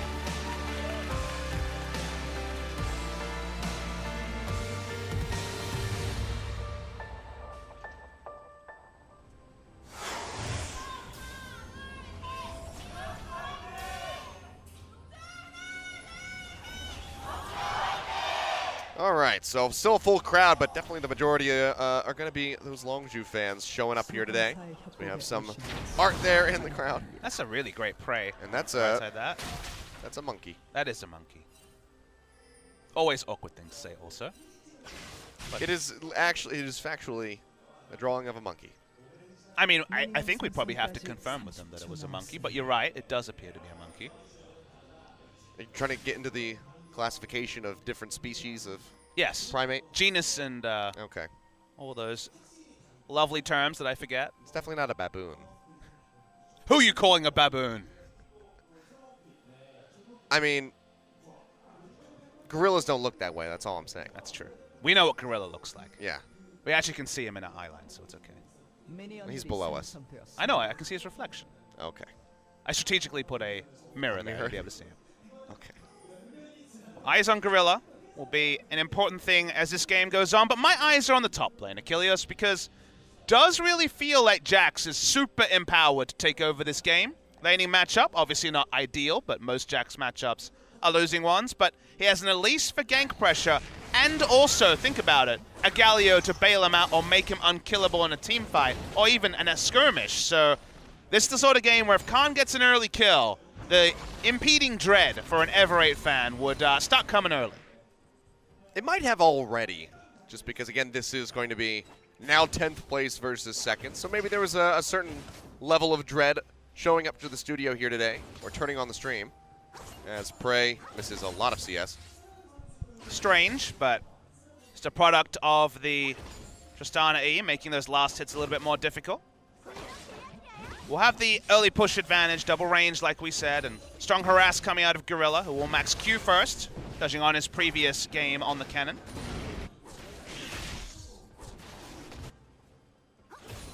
Might be a while before we see much action here. Cuz rotating through the jungle. See if he doesn't want to pay a visit towards that top side first. Fast push is already on. Double range and also the explosive shot means that turret HP is not going to be a trivial thing for Ever8 to play with. Definitely not. Well, Prey does have to be careful that he doesn't eat too many of those turret shots after the explosion does come through. For now, Cuz just going to be doing a little bit of counter jungling here as he pushes in to take away the Gromp. You're thinking about a blasting cone gank on top side if the Gnar pushes out. Be a blasting cone gank onto the bottom side. As he does come over the wall, but he's spotted out by that ward well placed by BDD. There's a pre-planned timing pretty clearly. Like you say, relieves a lot of pressure from the bot side that already from Champions League you knew would be pushing, just from the moment that Tristana cannon was locked in.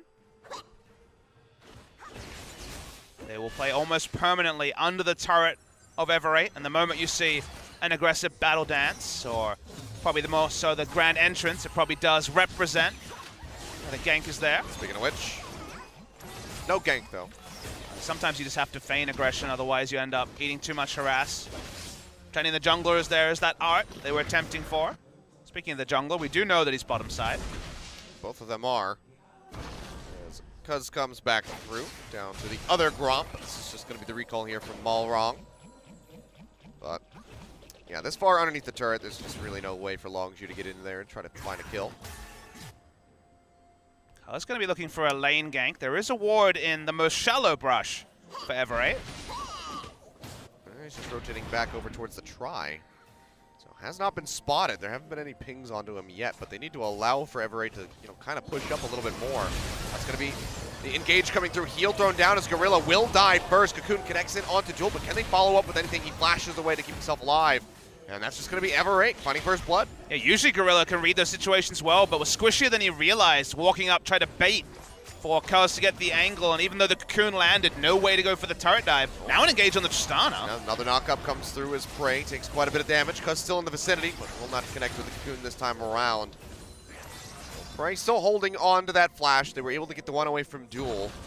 It's going to be a 1-for-1 plus first blood over to Ever8. And once you consider those summoner spells as well.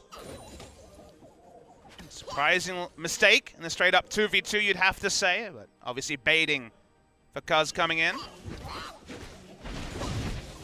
Not going to be the straw that broke the camel's back, but again on a day where we already had a surprising result, you already start to wonder. You can see here, Kane able to just zone Khan away from these minions. Wrap up will come through from Cuz. But well, he failed the jump, but you can see the Elise is already abandoning the chase. There's a really big minion wave that Jax will easily take out on the turret, so opportunity cost if the gank goes wrong is missing a full wave, and thus smart of Cuz to back away. Longzhu will just return to normalcy in the bot side. They didn't use flash on either Gorilla and Prey when Gorilla went down, so able to just keep pushing. They do have that safety, and there's no threat of the ignite, but Malrong go hunting down here, perhaps. We're placed in between the tri-brush and the river, so they can spot him from any avenue of approach, really. Blade Caller coming through. As Ella takes quite a bit of damage. They can put it down on the Prey. He's just going to be looking for the back, and Duel likely to join in. If this just means that we will see the Gragas having to path around bot side to relieve pressure, which we see now, Gragas coming in to help with the wave clear from the Xayah, does mean that Jax can play aggressively in top, and that Elise can try to get the snowball on to the Jax as the highest priority for the early game. Seems like Prey and Gorilla, the only thing they really care about is just knocking down this turret as quickly as possible and opening up that bottom side of the map. And just grouping with, say, the Jax or rotating the Jax bot side and setting up preferential side lanes could be the big goal here from Longzhu. Worth noting that Jax, all things being equal, does have a CS advantage over the Gnar, both of them going for the Ninja Tabi Rush. Vade pushing forward, will be spotted out by that ward, so it seems like not going to be able to find the engage. In the meantime, first brick could very well be going over. One more shot will do it. Ray finds it, 7 minutes on the clock. Just the sheer pushing power of that Tristana comes up with that turret kill, and that's going to be a pause. Now, insight into what the issue is. See some smiles on the face of BDD on your screen. Likely going to be an issue here for the side of Longzhu. Yeah, looks like Cuz may be having a problem. Do really see the power of the double yordles, the double ranged, and the amount of harass that can happen in the Tristana lane and the bot lane with the cannon. Felt like there was no potential for aggression apart from when Gorilla overstepped, but taking the turret really takes the wind out of the sails of Everett, even if they felt good about First Blood. Otherwise, not too much action to report to, other than the Jax lane going a bit better than expected CS-wise. Yep, just, you know, slow and steady as she goes for the most part as far as the action is concerned. Just that very fast chip away at the turret and the First Blood, pretty much all that we've gotten out of this game so far. Because Cuz has not found another avenue of approach for that top lane yet to try to get things rolling for that Jax. Waiting to hear any information about what the issue is. For now, we're in the darkness. Doesn't seem like it's anything too serious, though. Maybe a restart. Fingers crossed that it's not some skin thing that popped up. So we're hearing that there was actually an issue with target reaction. So Cocoon was hit towards a Scuttle Crab and seemed to go through it. So yeah, they're considering whether there was an issue, maybe rolling it back and trying to work out what happened. I'll have to see if this is something that's going to be replicated, because if so, then well, it's a major problem given how prevalent Elise is in the current meta. So I'll try to get this one squared away, and hopefully it's just Cuz being wrong, but something tells me that there probably is an actual issue. I mean, you wouldn't really want to go through any sort of significant, certainly a remake, given the fact that they'd already crashed down the turret basically on the earliest time possible. So I imagine it's just preventative for any future issues when it comes to Cocoon being recognized correctly. Seems to be communicating with the panel here, trying to work out what the specific issue is. So for now, we're just left wondering. Getting more it sounds like maybe there was a bit of a lag issue from what we can understand. So the idea seems to be to return to the game, and then from there, if the issue persists, we may have to have a repause. Okay. Well, seems like we are going to get things back underway. Hopefully, it's just a one-time occurrence, so we can continue the game. There's the offending Scuttle Crab. Yeah, Cuz just like, screw it. I don't even want to look at you anymore. I'm gonna go say hi to my friend Grom. I mean, he does go kill Grom. Yeah, he's gonna go beat his ass. Take out his frustration. That sounded pretty cathartic for you to say. You all right over there, Achilles? Again, still tilted about this? I got my shoes spat on today. I'm still in a very poor mood, Papa Smithy. I need that fan back that blew us a kiss. I think he's gone. Probably. Oh well. I'll just have to wallow in my misery. Yeah, that feeling quite often, actually, Achilles. So you'll get through it. Waiting to see what Longzhu do with the fact that the bot lane turret was broken so early. Many different schools of thought you can approach this. I think their back is being channeled right now for Everett. They probably anticipate a lane swap and the Tristana and the cannon going top side, but actually they're just returning bot lane. Interestingly, maybe they want to focus on the Cloud Drake. They're going to be in vision now, so yeah, it looks like they're just going to go ahead and start pushing back down towards that bottom lane. In the meantime, BDD just being back in. Got that Catalyst ready to go. So the reason to stay bot lane would be largely to make a play around Drake, because then all 5 members could respond to a Drake take. Going top lane will be about the fast push, but I guess when your Jax is going even CS, splitting CS with a Gnar, maybe there isn't the incentive to end the laning phase too early. Yeah, just let him try to build up for his items, not put him in a poor matchup in that 1v2, and just let him try to stack up. See which avenue Khan wants to go for. Seen a couple different builds from the Jaxes of LCK so far. As few of them as there is, as few of them as there has been. Yeah, the Trinity Force Rush seems pretty inevitable, but from there it gets a bit more situational. Blade the Ruin King or Titanic Hydra. Kind of the directions you can go. Usually you build a lot of flat health on the Gnar, and he can be a strong duelist going Black Cleaver into the path of the Frozen Mallet. So Blade the Ruin King would definitely be the dueling build, and dueling is what Jax is all about. You mentioned the Drake being the easy objective by sending the bot lane back to bot after the turret was taken, and will be a freebie over to Longzhu. Yeah, one of the earliest Cloud Drake takes that we've seen in quite some time. 940 there. Does go over to Longzhu, and it's going to be another one on the way. So still no Infernals for us today here, Papa Smithy. It is fun how Riot made with the RNG Drakes this kind of weather scenario where you're like, I've just not had a nice day in a while. No. I mean, it has been pretty infernal outside here in Korea, I guess you could say. It's been very hot as of late. But still rain. Yes. The wonders of the monsoon season. Yep. It's still nothing compared to China either. That was ridiculous. Oh, but that's going to be a massive engage from Ella. Slicing Maelstrom comes down, but Gorilla is able to flash away. Now the arrival is Prey. Jumps in, finds the first kill, getting rid of Jewel. Jumps over to the side. Double! The double! Can he get the triple? Explosive Cast comes down, but they're right on his heels. Khan will be able to scoop up that kill for himself, and now Septed, well, tries to get something. He flashes in, trying to finish off Cuz, but he goes down, and just like that, 4 kills over to Longzhu. Yeah, the initiation from Everett was turned around instantly. Khan got his teleport off. We're going to have to watch what happened in the top side. So Jax is backing as this happens. Comes through very early teleport, you'll see. Gnar, at this present point, has his teleport, channels it. Doesn't really find anything from it, just stays top lane. The squish comes through from the Tristana, getting the reset on the rocket jump. And that is a lot of gold to give a team that already picked up first brick. Yes, it is. And Septed just desperately trying to answer something here. The point blank rocket just not going to be doing enough damage at that stage to come up with the kills. And suddenly Longzhu, 2,600 gold lead here for themselves. Surprising that Keen never actually committed to a teleport as the scenario developed, but the first 2 kills by then, I think that's when he'll be channeling his teleport. I guess there was really no way to salvage it, but the end result, that 2-0-2 and also with the first turret blood gold is Prey, and that's a problem. It's probably one of those moments where it's like, I can't build Rage right now, so what is the point of me going there? That's fair. Probably would just been, you know, another lamb to the slaughter.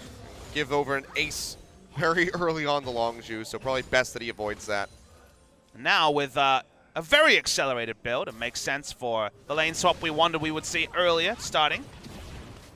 Prey going to be looking for his Zeal item with a BF sword, so not going to be something like the Blade of the Rune King here for the Tristana.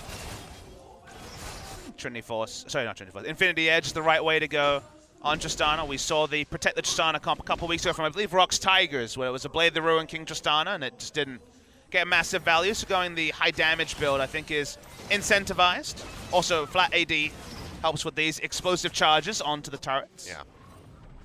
Especially just with how far ahead. Maybe if this went a little bit more even, you see the Blade of the Ruin King, if there was a bit more, heavy trades from the side of Duel and Ella in the lane, but he doesn't really need that sustain. The recent build in Korea and also overseas has been BF Sword into Static Shiv and then Infinity Edge, and I imagine Shiv will be the first completion here for Prey.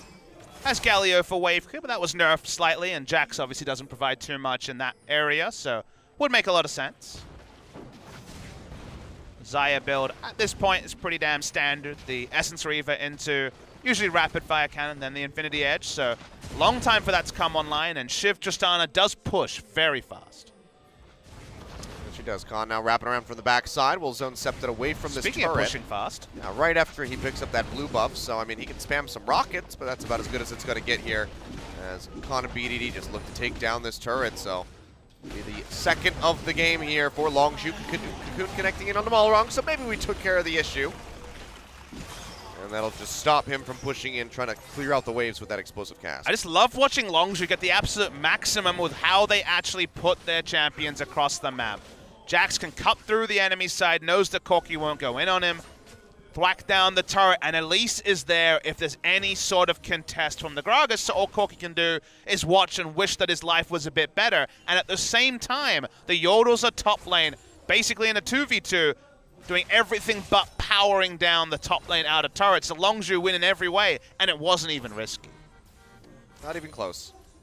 And here we have that third turret ready to go. We can see Tool and Ella just basically forced to stay here because they know that if they go back, that turret will fall very swiftly. They just have to try to endure as long as humanly possible here in the lane. But Gorilla is just trying to threaten them back. Does have the Slicing Maelstrom ready to go. Khan on the bottom side of the map just to get fed even more CS. Fed. He's not fed yet, but he's certainly farmed, and that's an issue in itself. They haven't been able to cut down, or at least even find ganks onto Khan, who's kind of just basically had the time of his life, accumulating advantages over the Gnar. Yeah, like I said, he's being fed. It's not, he's not fed yet. But the more he consumes, the closer he gets. Already has all of those components for that Triforce ready to go. Which means that Keen's going to have one hell of a time trying to take care of him in that side lane. In the meantime, Cuz will just go ahead and start up this Scuttle Crab. Yeah, the big oversized Scuttle Crab, the Rift Herald. Pretty quick solo for the If you could just get to that Runic eye. Echo at least. He's got himself pinned into the wall. Says, nah. It's like he's a quality top laner trying to defend himself against Fiora. I know you know my weakness, so I'll not expose it this time around. It's weird, because if he ever was sentient enough to learn that people were learning his weakness, he could just stop opening his back. Just close it. Get Same some- thing with like any boss in a Resident Evil game. Just don't expose that giant glowing orb attached to your body, and maybe you would take over the world. I think Longzhu are going to overtake all the turrets this game, given they have Rift Herald and Tristana, who's been able to go wherever she wants. And when it comes to proactive plays from Everate, they really haven't had any in the past 10 minutes or so. They're watching as Longzhu accumulate advantages in the side lane turrets. And by the time they push in on the Gnar especially, feels like Jax is there to take another big grouped up minion wave. No advantages gained by Everate, and a 4,000 gold lead for Longzhu. A good way to start things off. Again, I mean, we were skeptical about this Tristana pick. And, well, we could still, you know, wait until the end of the game to pass the final judgment. So far, it's been working pretty damn well for Prey. I mean, skeptical's, I think, a strong word. It's just surprising. It's surprising to see Prey, when he has other great options, go for something that's new to his champion pool for recent times. Is Keen. We're going to be a bit optimistic. We're trying to steal away the Drake. Not going to be finding that one. Infernal, hey, for the first time. Will be coming up as Khan is currently surrounded. BDD won't have to back off. Was in Hero's entrance range if he wanted to relieve pressure, but pressure's being applied in bot lane, so no real impetus to overforce, and they can even just channel the Rift Herald Yeah, here. here we go. They're just going to be looking for that tier 2, and there's nothing that Everate can do right now to stop it. Charge and one swipe will kill it. And of course, someone needs to answer the Rift Herald. And now it's just going to be all the attention wrapped around to the side. And that means Rift Herald gets a second charge in because no one stayed. Gnar felt like he had to walk up and ends up getting a non-trivial amount of damage into the bottom inhibitor turret and this is another one of those, as this happened, then this happened. If you were telling a linear story, it was just Longzhu piling on advantages and getting the most out of every scenario. Their map rotations have been just a treat to watch. Grows the gold lead for them, and Everate have spent the whole game on the back foot. It's one of those things where it's like you just wish that you could trivialize these rotations for Longzhu into something like a flow chart to explain like how to be good at League of Legends. Just like, oh, we'll do this, then this, then this. But Longzhu just making it look that easy. Well, the cool thing about that, though, is that we're still learning the best things about Longzhu. You know, when it comes to someone who doesn't watch the LCK and you're like, what's good about Longzhu? You kind of want to default to old things, right? You want to default to, well, Prey and Gorilla are a really good bot lane, which everyone knew already on the Rocks Tigers. But the entirety of the five, when it comes to their macro plays, we remember how well Peanut was tracked in Game 1 against SKT. So their level 1 plans and also their mid-game calls, their rotational play, have been a lot better than a team that only came together, what, 3-4 months ago, you could ever really expect them to be. Their macro calls really are very good. Yeah. It's been spectacular. Right now, things have slowed down just a little bit as Everate scrambles to cover the remaining structures here. Already losing That inner turret there in the bottom lane, hurting them quite a bit. They just basically have almost no control over that bottom side jungle. The one control ward sitting near the Raptors is the only semblance of vision that they really have in the vicinity. Khan doesn't seem to subscribe to the Blade the Ruin King plan, at least for now. Nope, not at all. Working his way towards, you'd imagine a Titanic Hydra. Frozen Mallet would be a bit weird. That would be a Sterix Gage, bit strange. a Yeah, possibility. That's true. Could be Sterix. I'm glad that now that Kalissa's back in the meta, she doesn't build Sterix Gage anymore. It's true, but it is stronger on Jax than it ever has been before, given that you buy a couple of HP items. That was just a very obnoxious time. True. The tank Kalista. Some of them even, I know Stitch from Samsung threw in the Randuins as well, just to cap it all off. I mean, I remember back, I forget, I don't even know what season it would be, when I remember watching Doublelift playing the likes of Caitlyn building a Frozen Mallet as his, you know, 4th, 5th item to have a little bit of tankiness. What season 1 or 2 at that point? Might have been 2. 2 is about when I started paying attention to competitive League of Legends. I think for Longzhu, it's not the power of the Galio, it's just when your macro is super good and you have Galio, your smart idea to make it to the first turret, get to the turret first, out-rotate, plus having something like Wombo Engage is a really potent duo. So I think having the extra option where if you get to the turret first and the enemy is slow to react, send one person and you can turret dive because you have the hero's entrance, it's another tool in the war chest that makes Longzhu even better at what they clearly are, on paper, very good at doing. I mean, Malrung is just having the biggest happy foot game because it's so unclear where he needs to be on the map. Because in every lane, he's being forced to react and being called to try and help. What emotion is the other foot feeling? Because he said happy foot. Well, it's called happy foot. It's not called happy feet. Okay. I just ask. That's right. Just tell it. All right. I've never seen that movie, actually. Happy Feet? I haven't either. It was in that weird craze where there was just a bunch of different penguin movies. That's true. March of the Penguins? And I didn't understand why that happened. Then there was that other one. It's like Surf's Up or something. Surf's Up was another movie around the same. That's DreamWorks, I think. I forget. I watch Pixar movies, but I don't pay too much It's attention just to the odd other how ones. like different film, studios just happen to turn out similar products all at the same time. Because that's not even like a seasonal thing where you have movies centered around Santa Claus or something like that around Christmas time. It's just like all of a sudden everybody just wanted penguins. I mean, penguins are pretty cool. They're cool, but I mean, do we need like 5 movies based around penguins? I'm sure lots of people would say the same thing about superhero movies right now. Oh, well, I definitely agree that there's too many of those. Though I am still interested in seeing Spider-Man: Homecoming. I haven't made it to the theater yet. In fact, we're going tomorrow, but not to see Spider-Man. Honestly, I'm more focused on seeing something happen in this game. It's been a setup phase for a good 3 minutes, and you see Baron has started. Good Baron speed coming through for now. No information for Ever8. They don't have any blue trinkets up.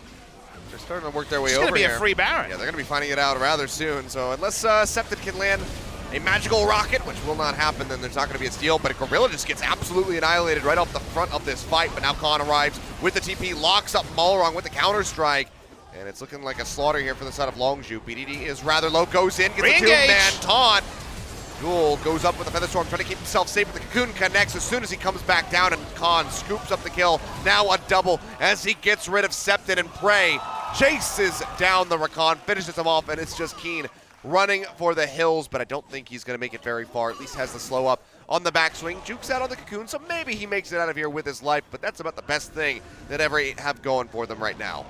Chase continues, but I don't know if Khan actually has kill pressure. Keen teleported in exhausted, so wasn't actually able to have a Mega Gnar play. Seems like Khan will just take the Infernal Drake on his way, trying to attempt to kill the Gnar. But Longzhu, after what had been a bit of a barren passage in terms of action, relied on the fact that blue trinkets were down. Their vision was strong. They take the Baron, and Tristana with Baron has always been a pretty simple equation. It probably means that they'll be able to break the base in the next few minutes. I don't think you even realize what you just did. I did. Baron passage of time. Oh, I see. Into the Baron. Well, words are hard. I find that out every day. Last series of the week. We'll see a replay of the Baron play. Gorilla popped, like you say. Took some focus fire, was just about the CC, and you saw the hero's entrance was cancelled as well. But the moment Jax comes in, a Jax who had snowballed in lane pretty extensively, they were able to just go close target. And while it looks like BDD would just be turned on, he still had flash up. The team has the trust in each other. That's the evolution of Longzhu over this season. They know each other's limits. They trust the calls that are coming out of likely the veterans like Prey and Gorilla. Good target calling. Almost a clean ace, only Keen getting out, but they turn on a Baron and Infernal Drake. They stack up advantages, and already it feels like Ever8, 9,000 gold behind, have almost no hope of winning game 1. Yeah, it's kind of hit that point. And it seems like Longzhu, especially Prey, who has always had fantastic positioning, is not going to be making a similar mistake that we saw from Ruler in game number 1 versus Samsung. So keeping himself safe, and now just they're giving a lot of space for Prey to free hit. Yeah, just looking for that turret yet again. Explosion comes through, and he's already knocked it down about 25%. In the meantime, Khan he's just going to kill this. So why not? Keen can't do anything. He is still just a single item Gnar. I mean, he could just end the game 0-0-0, Kilios. He's not had any kill involvement. For once, we're seeing him not actually find a true lane counter to his opponent. That's been his impressive play so far. And yeah, the 1 crit onto Duel. And the turret will also take similar damage. Yep. Another explosion about to come down. A couple more shots will finish this off. 2 more, I believe, from Prey would have it. In the meantime, Khan says thank you for that inhibitor. He's got the minions and BDD's got the mid lane moving in. And you can just tell Ever8, they just don't know what the hell they can do in this situation. They're just scrambling back and forth. All 3 inhibitor turrets down, thwacking on inhibitors as well as Khan. They have no answer to this Jax so far. Yep, and that's just going to be all 3 inhibs falling. Shortly thereafter, Longzhu, do they want to stick around? Looks like they will spend this gold that they just acquired for themselves. But realistically, it's 1 more push and then the game's over. Ever8 looked really impressive against Rox Tigers, but if you remember, Killers, it was a lot about having kill pressure in the 1v1 for Keen over Shy in those games. In this game, Khan took the Jax as a blind pick. Keen had his choice of options, went with the Gnar. And his teleports haven't been on point. We haven't seen a Mega Gnar play in a team fight yet. And in the 1v1, Khan was just winning straight up. He got a single gank and then was winning in CS at every point. Keen went for the first item, Ninja Tabi, and from there was either equal or behind in items to a Jax. And the end result has been that Khan has taken over the game, like we've learned he can do with remarkable consistency in the summer season. Everyone else has done their bit as well, and as you say, it feels like we're 1 push away from the game ending. I mean, he's a full item behind Khan at the moment, who did build that frozen mallet, by the way, on the Jax. So he built both. Went Maximum Titanic Hydra, then he built a frozen mallet. His maximum chase potential, I suppose. Honestly, I'm surprised he didn't just go for a Ravenous. He's just been destroying. Kind of reminds me of, though, if you buy a Blade of the Ruin King, I buy 1-2 to Blade afterwards. Now he has a frozen mallet to chase people. Just everything you could possibly want when you're playing against the Jax. Chase potential. But here we go, Super Creeps pushing through all 3 lanes. And Malrong, well, he just gets bursted down about half HP. Take a drink, try to get back up. Keen has the transformation available. I mean, but he needs a crazy play if they want to stop this one out. Prey likely to be the target if he goes in for anything, but transformation comes through. Super Creeps have to be the priority here, and that first Nexus turret will go down. So expect 1 more round with a bomb there from Prey. Would be the turret falling. Jump through, get the knockup only onto Gorilla, and Keen just melts. Now Gorilla flashing in, locking up everybody. And that is just going to be all of those kills spilling over into favor of Longzhu. A final double kill for Khan, who destroys with that Jax. A little bit of a BM TP from BDD, and the Nexus will fall. And Longzhu, with the opportunity of going first into the weekend, look to be accepting it with open arms. Demolition of Ever8 winners, who were on their highest point recently, only just won their 2nd series 2-0 over Rox Tigers earlier this week. And they were dispatched by Longzhu. They were clinical, rotational play was super good. They were able to pick up bonus objectives as they made the right move after the right move. And then in the team fighting phase, you could also see that there was trust in the calls. The team was of one mind. And when you put all those factors together, you're just a top team. I mean, and this was the same thing that we were talking about just 2 days ago when they took down SKT. Those early movements that Longzhu had everybody on the same page allowed them to get those early leads and just shut out SK Telecom with that 2-0 victory. And they are able to uphold that same level of performance here against Everate, which maybe not that surprising that they're able to come out with this victory in a very dominant fashion, but just how clean it is from Longzhu is what is fantastic to see. And it's almost one of those weird scenarios where we had 2 top teams against 2 bottom teams, and then you look at how many mistakes or holes there were in Samsung's gameplay, you compare it to Longzhu, and you're like, there was really nothing to exploit. They drafted smartly, they played to their draft, they took a 7-minute turret. It was all almost perfect from Longzhu. I mean, after that game there, you'd have to expect that Longzhu are getting ready to crown themselves the #1 team in LCK, at least for the moment. Could be flipped around even further as we do have 2 more weeks of games to go through. But for now, looking damn good is Longzhu Gaming. We're going to go to a break. When we come back, we'll have game number 2.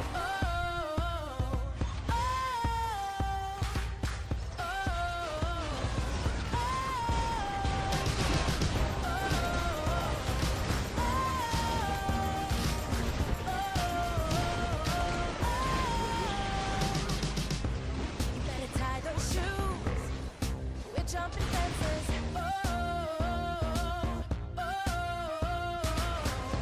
We're gonna shake these boots. We're taking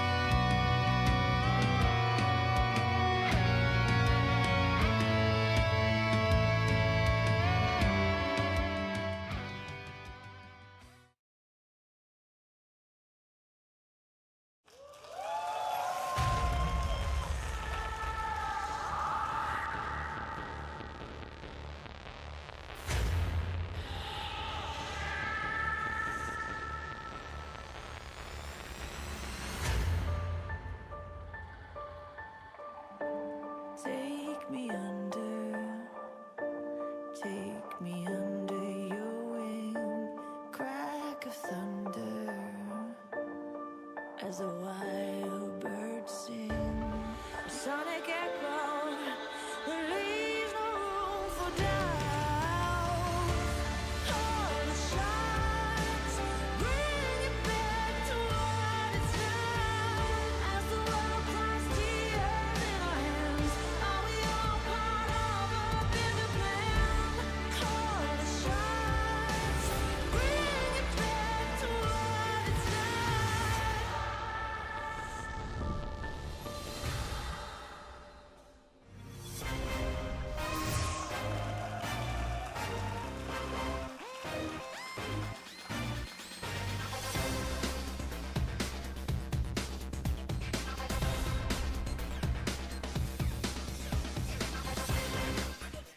All right, welcome back, ladies and gentlemen. Longzhu, in convincing fashion, took down Everate. 28 minutes on that game exactly, and Prey did all of the damages.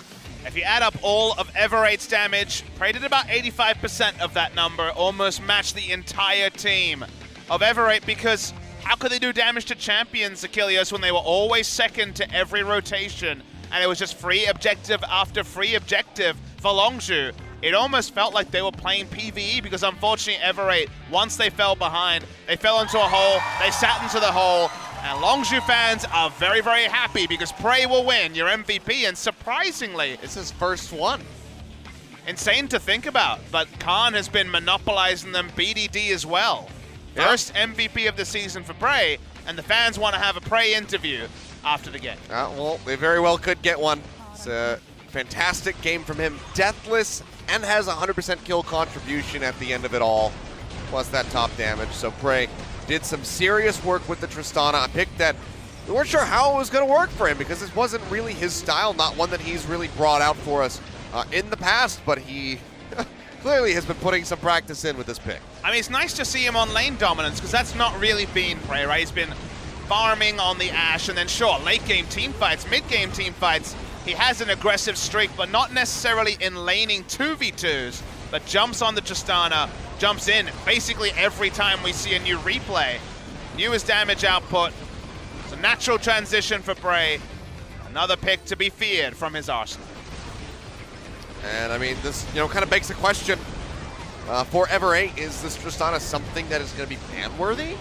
I don't think so. I think if you're banning Tristana, you have bigger problems to really gauge. Ever will be on the red side this time, so I don't think they're going to have a lot of latitude in their bans. Probably going to have to be the OPs anyway, but it's another thing to respect. And maybe if you're going for a first-round Callista, knowing that Tristana, who already has a good laning matchup, and Prey is in form on, maybe that's where the mind games will begin.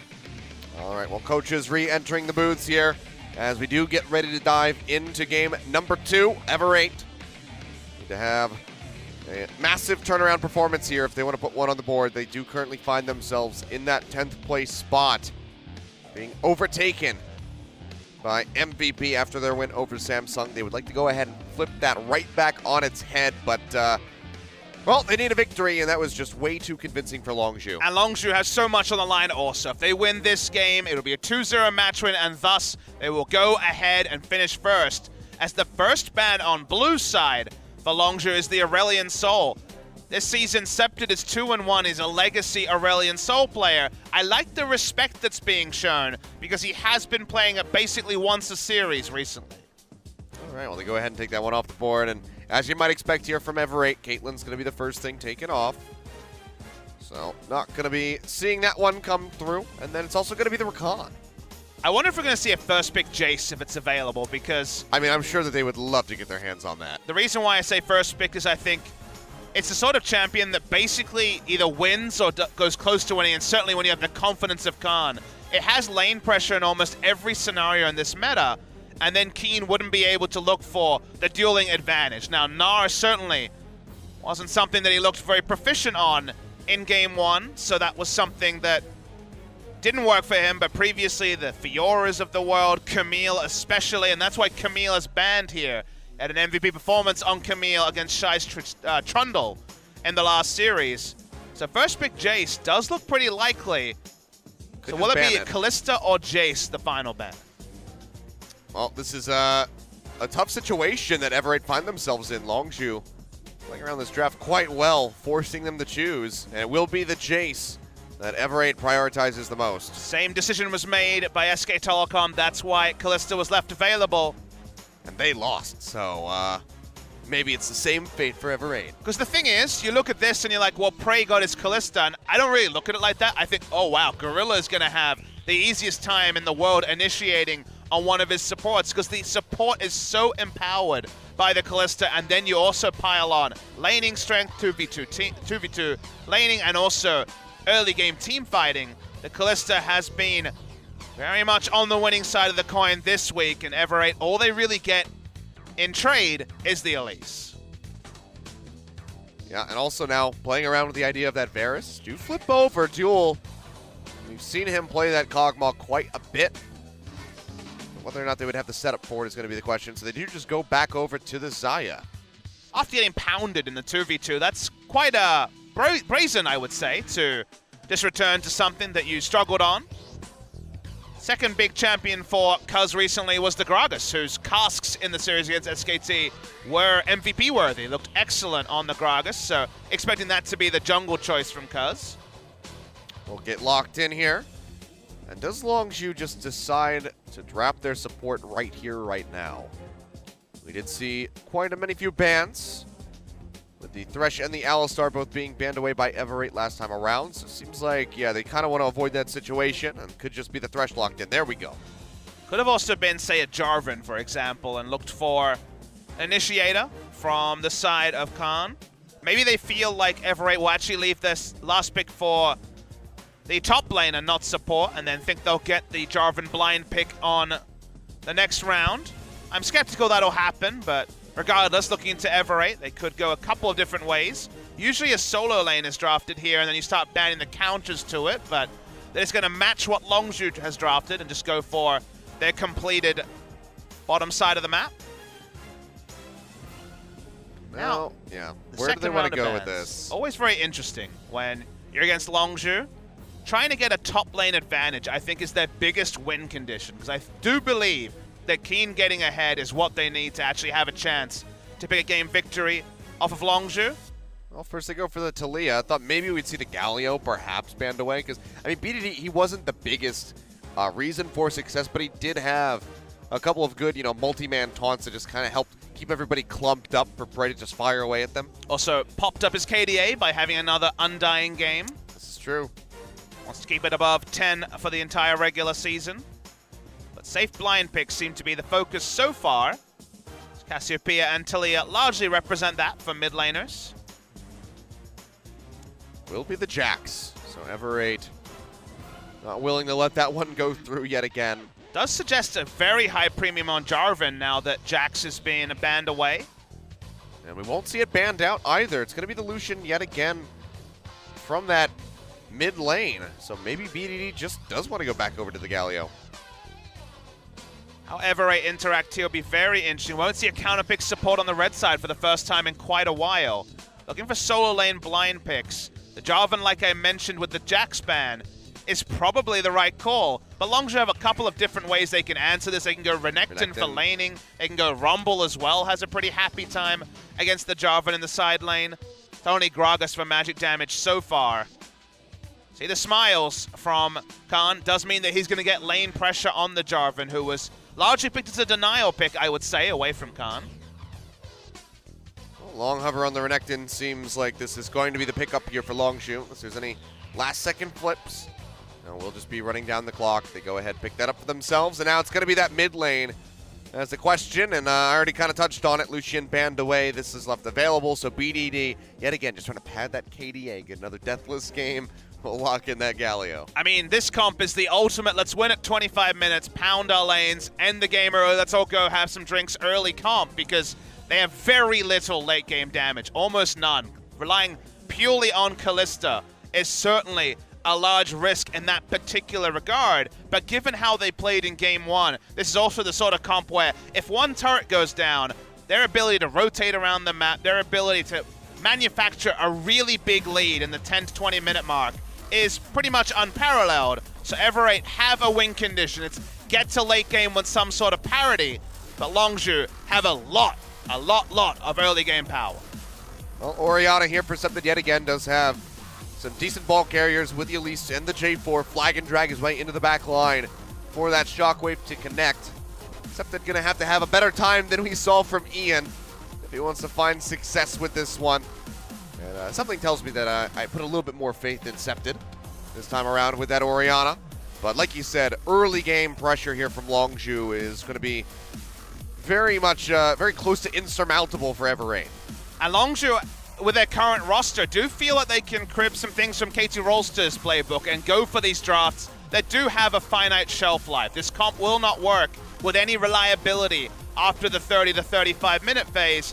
But you remember game one where there was almost no damage to champions done by Everrain because they could never get in range to do any. This is the sort of draft that could really replicate that for Longzhu, but an early game gambit being thrown by Malrung, a snowball from someone in Everrain, and maybe, just maybe, Everrain can push us to a game 3. I mean, game 1 was on the back of Prey. Now he has this Callista yet again. Got the 2-0 over SK Telecom. Let's see if he can get the 2-0 with this pick over the likes of Everrain, or if they can shock us, if they can deny that first place spot from being handed over to Longzhu Gaming. The pressure is on Longzhu. Gonna be hungry for that spot. We'll see if they can climb as we load up for game number 2.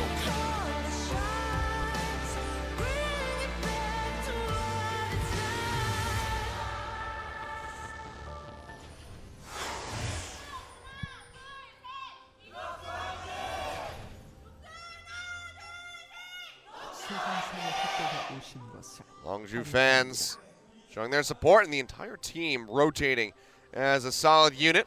It's a nice little drawing of Prey there. His Africa TV stream link as well. Getting that free advertisement. Longzhu actually grouped as 5 here. Yeah. Gonna be showing now, Gorilla. See if he can find the lockdown. Just gonna be the flash away, so immediate pressure forces Ella to burn that summoner spell.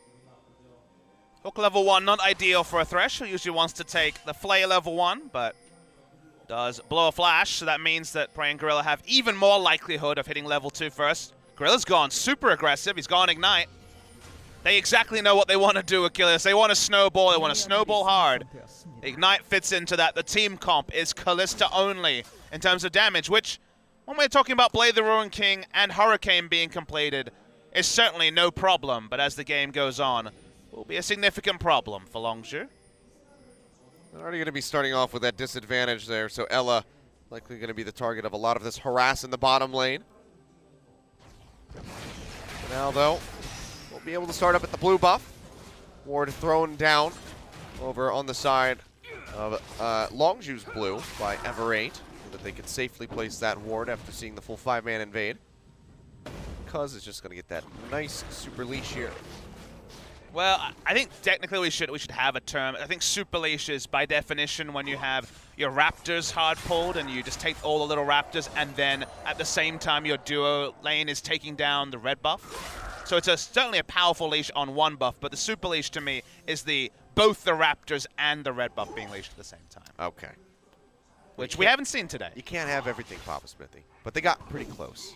Well, I mean, in this case it was that Khan couldn't get everything with the leash. It's only possible on blue side, given where the duo lane is.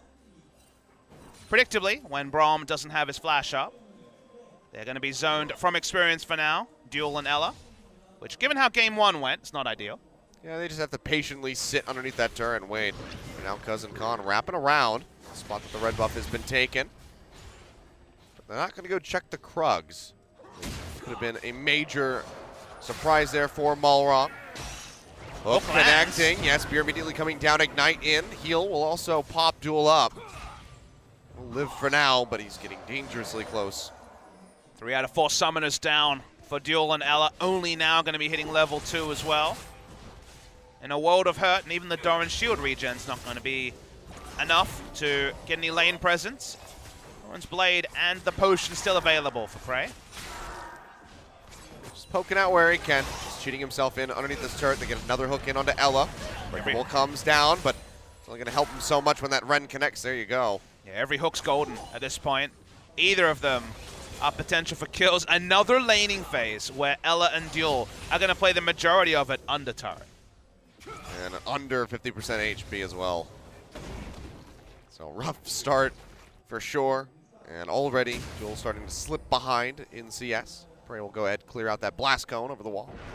You can see there's going to be a very deep wraparound here from Malrong. Yeah, Sentinel was sent out, actually. Perfect timing, because if he had jumped over on the blast cone, it would have actually spotted out Elise. This time, though, not spotted, and the Sentinel's wrapping around, so Malrong is not in vision. He will be now, though. Oh, wait. All right. We have some way around. Metal Gear Solid stuff going on here. You mean he is? He's playing this really well, but can they translate this into the kill is going to be the question. It's going to come back again. I can feel myself getting quiet because of this this sneakiness here. Winter's Bite coming through. Gorilla going to flash away. Now looking for the hook, but the repel comes through from Malrong, but Gorilla and Brady, they want to turn this one around. The TP is coming through from BDD as he arrives, flashes in, but the Cocoon connects straight into his face, has the Justice Punch, lands the wins, barrel to slow him up, and Malrong will be going down. Cuz is there to scoop up that first blood. And for a second, looked like they weren't done yet, but they will go ahead and abandon that as Duel and Ella make it back towards their turret. And you have to give Prey the benefit of the doubt that it was completely intentional, but that Sentinel had a really short patrol range, but it gave him entire vision of the blast cone entry that Elise was pathing around. They knew Elise was on their side of the jungle, thus it made sense that she would go for the wraparound gank. And the Sentinel gave them enough information to call in reinforcements, pick up the kill onto the Elise, and now they can go back to playing the lane like they want, which we already know is under the enemy turret. Yep. And Duel, he's going to be without power for so long, has the call to come through, and he's already behind 12 CS. So this is not a good look here for the bot lane of Ever 8. Flash just getting ready to come back up here for Elo, so that will at least alleviate some pressure for his peace of mind at least.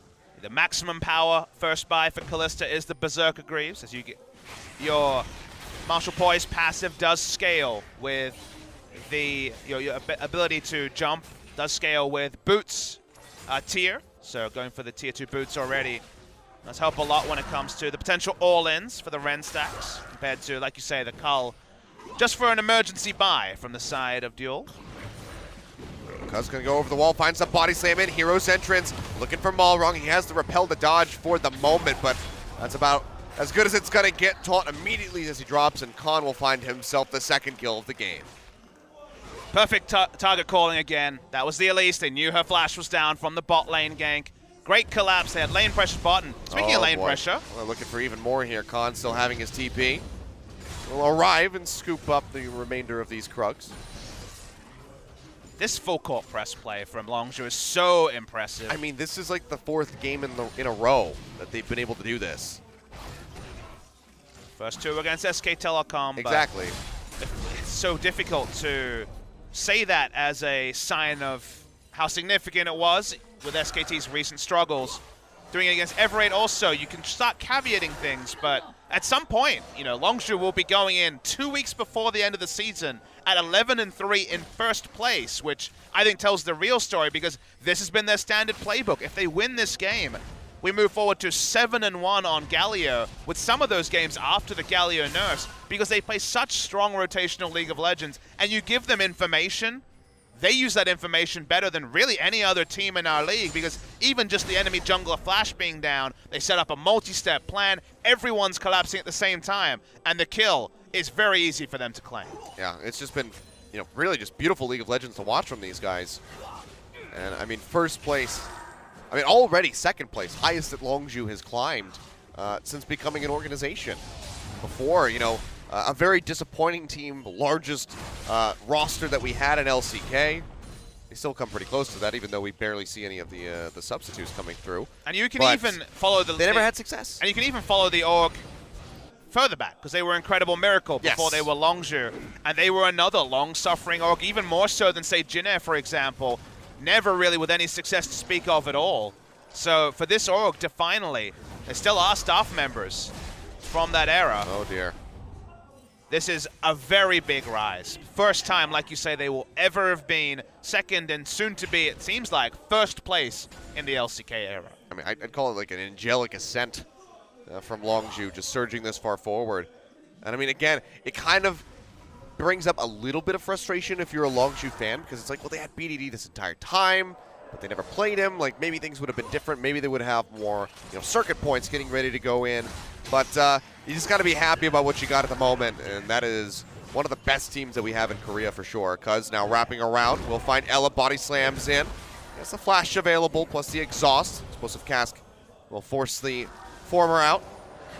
Speaking of being forced out, forcing the bot lane away from the turret, looking for the first brick. We know that Longzhu's playing a tempo draft, but they make every draft a tempo draft. This one is just even more so on the early game side of the coin, and Prey starts denying CS to the turret. Khan was in position to start a roam to the mid lane. Everything continues to make perfect sense for Longzhu Gaming. Look at this. Look how many CS he can deny to the turret. At 9 minutes, he's hard denying CS from Duel, who hasn't backed yet, would love a wave, but not going to get much of one. I mean, they're first breaking the bot lane turret 2 minutes slower than when he was playing Tristana as Kalista. No, but consider this. First brick at a fast time happens because you're pushing. You're not thinking about denying CS. He's been able to get first brick and a 33 CS advantage. Yeah. To deny CS and also take a first minute, first blood turret is like insanity. That is like literally your enemy is being denied off experience, gold, and you're getting more gold. Yeah, but I'm saying he's doing that as Kalista, whereas Tristana has that, that increased range. She's got the attack speed. She's got the satchel charge to clear the waves faster for that faster push, and he's still managing to pull this off. Prey and Gorilla have just been playing so well, and Longzhu is just operating as a perfect unit around that. Just to cap off the point about Longzhu in 2017, you were talking about BDD being on the bench and all the other issues. Why don't we focus on the bigger issue of the fact that they were 6-3, went into the first round robin third in spring, and then all the off-field issues started? What was the ceiling of the old lineup? Were they as good as this one? It's seeming like the answer is probably no, but a lot of the reason they fell away in spring were not the fault of the players. You have to remember as well. This season, Kesper's come in. This season, they have basically all the resources to ensure they can focus on the game. And the focus on the game certainly has been working. So you do want to temper some of the disappointments in spring. Finishing 7th was not really a true reflection, it feels like, of what Longzhu could accomplish with those 5 players. But the surprise that bringing in BDD, a player who came off the relegated CJ lineup, a true rookie in Cuz, the surprise is still a welcome one. Okay, well, surprise here for Keen as he gets jumped on. Body slam will connect, and it seems like he might just die off screen. No, gets a flag and drag out. Keeps himself alive. Shockwave in the meantime in onto the Gorilla, but the hero's entrance coming through as BDD just crashes in like a meteor. The fact that we had to go to 2 lanes instantly lets you know that while no kills were registered, speaking of kills. Okay, well, barely misses that one. A couple pixels shy. Khan just going to say thanks for the spiderlings. They added a little bit of extra gold. A lot of standing gold on the map also, with those turrets being so perilously low, specifically the top lane turret. No mana, really, for Cuz, even with the Runic Echo mana proc, so probably going to play a bit more defensively for a bit.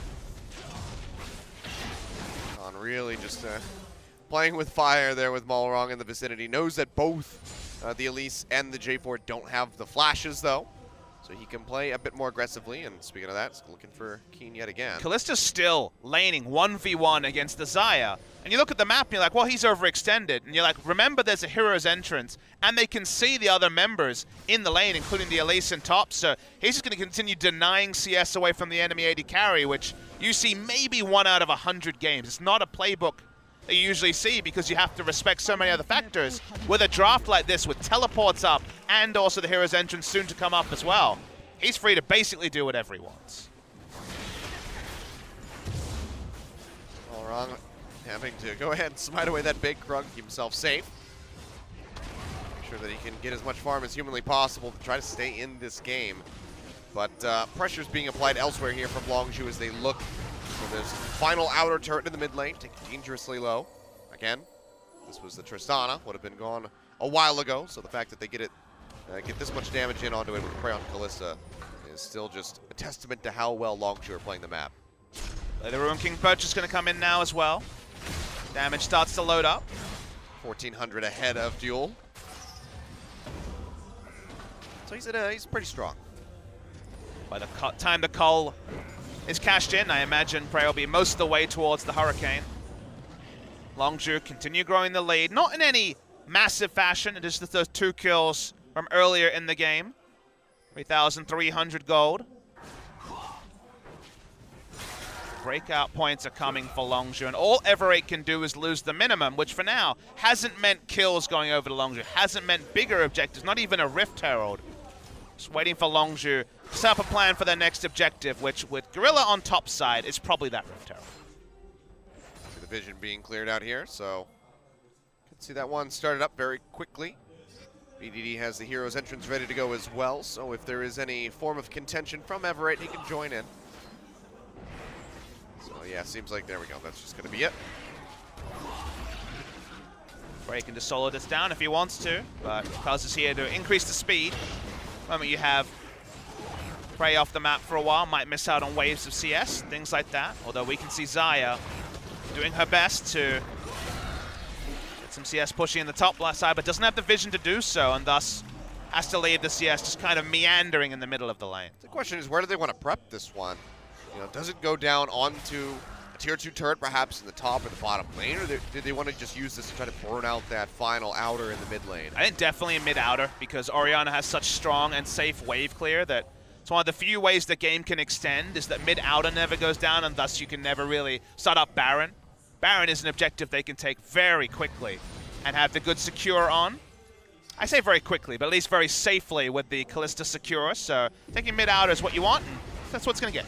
All right, we'll go ahead and pop that one as soon as that recall comes through from Septed, so it's just going to be Malrong here. Try to save this. Charge, go ahead and take it away, which means that it's going to get another nice meaty charge onto the tier 2. Yeah, smite from Malrong to slow down or reduce how much damage it was, but like you say, 3 outer turrets down. I have to rephrase what I said before again. Baron speed is slow, but secure is high, so being able to take out the outer ring of turrets, push up vision, does increase the chance they can start that objective soon. Team Envy would disagree with that statement. I have nothing to say to that. I know, that's why I said it. But, yeah, Infernal Drake getting ready to come up here. 5 seconds left on the clock, and Longzhu are already set to go ahead and scoop that one up, even without the Kalista. Feeling rather confident in securing this objective. I can't talk. I mean, just like the previous game, it doesn't really feel like anyone from Everett is actually able to walk up, given how strong Longzhu is and how shallow the wards are from Everett. So even if it's not the fastest Drake takers, still going to be able to get it with no contest. Very able to push up the minion wave top very freely. First Infernal Drake of the day, we should mention, 5 games in. No, we had one in the last game. Did we? Yeah. In Infernal? I think we had 2 spawn, but I think that I don't think they took the second one. I repressed them. Yeah, Longzhu had a Infernal, and then I believe that they might have forewent taking the second one, but I don't remember exactly. Game wasn't. It was all too fast. True. Still no Hero's Entrance plays for past 5 or 6 minutes. When you take these turrets so early, with where items are at, it can actually be hard to find new things to take. Taking inners requires multiple steps of prep, and with 3 control wards on the red side jungle of Everate, actually trying to take an inner around there is going to be difficult to pull off. Seems like Longzhu, though, given the performance there in Game 1 and their recent ones as well, the prep for the inner turrets is not too hard of an ask. Be able to figure something out, so you go ahead and start moving up this top lane. See several members of Everate hovering in the vicinity. Cuz going to be spotted by that ward, but has that 6th sense kind of tingle there, so goes ahead and throws down the sweeper. Forcing Everate to do things after the outer turrets have gone down is actually quite difficult, so it seems like Longzhu's plan right now is to contest vision in the red side jungle as much as possible, set up for an attempt at the Baron at 20 minutes, and they've got very strong turn from objective, but actually in an open lane, making a fight happen is really difficult for them to do. So whether it's teleport wards in the red side jungle or just forcing a face check, around 2 minutes time when the Baron spawns is probably when Longzhu really feel like they can have a go back. I mean, really could just try to force out the TP from Keen, and then allow Khan to just wreak havoc in the side lane as well.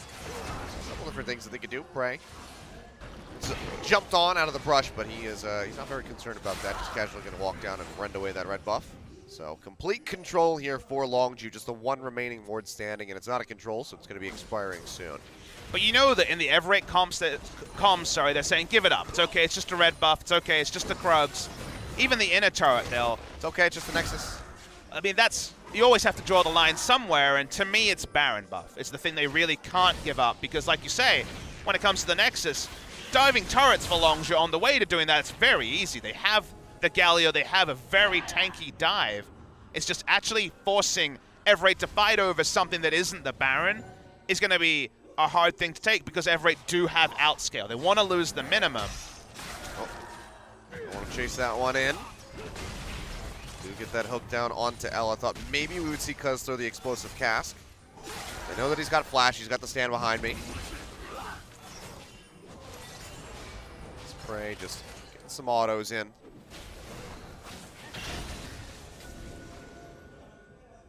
Only one control ward in the inventories from Everett. They might want to back right now and start buying those, because we are getting closer and closer to 1935, and whether it's the Baron being started or the inevitable turn. And speaking of turns, Cass just delivering duel right in front of Prey. The hook not going to connect as he does flash away off the backside of the Feather Storm. Keeps himself alive. They just get a couple more hits in onto the turret. So fancy maneuvering there from Duel, but he's going to be that much more susceptible in the next fight to getting caught. like the Everate have switched over to double blue trinket to give them even more safe vision of the Baron. So they don't have to face check.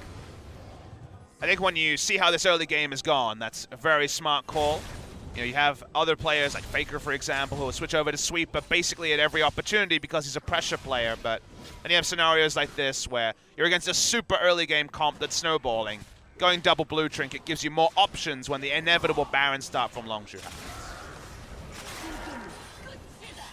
Prey's in a nice spot. Renan's Hurricane completed alongside that Blade of the Ruin King. I mean, all three of the carries have two very nice items ready to go on the side of Longzhu. Titanic Hydra and Black Cleaver already completed for Khan. It's also about 60 CS ahead of Duel at the moment. Maybe we see a Flame Horizon. For now, though, Gorilla tossing out that Death Sentence, does lockdown. Ella gets the play back. Mid stand behind me. He goes low. The taunt connecting, and he is gonna die. Gorilla finds the kill. Flash body slam into lockdown. Septed straight into the stun from the Renekton. His hands the kill over to Prey, and Gorilla is on fire. Finds another one. Malrong goes down. Now it's a smiteless Everate squad remaining. Just Jewel and Keen. And that's going to be a Baron. And that forces Everate to fight when Longzhu is strongest. Two items. There is never a time in the game where they will be as powerful as they are now. Galio, truly unkillable. Kalista, able to get Ren sets that make a Katarina blush. They're going to turn on to Baron, pick it up for free, and it's exactly what Longzhu wants. Yep.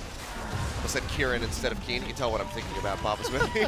Once we get out of here, we'll go ahead and get a replay. Now, we talked about losing the minimum. That was greedy from Everate.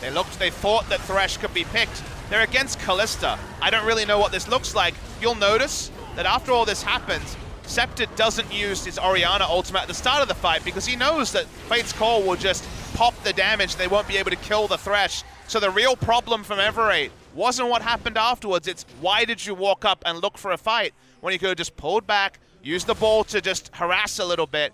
They weren't giving up too much by giving up control over their Raptors, but now they've given up the Baron. I mean, honestly, this pace right now for Longzhu, with this Baron coming through, this is looking like a perfect game. 22.5 minutes just about. There's no turrets, no objectives whatsoever or kills for Everate, and they could just get shut out. Be our fourth of the season. Which is There has insane. never been that many perfect games in a season. That's not in any way representative of it being a weak LCK. I truly believe this is the strongest this league has ever been, and yet we've had 4 perfect games. I mean, that's demonstrated by our previous game where MVP were able to take down Samsung. It is one of those leagues where anybody on the right day can beat anybody. But it's just not that day for Everate. But isn't it great that it's not like Everate you're looking at and being like, oh, another mistake, oh, terrible. Like, sure, they've done some things, but it's just been that Longzhu has been so clean. They're pristine is the problem for Everate. Like, don't get me wrong, there's certainly been teams that have had bad days in this league this season. It always happens, but Longzhu has just been so clean today that you can really see the difference in teams in terms of overall quality, and it's also representative of their seasons. Yeah. Absolutely. Well, Hook landing yet again, finds Duel this time, but they don't want to dive in underneath that turret. In the meantime, Khan will go ahead, just knock down that final inner turret in the bottom side of the map, extending that gold lead even further as they... Don't talk about the gold lead anymore, it's just mean. It's 12. Just 12 gold. Yes, 12 gold. That's it. tight-knit game. Now you get in that weird spot where you're always like, what about the perfect game? Which some players I think care about perfect games and others don't. It's one of those things where you kind of want it to just be a pleasant surprise at the end. Yes. Because if you start thinking about it, you're probably more likely to screw it up. Well, if you're thinking about the twist in Series 1, you certainly got a twist ending. This one, I'm not sure what the twist represents, because right now it does look like Longzhu will get about as close to a perfect game as possible. I mean, if there's one way for you to take first place in the league, this is definitely it. So, enemies beware, Longzhu. Looking for it here. They will go ahead and expose that first inhibitor up in the top side of the map. Mid is not too far behind either. Gorilla will have a rare miss on the death sentence, mostly just trying to zone everybody back while Prey makes very slow work over this inhib. Who was the MVP of this game? I don't know. The coach? Can we nominate the coach? I mean, honestly, this is a draft that I imagine would have drawn more criticism than praise, though, because it is so narrow. It is early game or lose, effectively, and yet they played it almost perfectly. It suits the team for sure, but definitely don't try this at home. Is looking for that final fight. Oh, massive cast just knocking through the side as Khan goes forward. Down comes the Cataclysm, but Keen immediately has to peel back. Big shockwave does connect, and Prey almost goes down. But cleansed off immediately by Septon, keeps himself alive, but for now it's still Longzhu suffering no losses. They take quite a bit of damage. Holy crap. But they all Renekton's stay sitting alive. on 3,200 gold. Go spend it.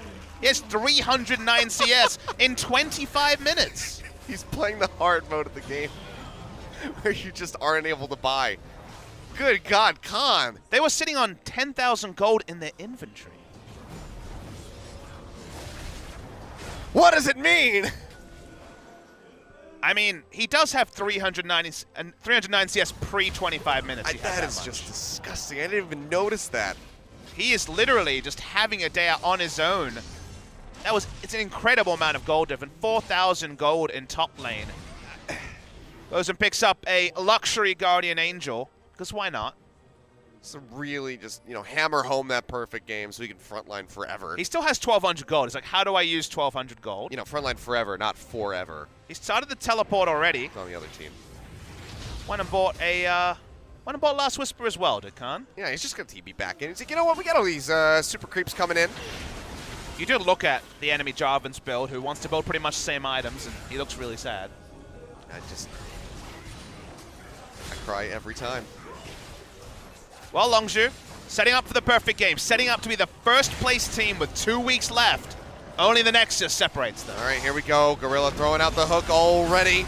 As Keen dives into the backside, is still alive for the moment. Featherstorm out as Khan is just frontlining Hero's entrance to help keep him up, and it's going to be a double kill going over to Prey, looking for more now. As Septon gets popped up, the triple. Can they get more? The rest of the Everate squad sitting inside the fountain will not be surrendering their lives for Prey's enjoyment. They're just going to sit there as Duel just auto attacks away, but that is going to be it. Longzhu Gaming, the 2-0, the perfect game, and they take first place in LCK. A perfect game to first place. Longzhu Gaming, as other teams have had their struggles recently, are not having a struggle at all. They are having a day out. Suddenly, you asked the question of me that at the start of the day, I would have answered Samsung. The question is, who's the best team in the LCK? And I have only one answer for you, Achilles. It's Longzhu Gaming. It certainly is. They take that spot away from Samsung.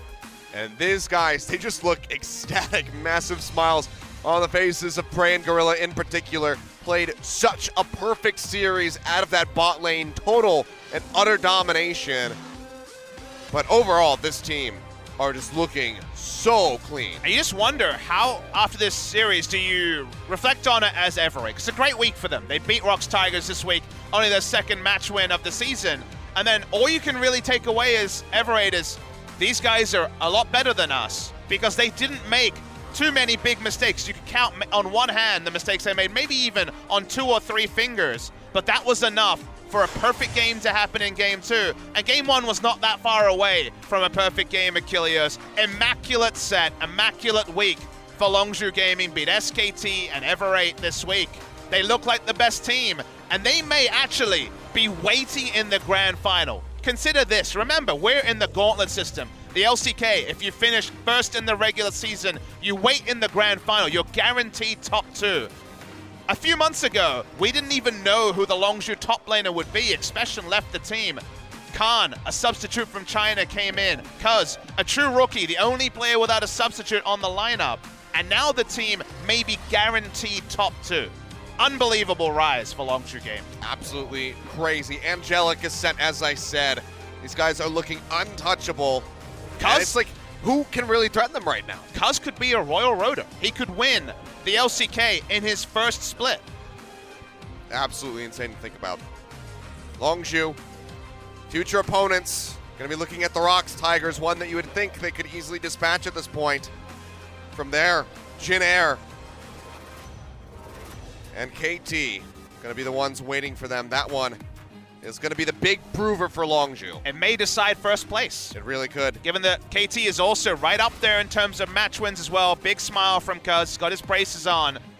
But he certainly didn't have any straps on this game. Great series from him as well. But then the final game of the season as well of the split is going to be Longzhu versus Samsung. So they still have 2 tough opponents, but maybe they would be going up against a very weakened Samsung after today's game. Well, they're going to want to be matches ahead by the time we hit the last week, because are they going to go 2-0 there? You'd imagine no. But if they do, what would it mean? It would certainly be significant for their preparation going into the grand final. They may not be getting too many scrims at that point, as they drafted super early game. Sort of drafted. If they had lost, everyone would have said, lol, lost at draft. They only had Kalista for damage. What are they thinking? When the game is 27 minutes and you get a perfect game, that sort of analysis needs to go in the toilet, because this was a fantastic game by Longzhu. Yeah, I believe 57 seconds faster than game number 1, 27:03 here on the clock, and Prey just dominating those charts. But I mean, big shout outs to Khan, who just had that massive CS discrepancy in his favor. But it's going to be Gorilla, deathless here, 75% kill contribution on the Thresh, his 5th MVP win. Picking this one up. Fantastic death sentences from him today. I'm suspicious, because now, on the day where Longzhu perfect gamed to go top, we get an interview with Prey and Gorilla, probably the most loved bot lane in the entire world. It's a narrative MVP. I mean, you know, it's a perfect script if it was written. But I mean, you get a highlight reel of hooks just from Gorilla here in this game. Following up off his blitzcrank that we saw in game 2, he gets the Thresh to come back through, and he just crushes with it. I mean, this game in the bot lane felt like people were abusing Dynamic Q, because it was the challenger duo against the autofills, because I feel so bad for duo. No. But that's what it looked like. There was nothing they could do. He was denying CS and getting first brick at the same time. That's true. I mean, it was so one-sided. It's incredible. Meanwhile, BDD just silently in the background just keeps patting his KDA further up with this Galio play coming through, just trying to maintain at the top of the league standings. But hot damn, Longzhu, what a flashy way to overtake Samsung in the #1 spot. And you know what?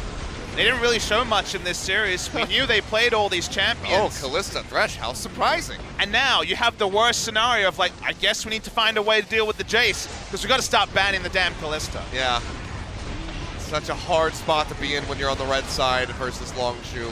We'll see who can be the the first team to kind of engineer a counter strategy against these guys, because right now, I said it earlier on, looking pristine in their play. They just know exactly where they need to be. They know exactly what objectives they can pressure and when. They come up with our 4th perfect game of the season.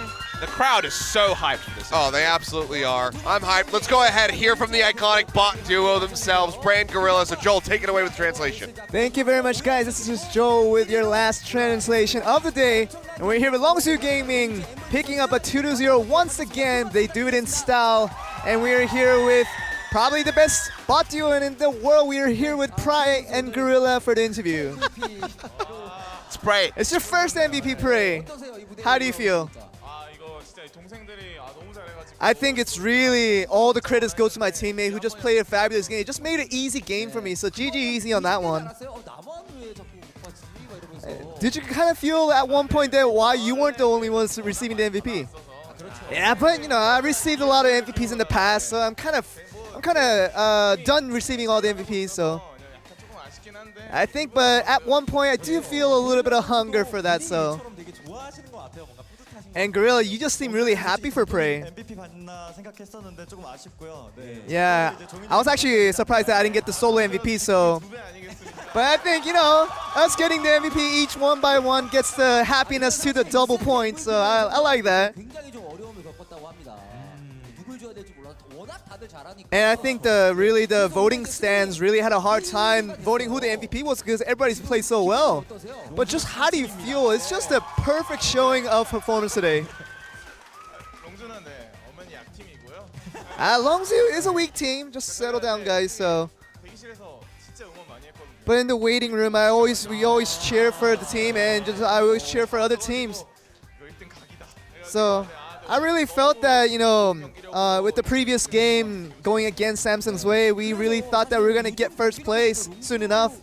과연 뭐 질 수나 있을까? 이런 생각이 들 정도로. And with the recent performance that you guys have, it's just really hard to imagine if Longzhu will ever win any games from now on. 팀원들 중에 유쾌한 선수가 너무 많아서 I think just the energizing of our teammates in our team, it just creates such a good vibe within our team, and that really goes a long way when you're trying to be positive and you're trying to get the right mindset in heading for the games. 그 롱주의 강동원 감독님 되게 오랫동안 봐왔는데 요즘처럼 웃고 다니시는 Yeah, I'm personally had a lot of experience with the head coach of Longzhu, but I've never seen him smile as much as he does nowadays, and he just seems energetic and happy about this whole entire situation. How do you feel like the change has been occurred? 되게 이제 스프링 때 비해서 Yeah, I think the head coach, compared to Spring, he's definitely a different person. His smile is ringing around his ears, and just everything about him right now, he's just a happy man right now. 좋아지는 것 같습니다. 자, 그럼 오늘 이제 게임 얘기를 좀 해볼 텐데, 오늘 좀 1세트에 트리스타나를 Let's move right on to the game. And the first game, you went to go with the Tristana over the other picks, whereas other people have rated other ADCs over Tristana. But what was the decision behind the pick today? 아 그런 일이 있었나요? Oh, did I ever say Tristana was not good? I think I would like to take that back. 대회에서 쓸 건데 거기서 더 좋다고 말했어요. But I think, with my plan, my scheme of using Tristana in future tournaments, I didn't want to say that Tristana was great, just so that other players started using it. But I think with the composition today, I think Tristana fit in very well. 트리스타나라는 픽이 그래서 좋은 픽이냐 어떤 픽이냐에 대해서 항상 좀 이견이 많거든요. And there is a lot of arguing opinions on whether Tristana is a good pick or not. 칼리스타나 뭐 케이틀린 뭐 그런 픽들에 비해서는 조금 떨어지지만 I think Kalista and Caitlyn have a lot more generality of what composition it can fit in, but when Tristana does fit in a certain composition, it can be a very good pick to play with. 1세트 연출하셨는데 1세트에서 또 바텀에서 기가 막힌 한타 장면이 있었습니다. And I think we have a video highlight prepared from game 1 where it really started off the change for Longzhu. Yeah, I knew they were going to come in with the Rakan ult. But like I said last time, it's all about the ultimate reaction because when the Rakan comes in with the ultimate, you can react with the cannon ult as well. And I think that was a situation where our teammates were ready to counter that play, and it just went totally our way. Yeah, it just seems like every time a fight breaks up, somehow all of your teammates join the team fight with all 5. Yeah, I think our teammates are very reactionary and they're very aware of the situation. Whenever we call out the word team fight, our teammates are just always ready to come into and join us and to get the victory for our team fights.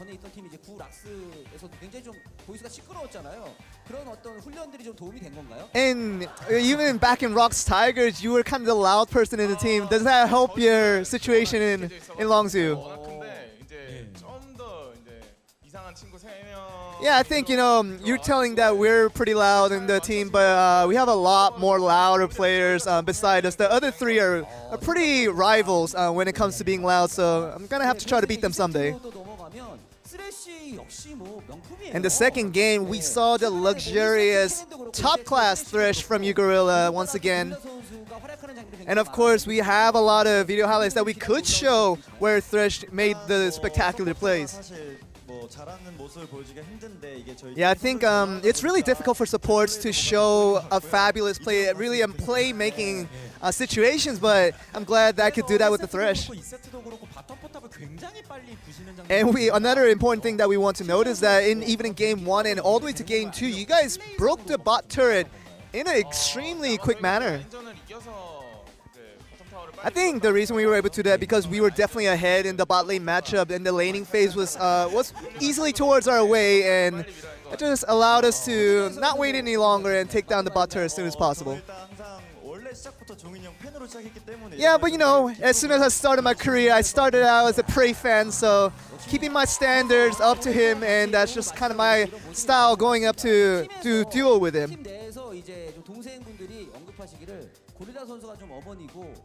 And a lot of the Longzhu teammates really refer to you guys as parents and saying Gorilla is the mom and Prey is the dad. What do you think about that situation? 그런 이야기에 대해서는 만족하시나요? 그러니까 제가 거의 팀에서 마청이었던 적이 거의 없었는데. I've never really had a situation with any team that I was the oldest guy in the team, but you know, but I really have nothing much to do because our teammates are so great. They just do everything right. There's nothing for me to really say to them. 롱주의 팬분들이 정말 많으시거든요. And it just seems like the fan base of Longzhu is growing in an immense rate with the recent form that you guys been showing. But how do you guys feel about that? And that feels good, you know, that can never feel bad. I think, you know, with the handsome Cloud Templar interviewing me, it just makes me look better, so those things kind of help as well. So. 고릴라 선수랑 저랑 뭐 불편하네요 조금. 예, 그렇습니다. 오늘 정말 많은 팬분들이 와주셨는데. You have a lot of fans once again cheering you guys on, and really, I'm sure really happy about your guys' victory once again. You guys have a lot of games to really face off, so anything you'd like to say? And I think we want to really not overstay on this victory, and we like to focus on the games to come, and we know that we have to get those victories to keep our status up. So we just continue to ask you to cheer for us, and thank you very much. That seems to be the end of the interview. Back over to you guys. Thank you very much, Joel. So always great seeing those guys together, whether it's on the Rift or in the MVP area. First time for Prey as well, so very well earned from both of those guys and from Longzhu as a whole, who do move into that first place spot. What a pleasure to watch that series and to cast it. It's just really cool to see Longzhu with all their struggles in 2017. They enter summer, and Worlds was probably far from their thoughts. You know, they were very much not set up for very low circuit points. Finishing 7th in spring, it's a new Longzhu. There's rookies, there's players who've never really plied their trade to any extended degree in Korea, and the result is a team that has surprised everyone. No one could have expected that Longzhu Gaming, with only 4 series left, are first place in Korea. They may be going to Worlds. Prey and Gorilla left the Rocks Tigers, may still make it to Worlds. They are first.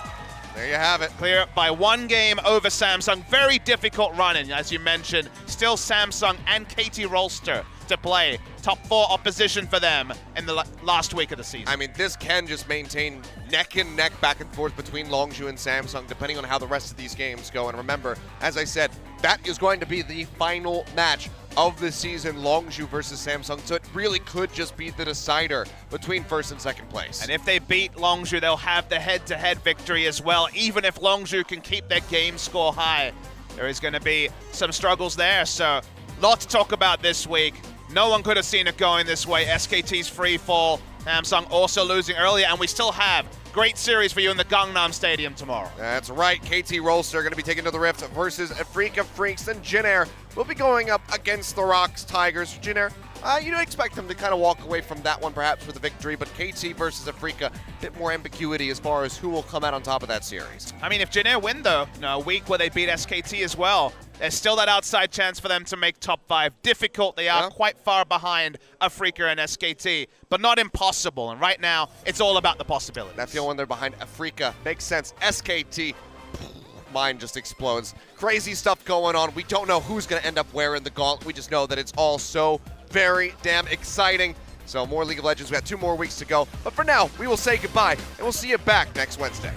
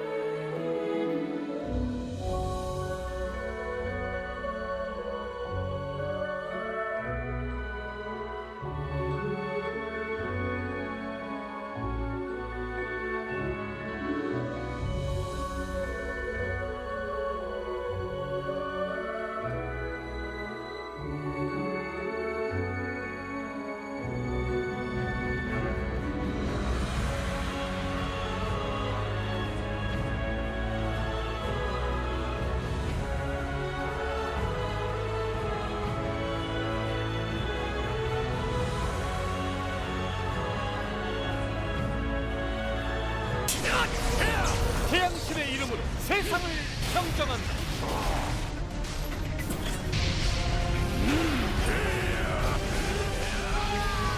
태양신의 후예 아그니 탄생. 상담하려 고객 모두 회전형 에어 서큘레이터가 무료. 강력한 바람으로 빠르게 공기를 순환시키는 세련된 디자인의 에어 서큘레이터를 무료로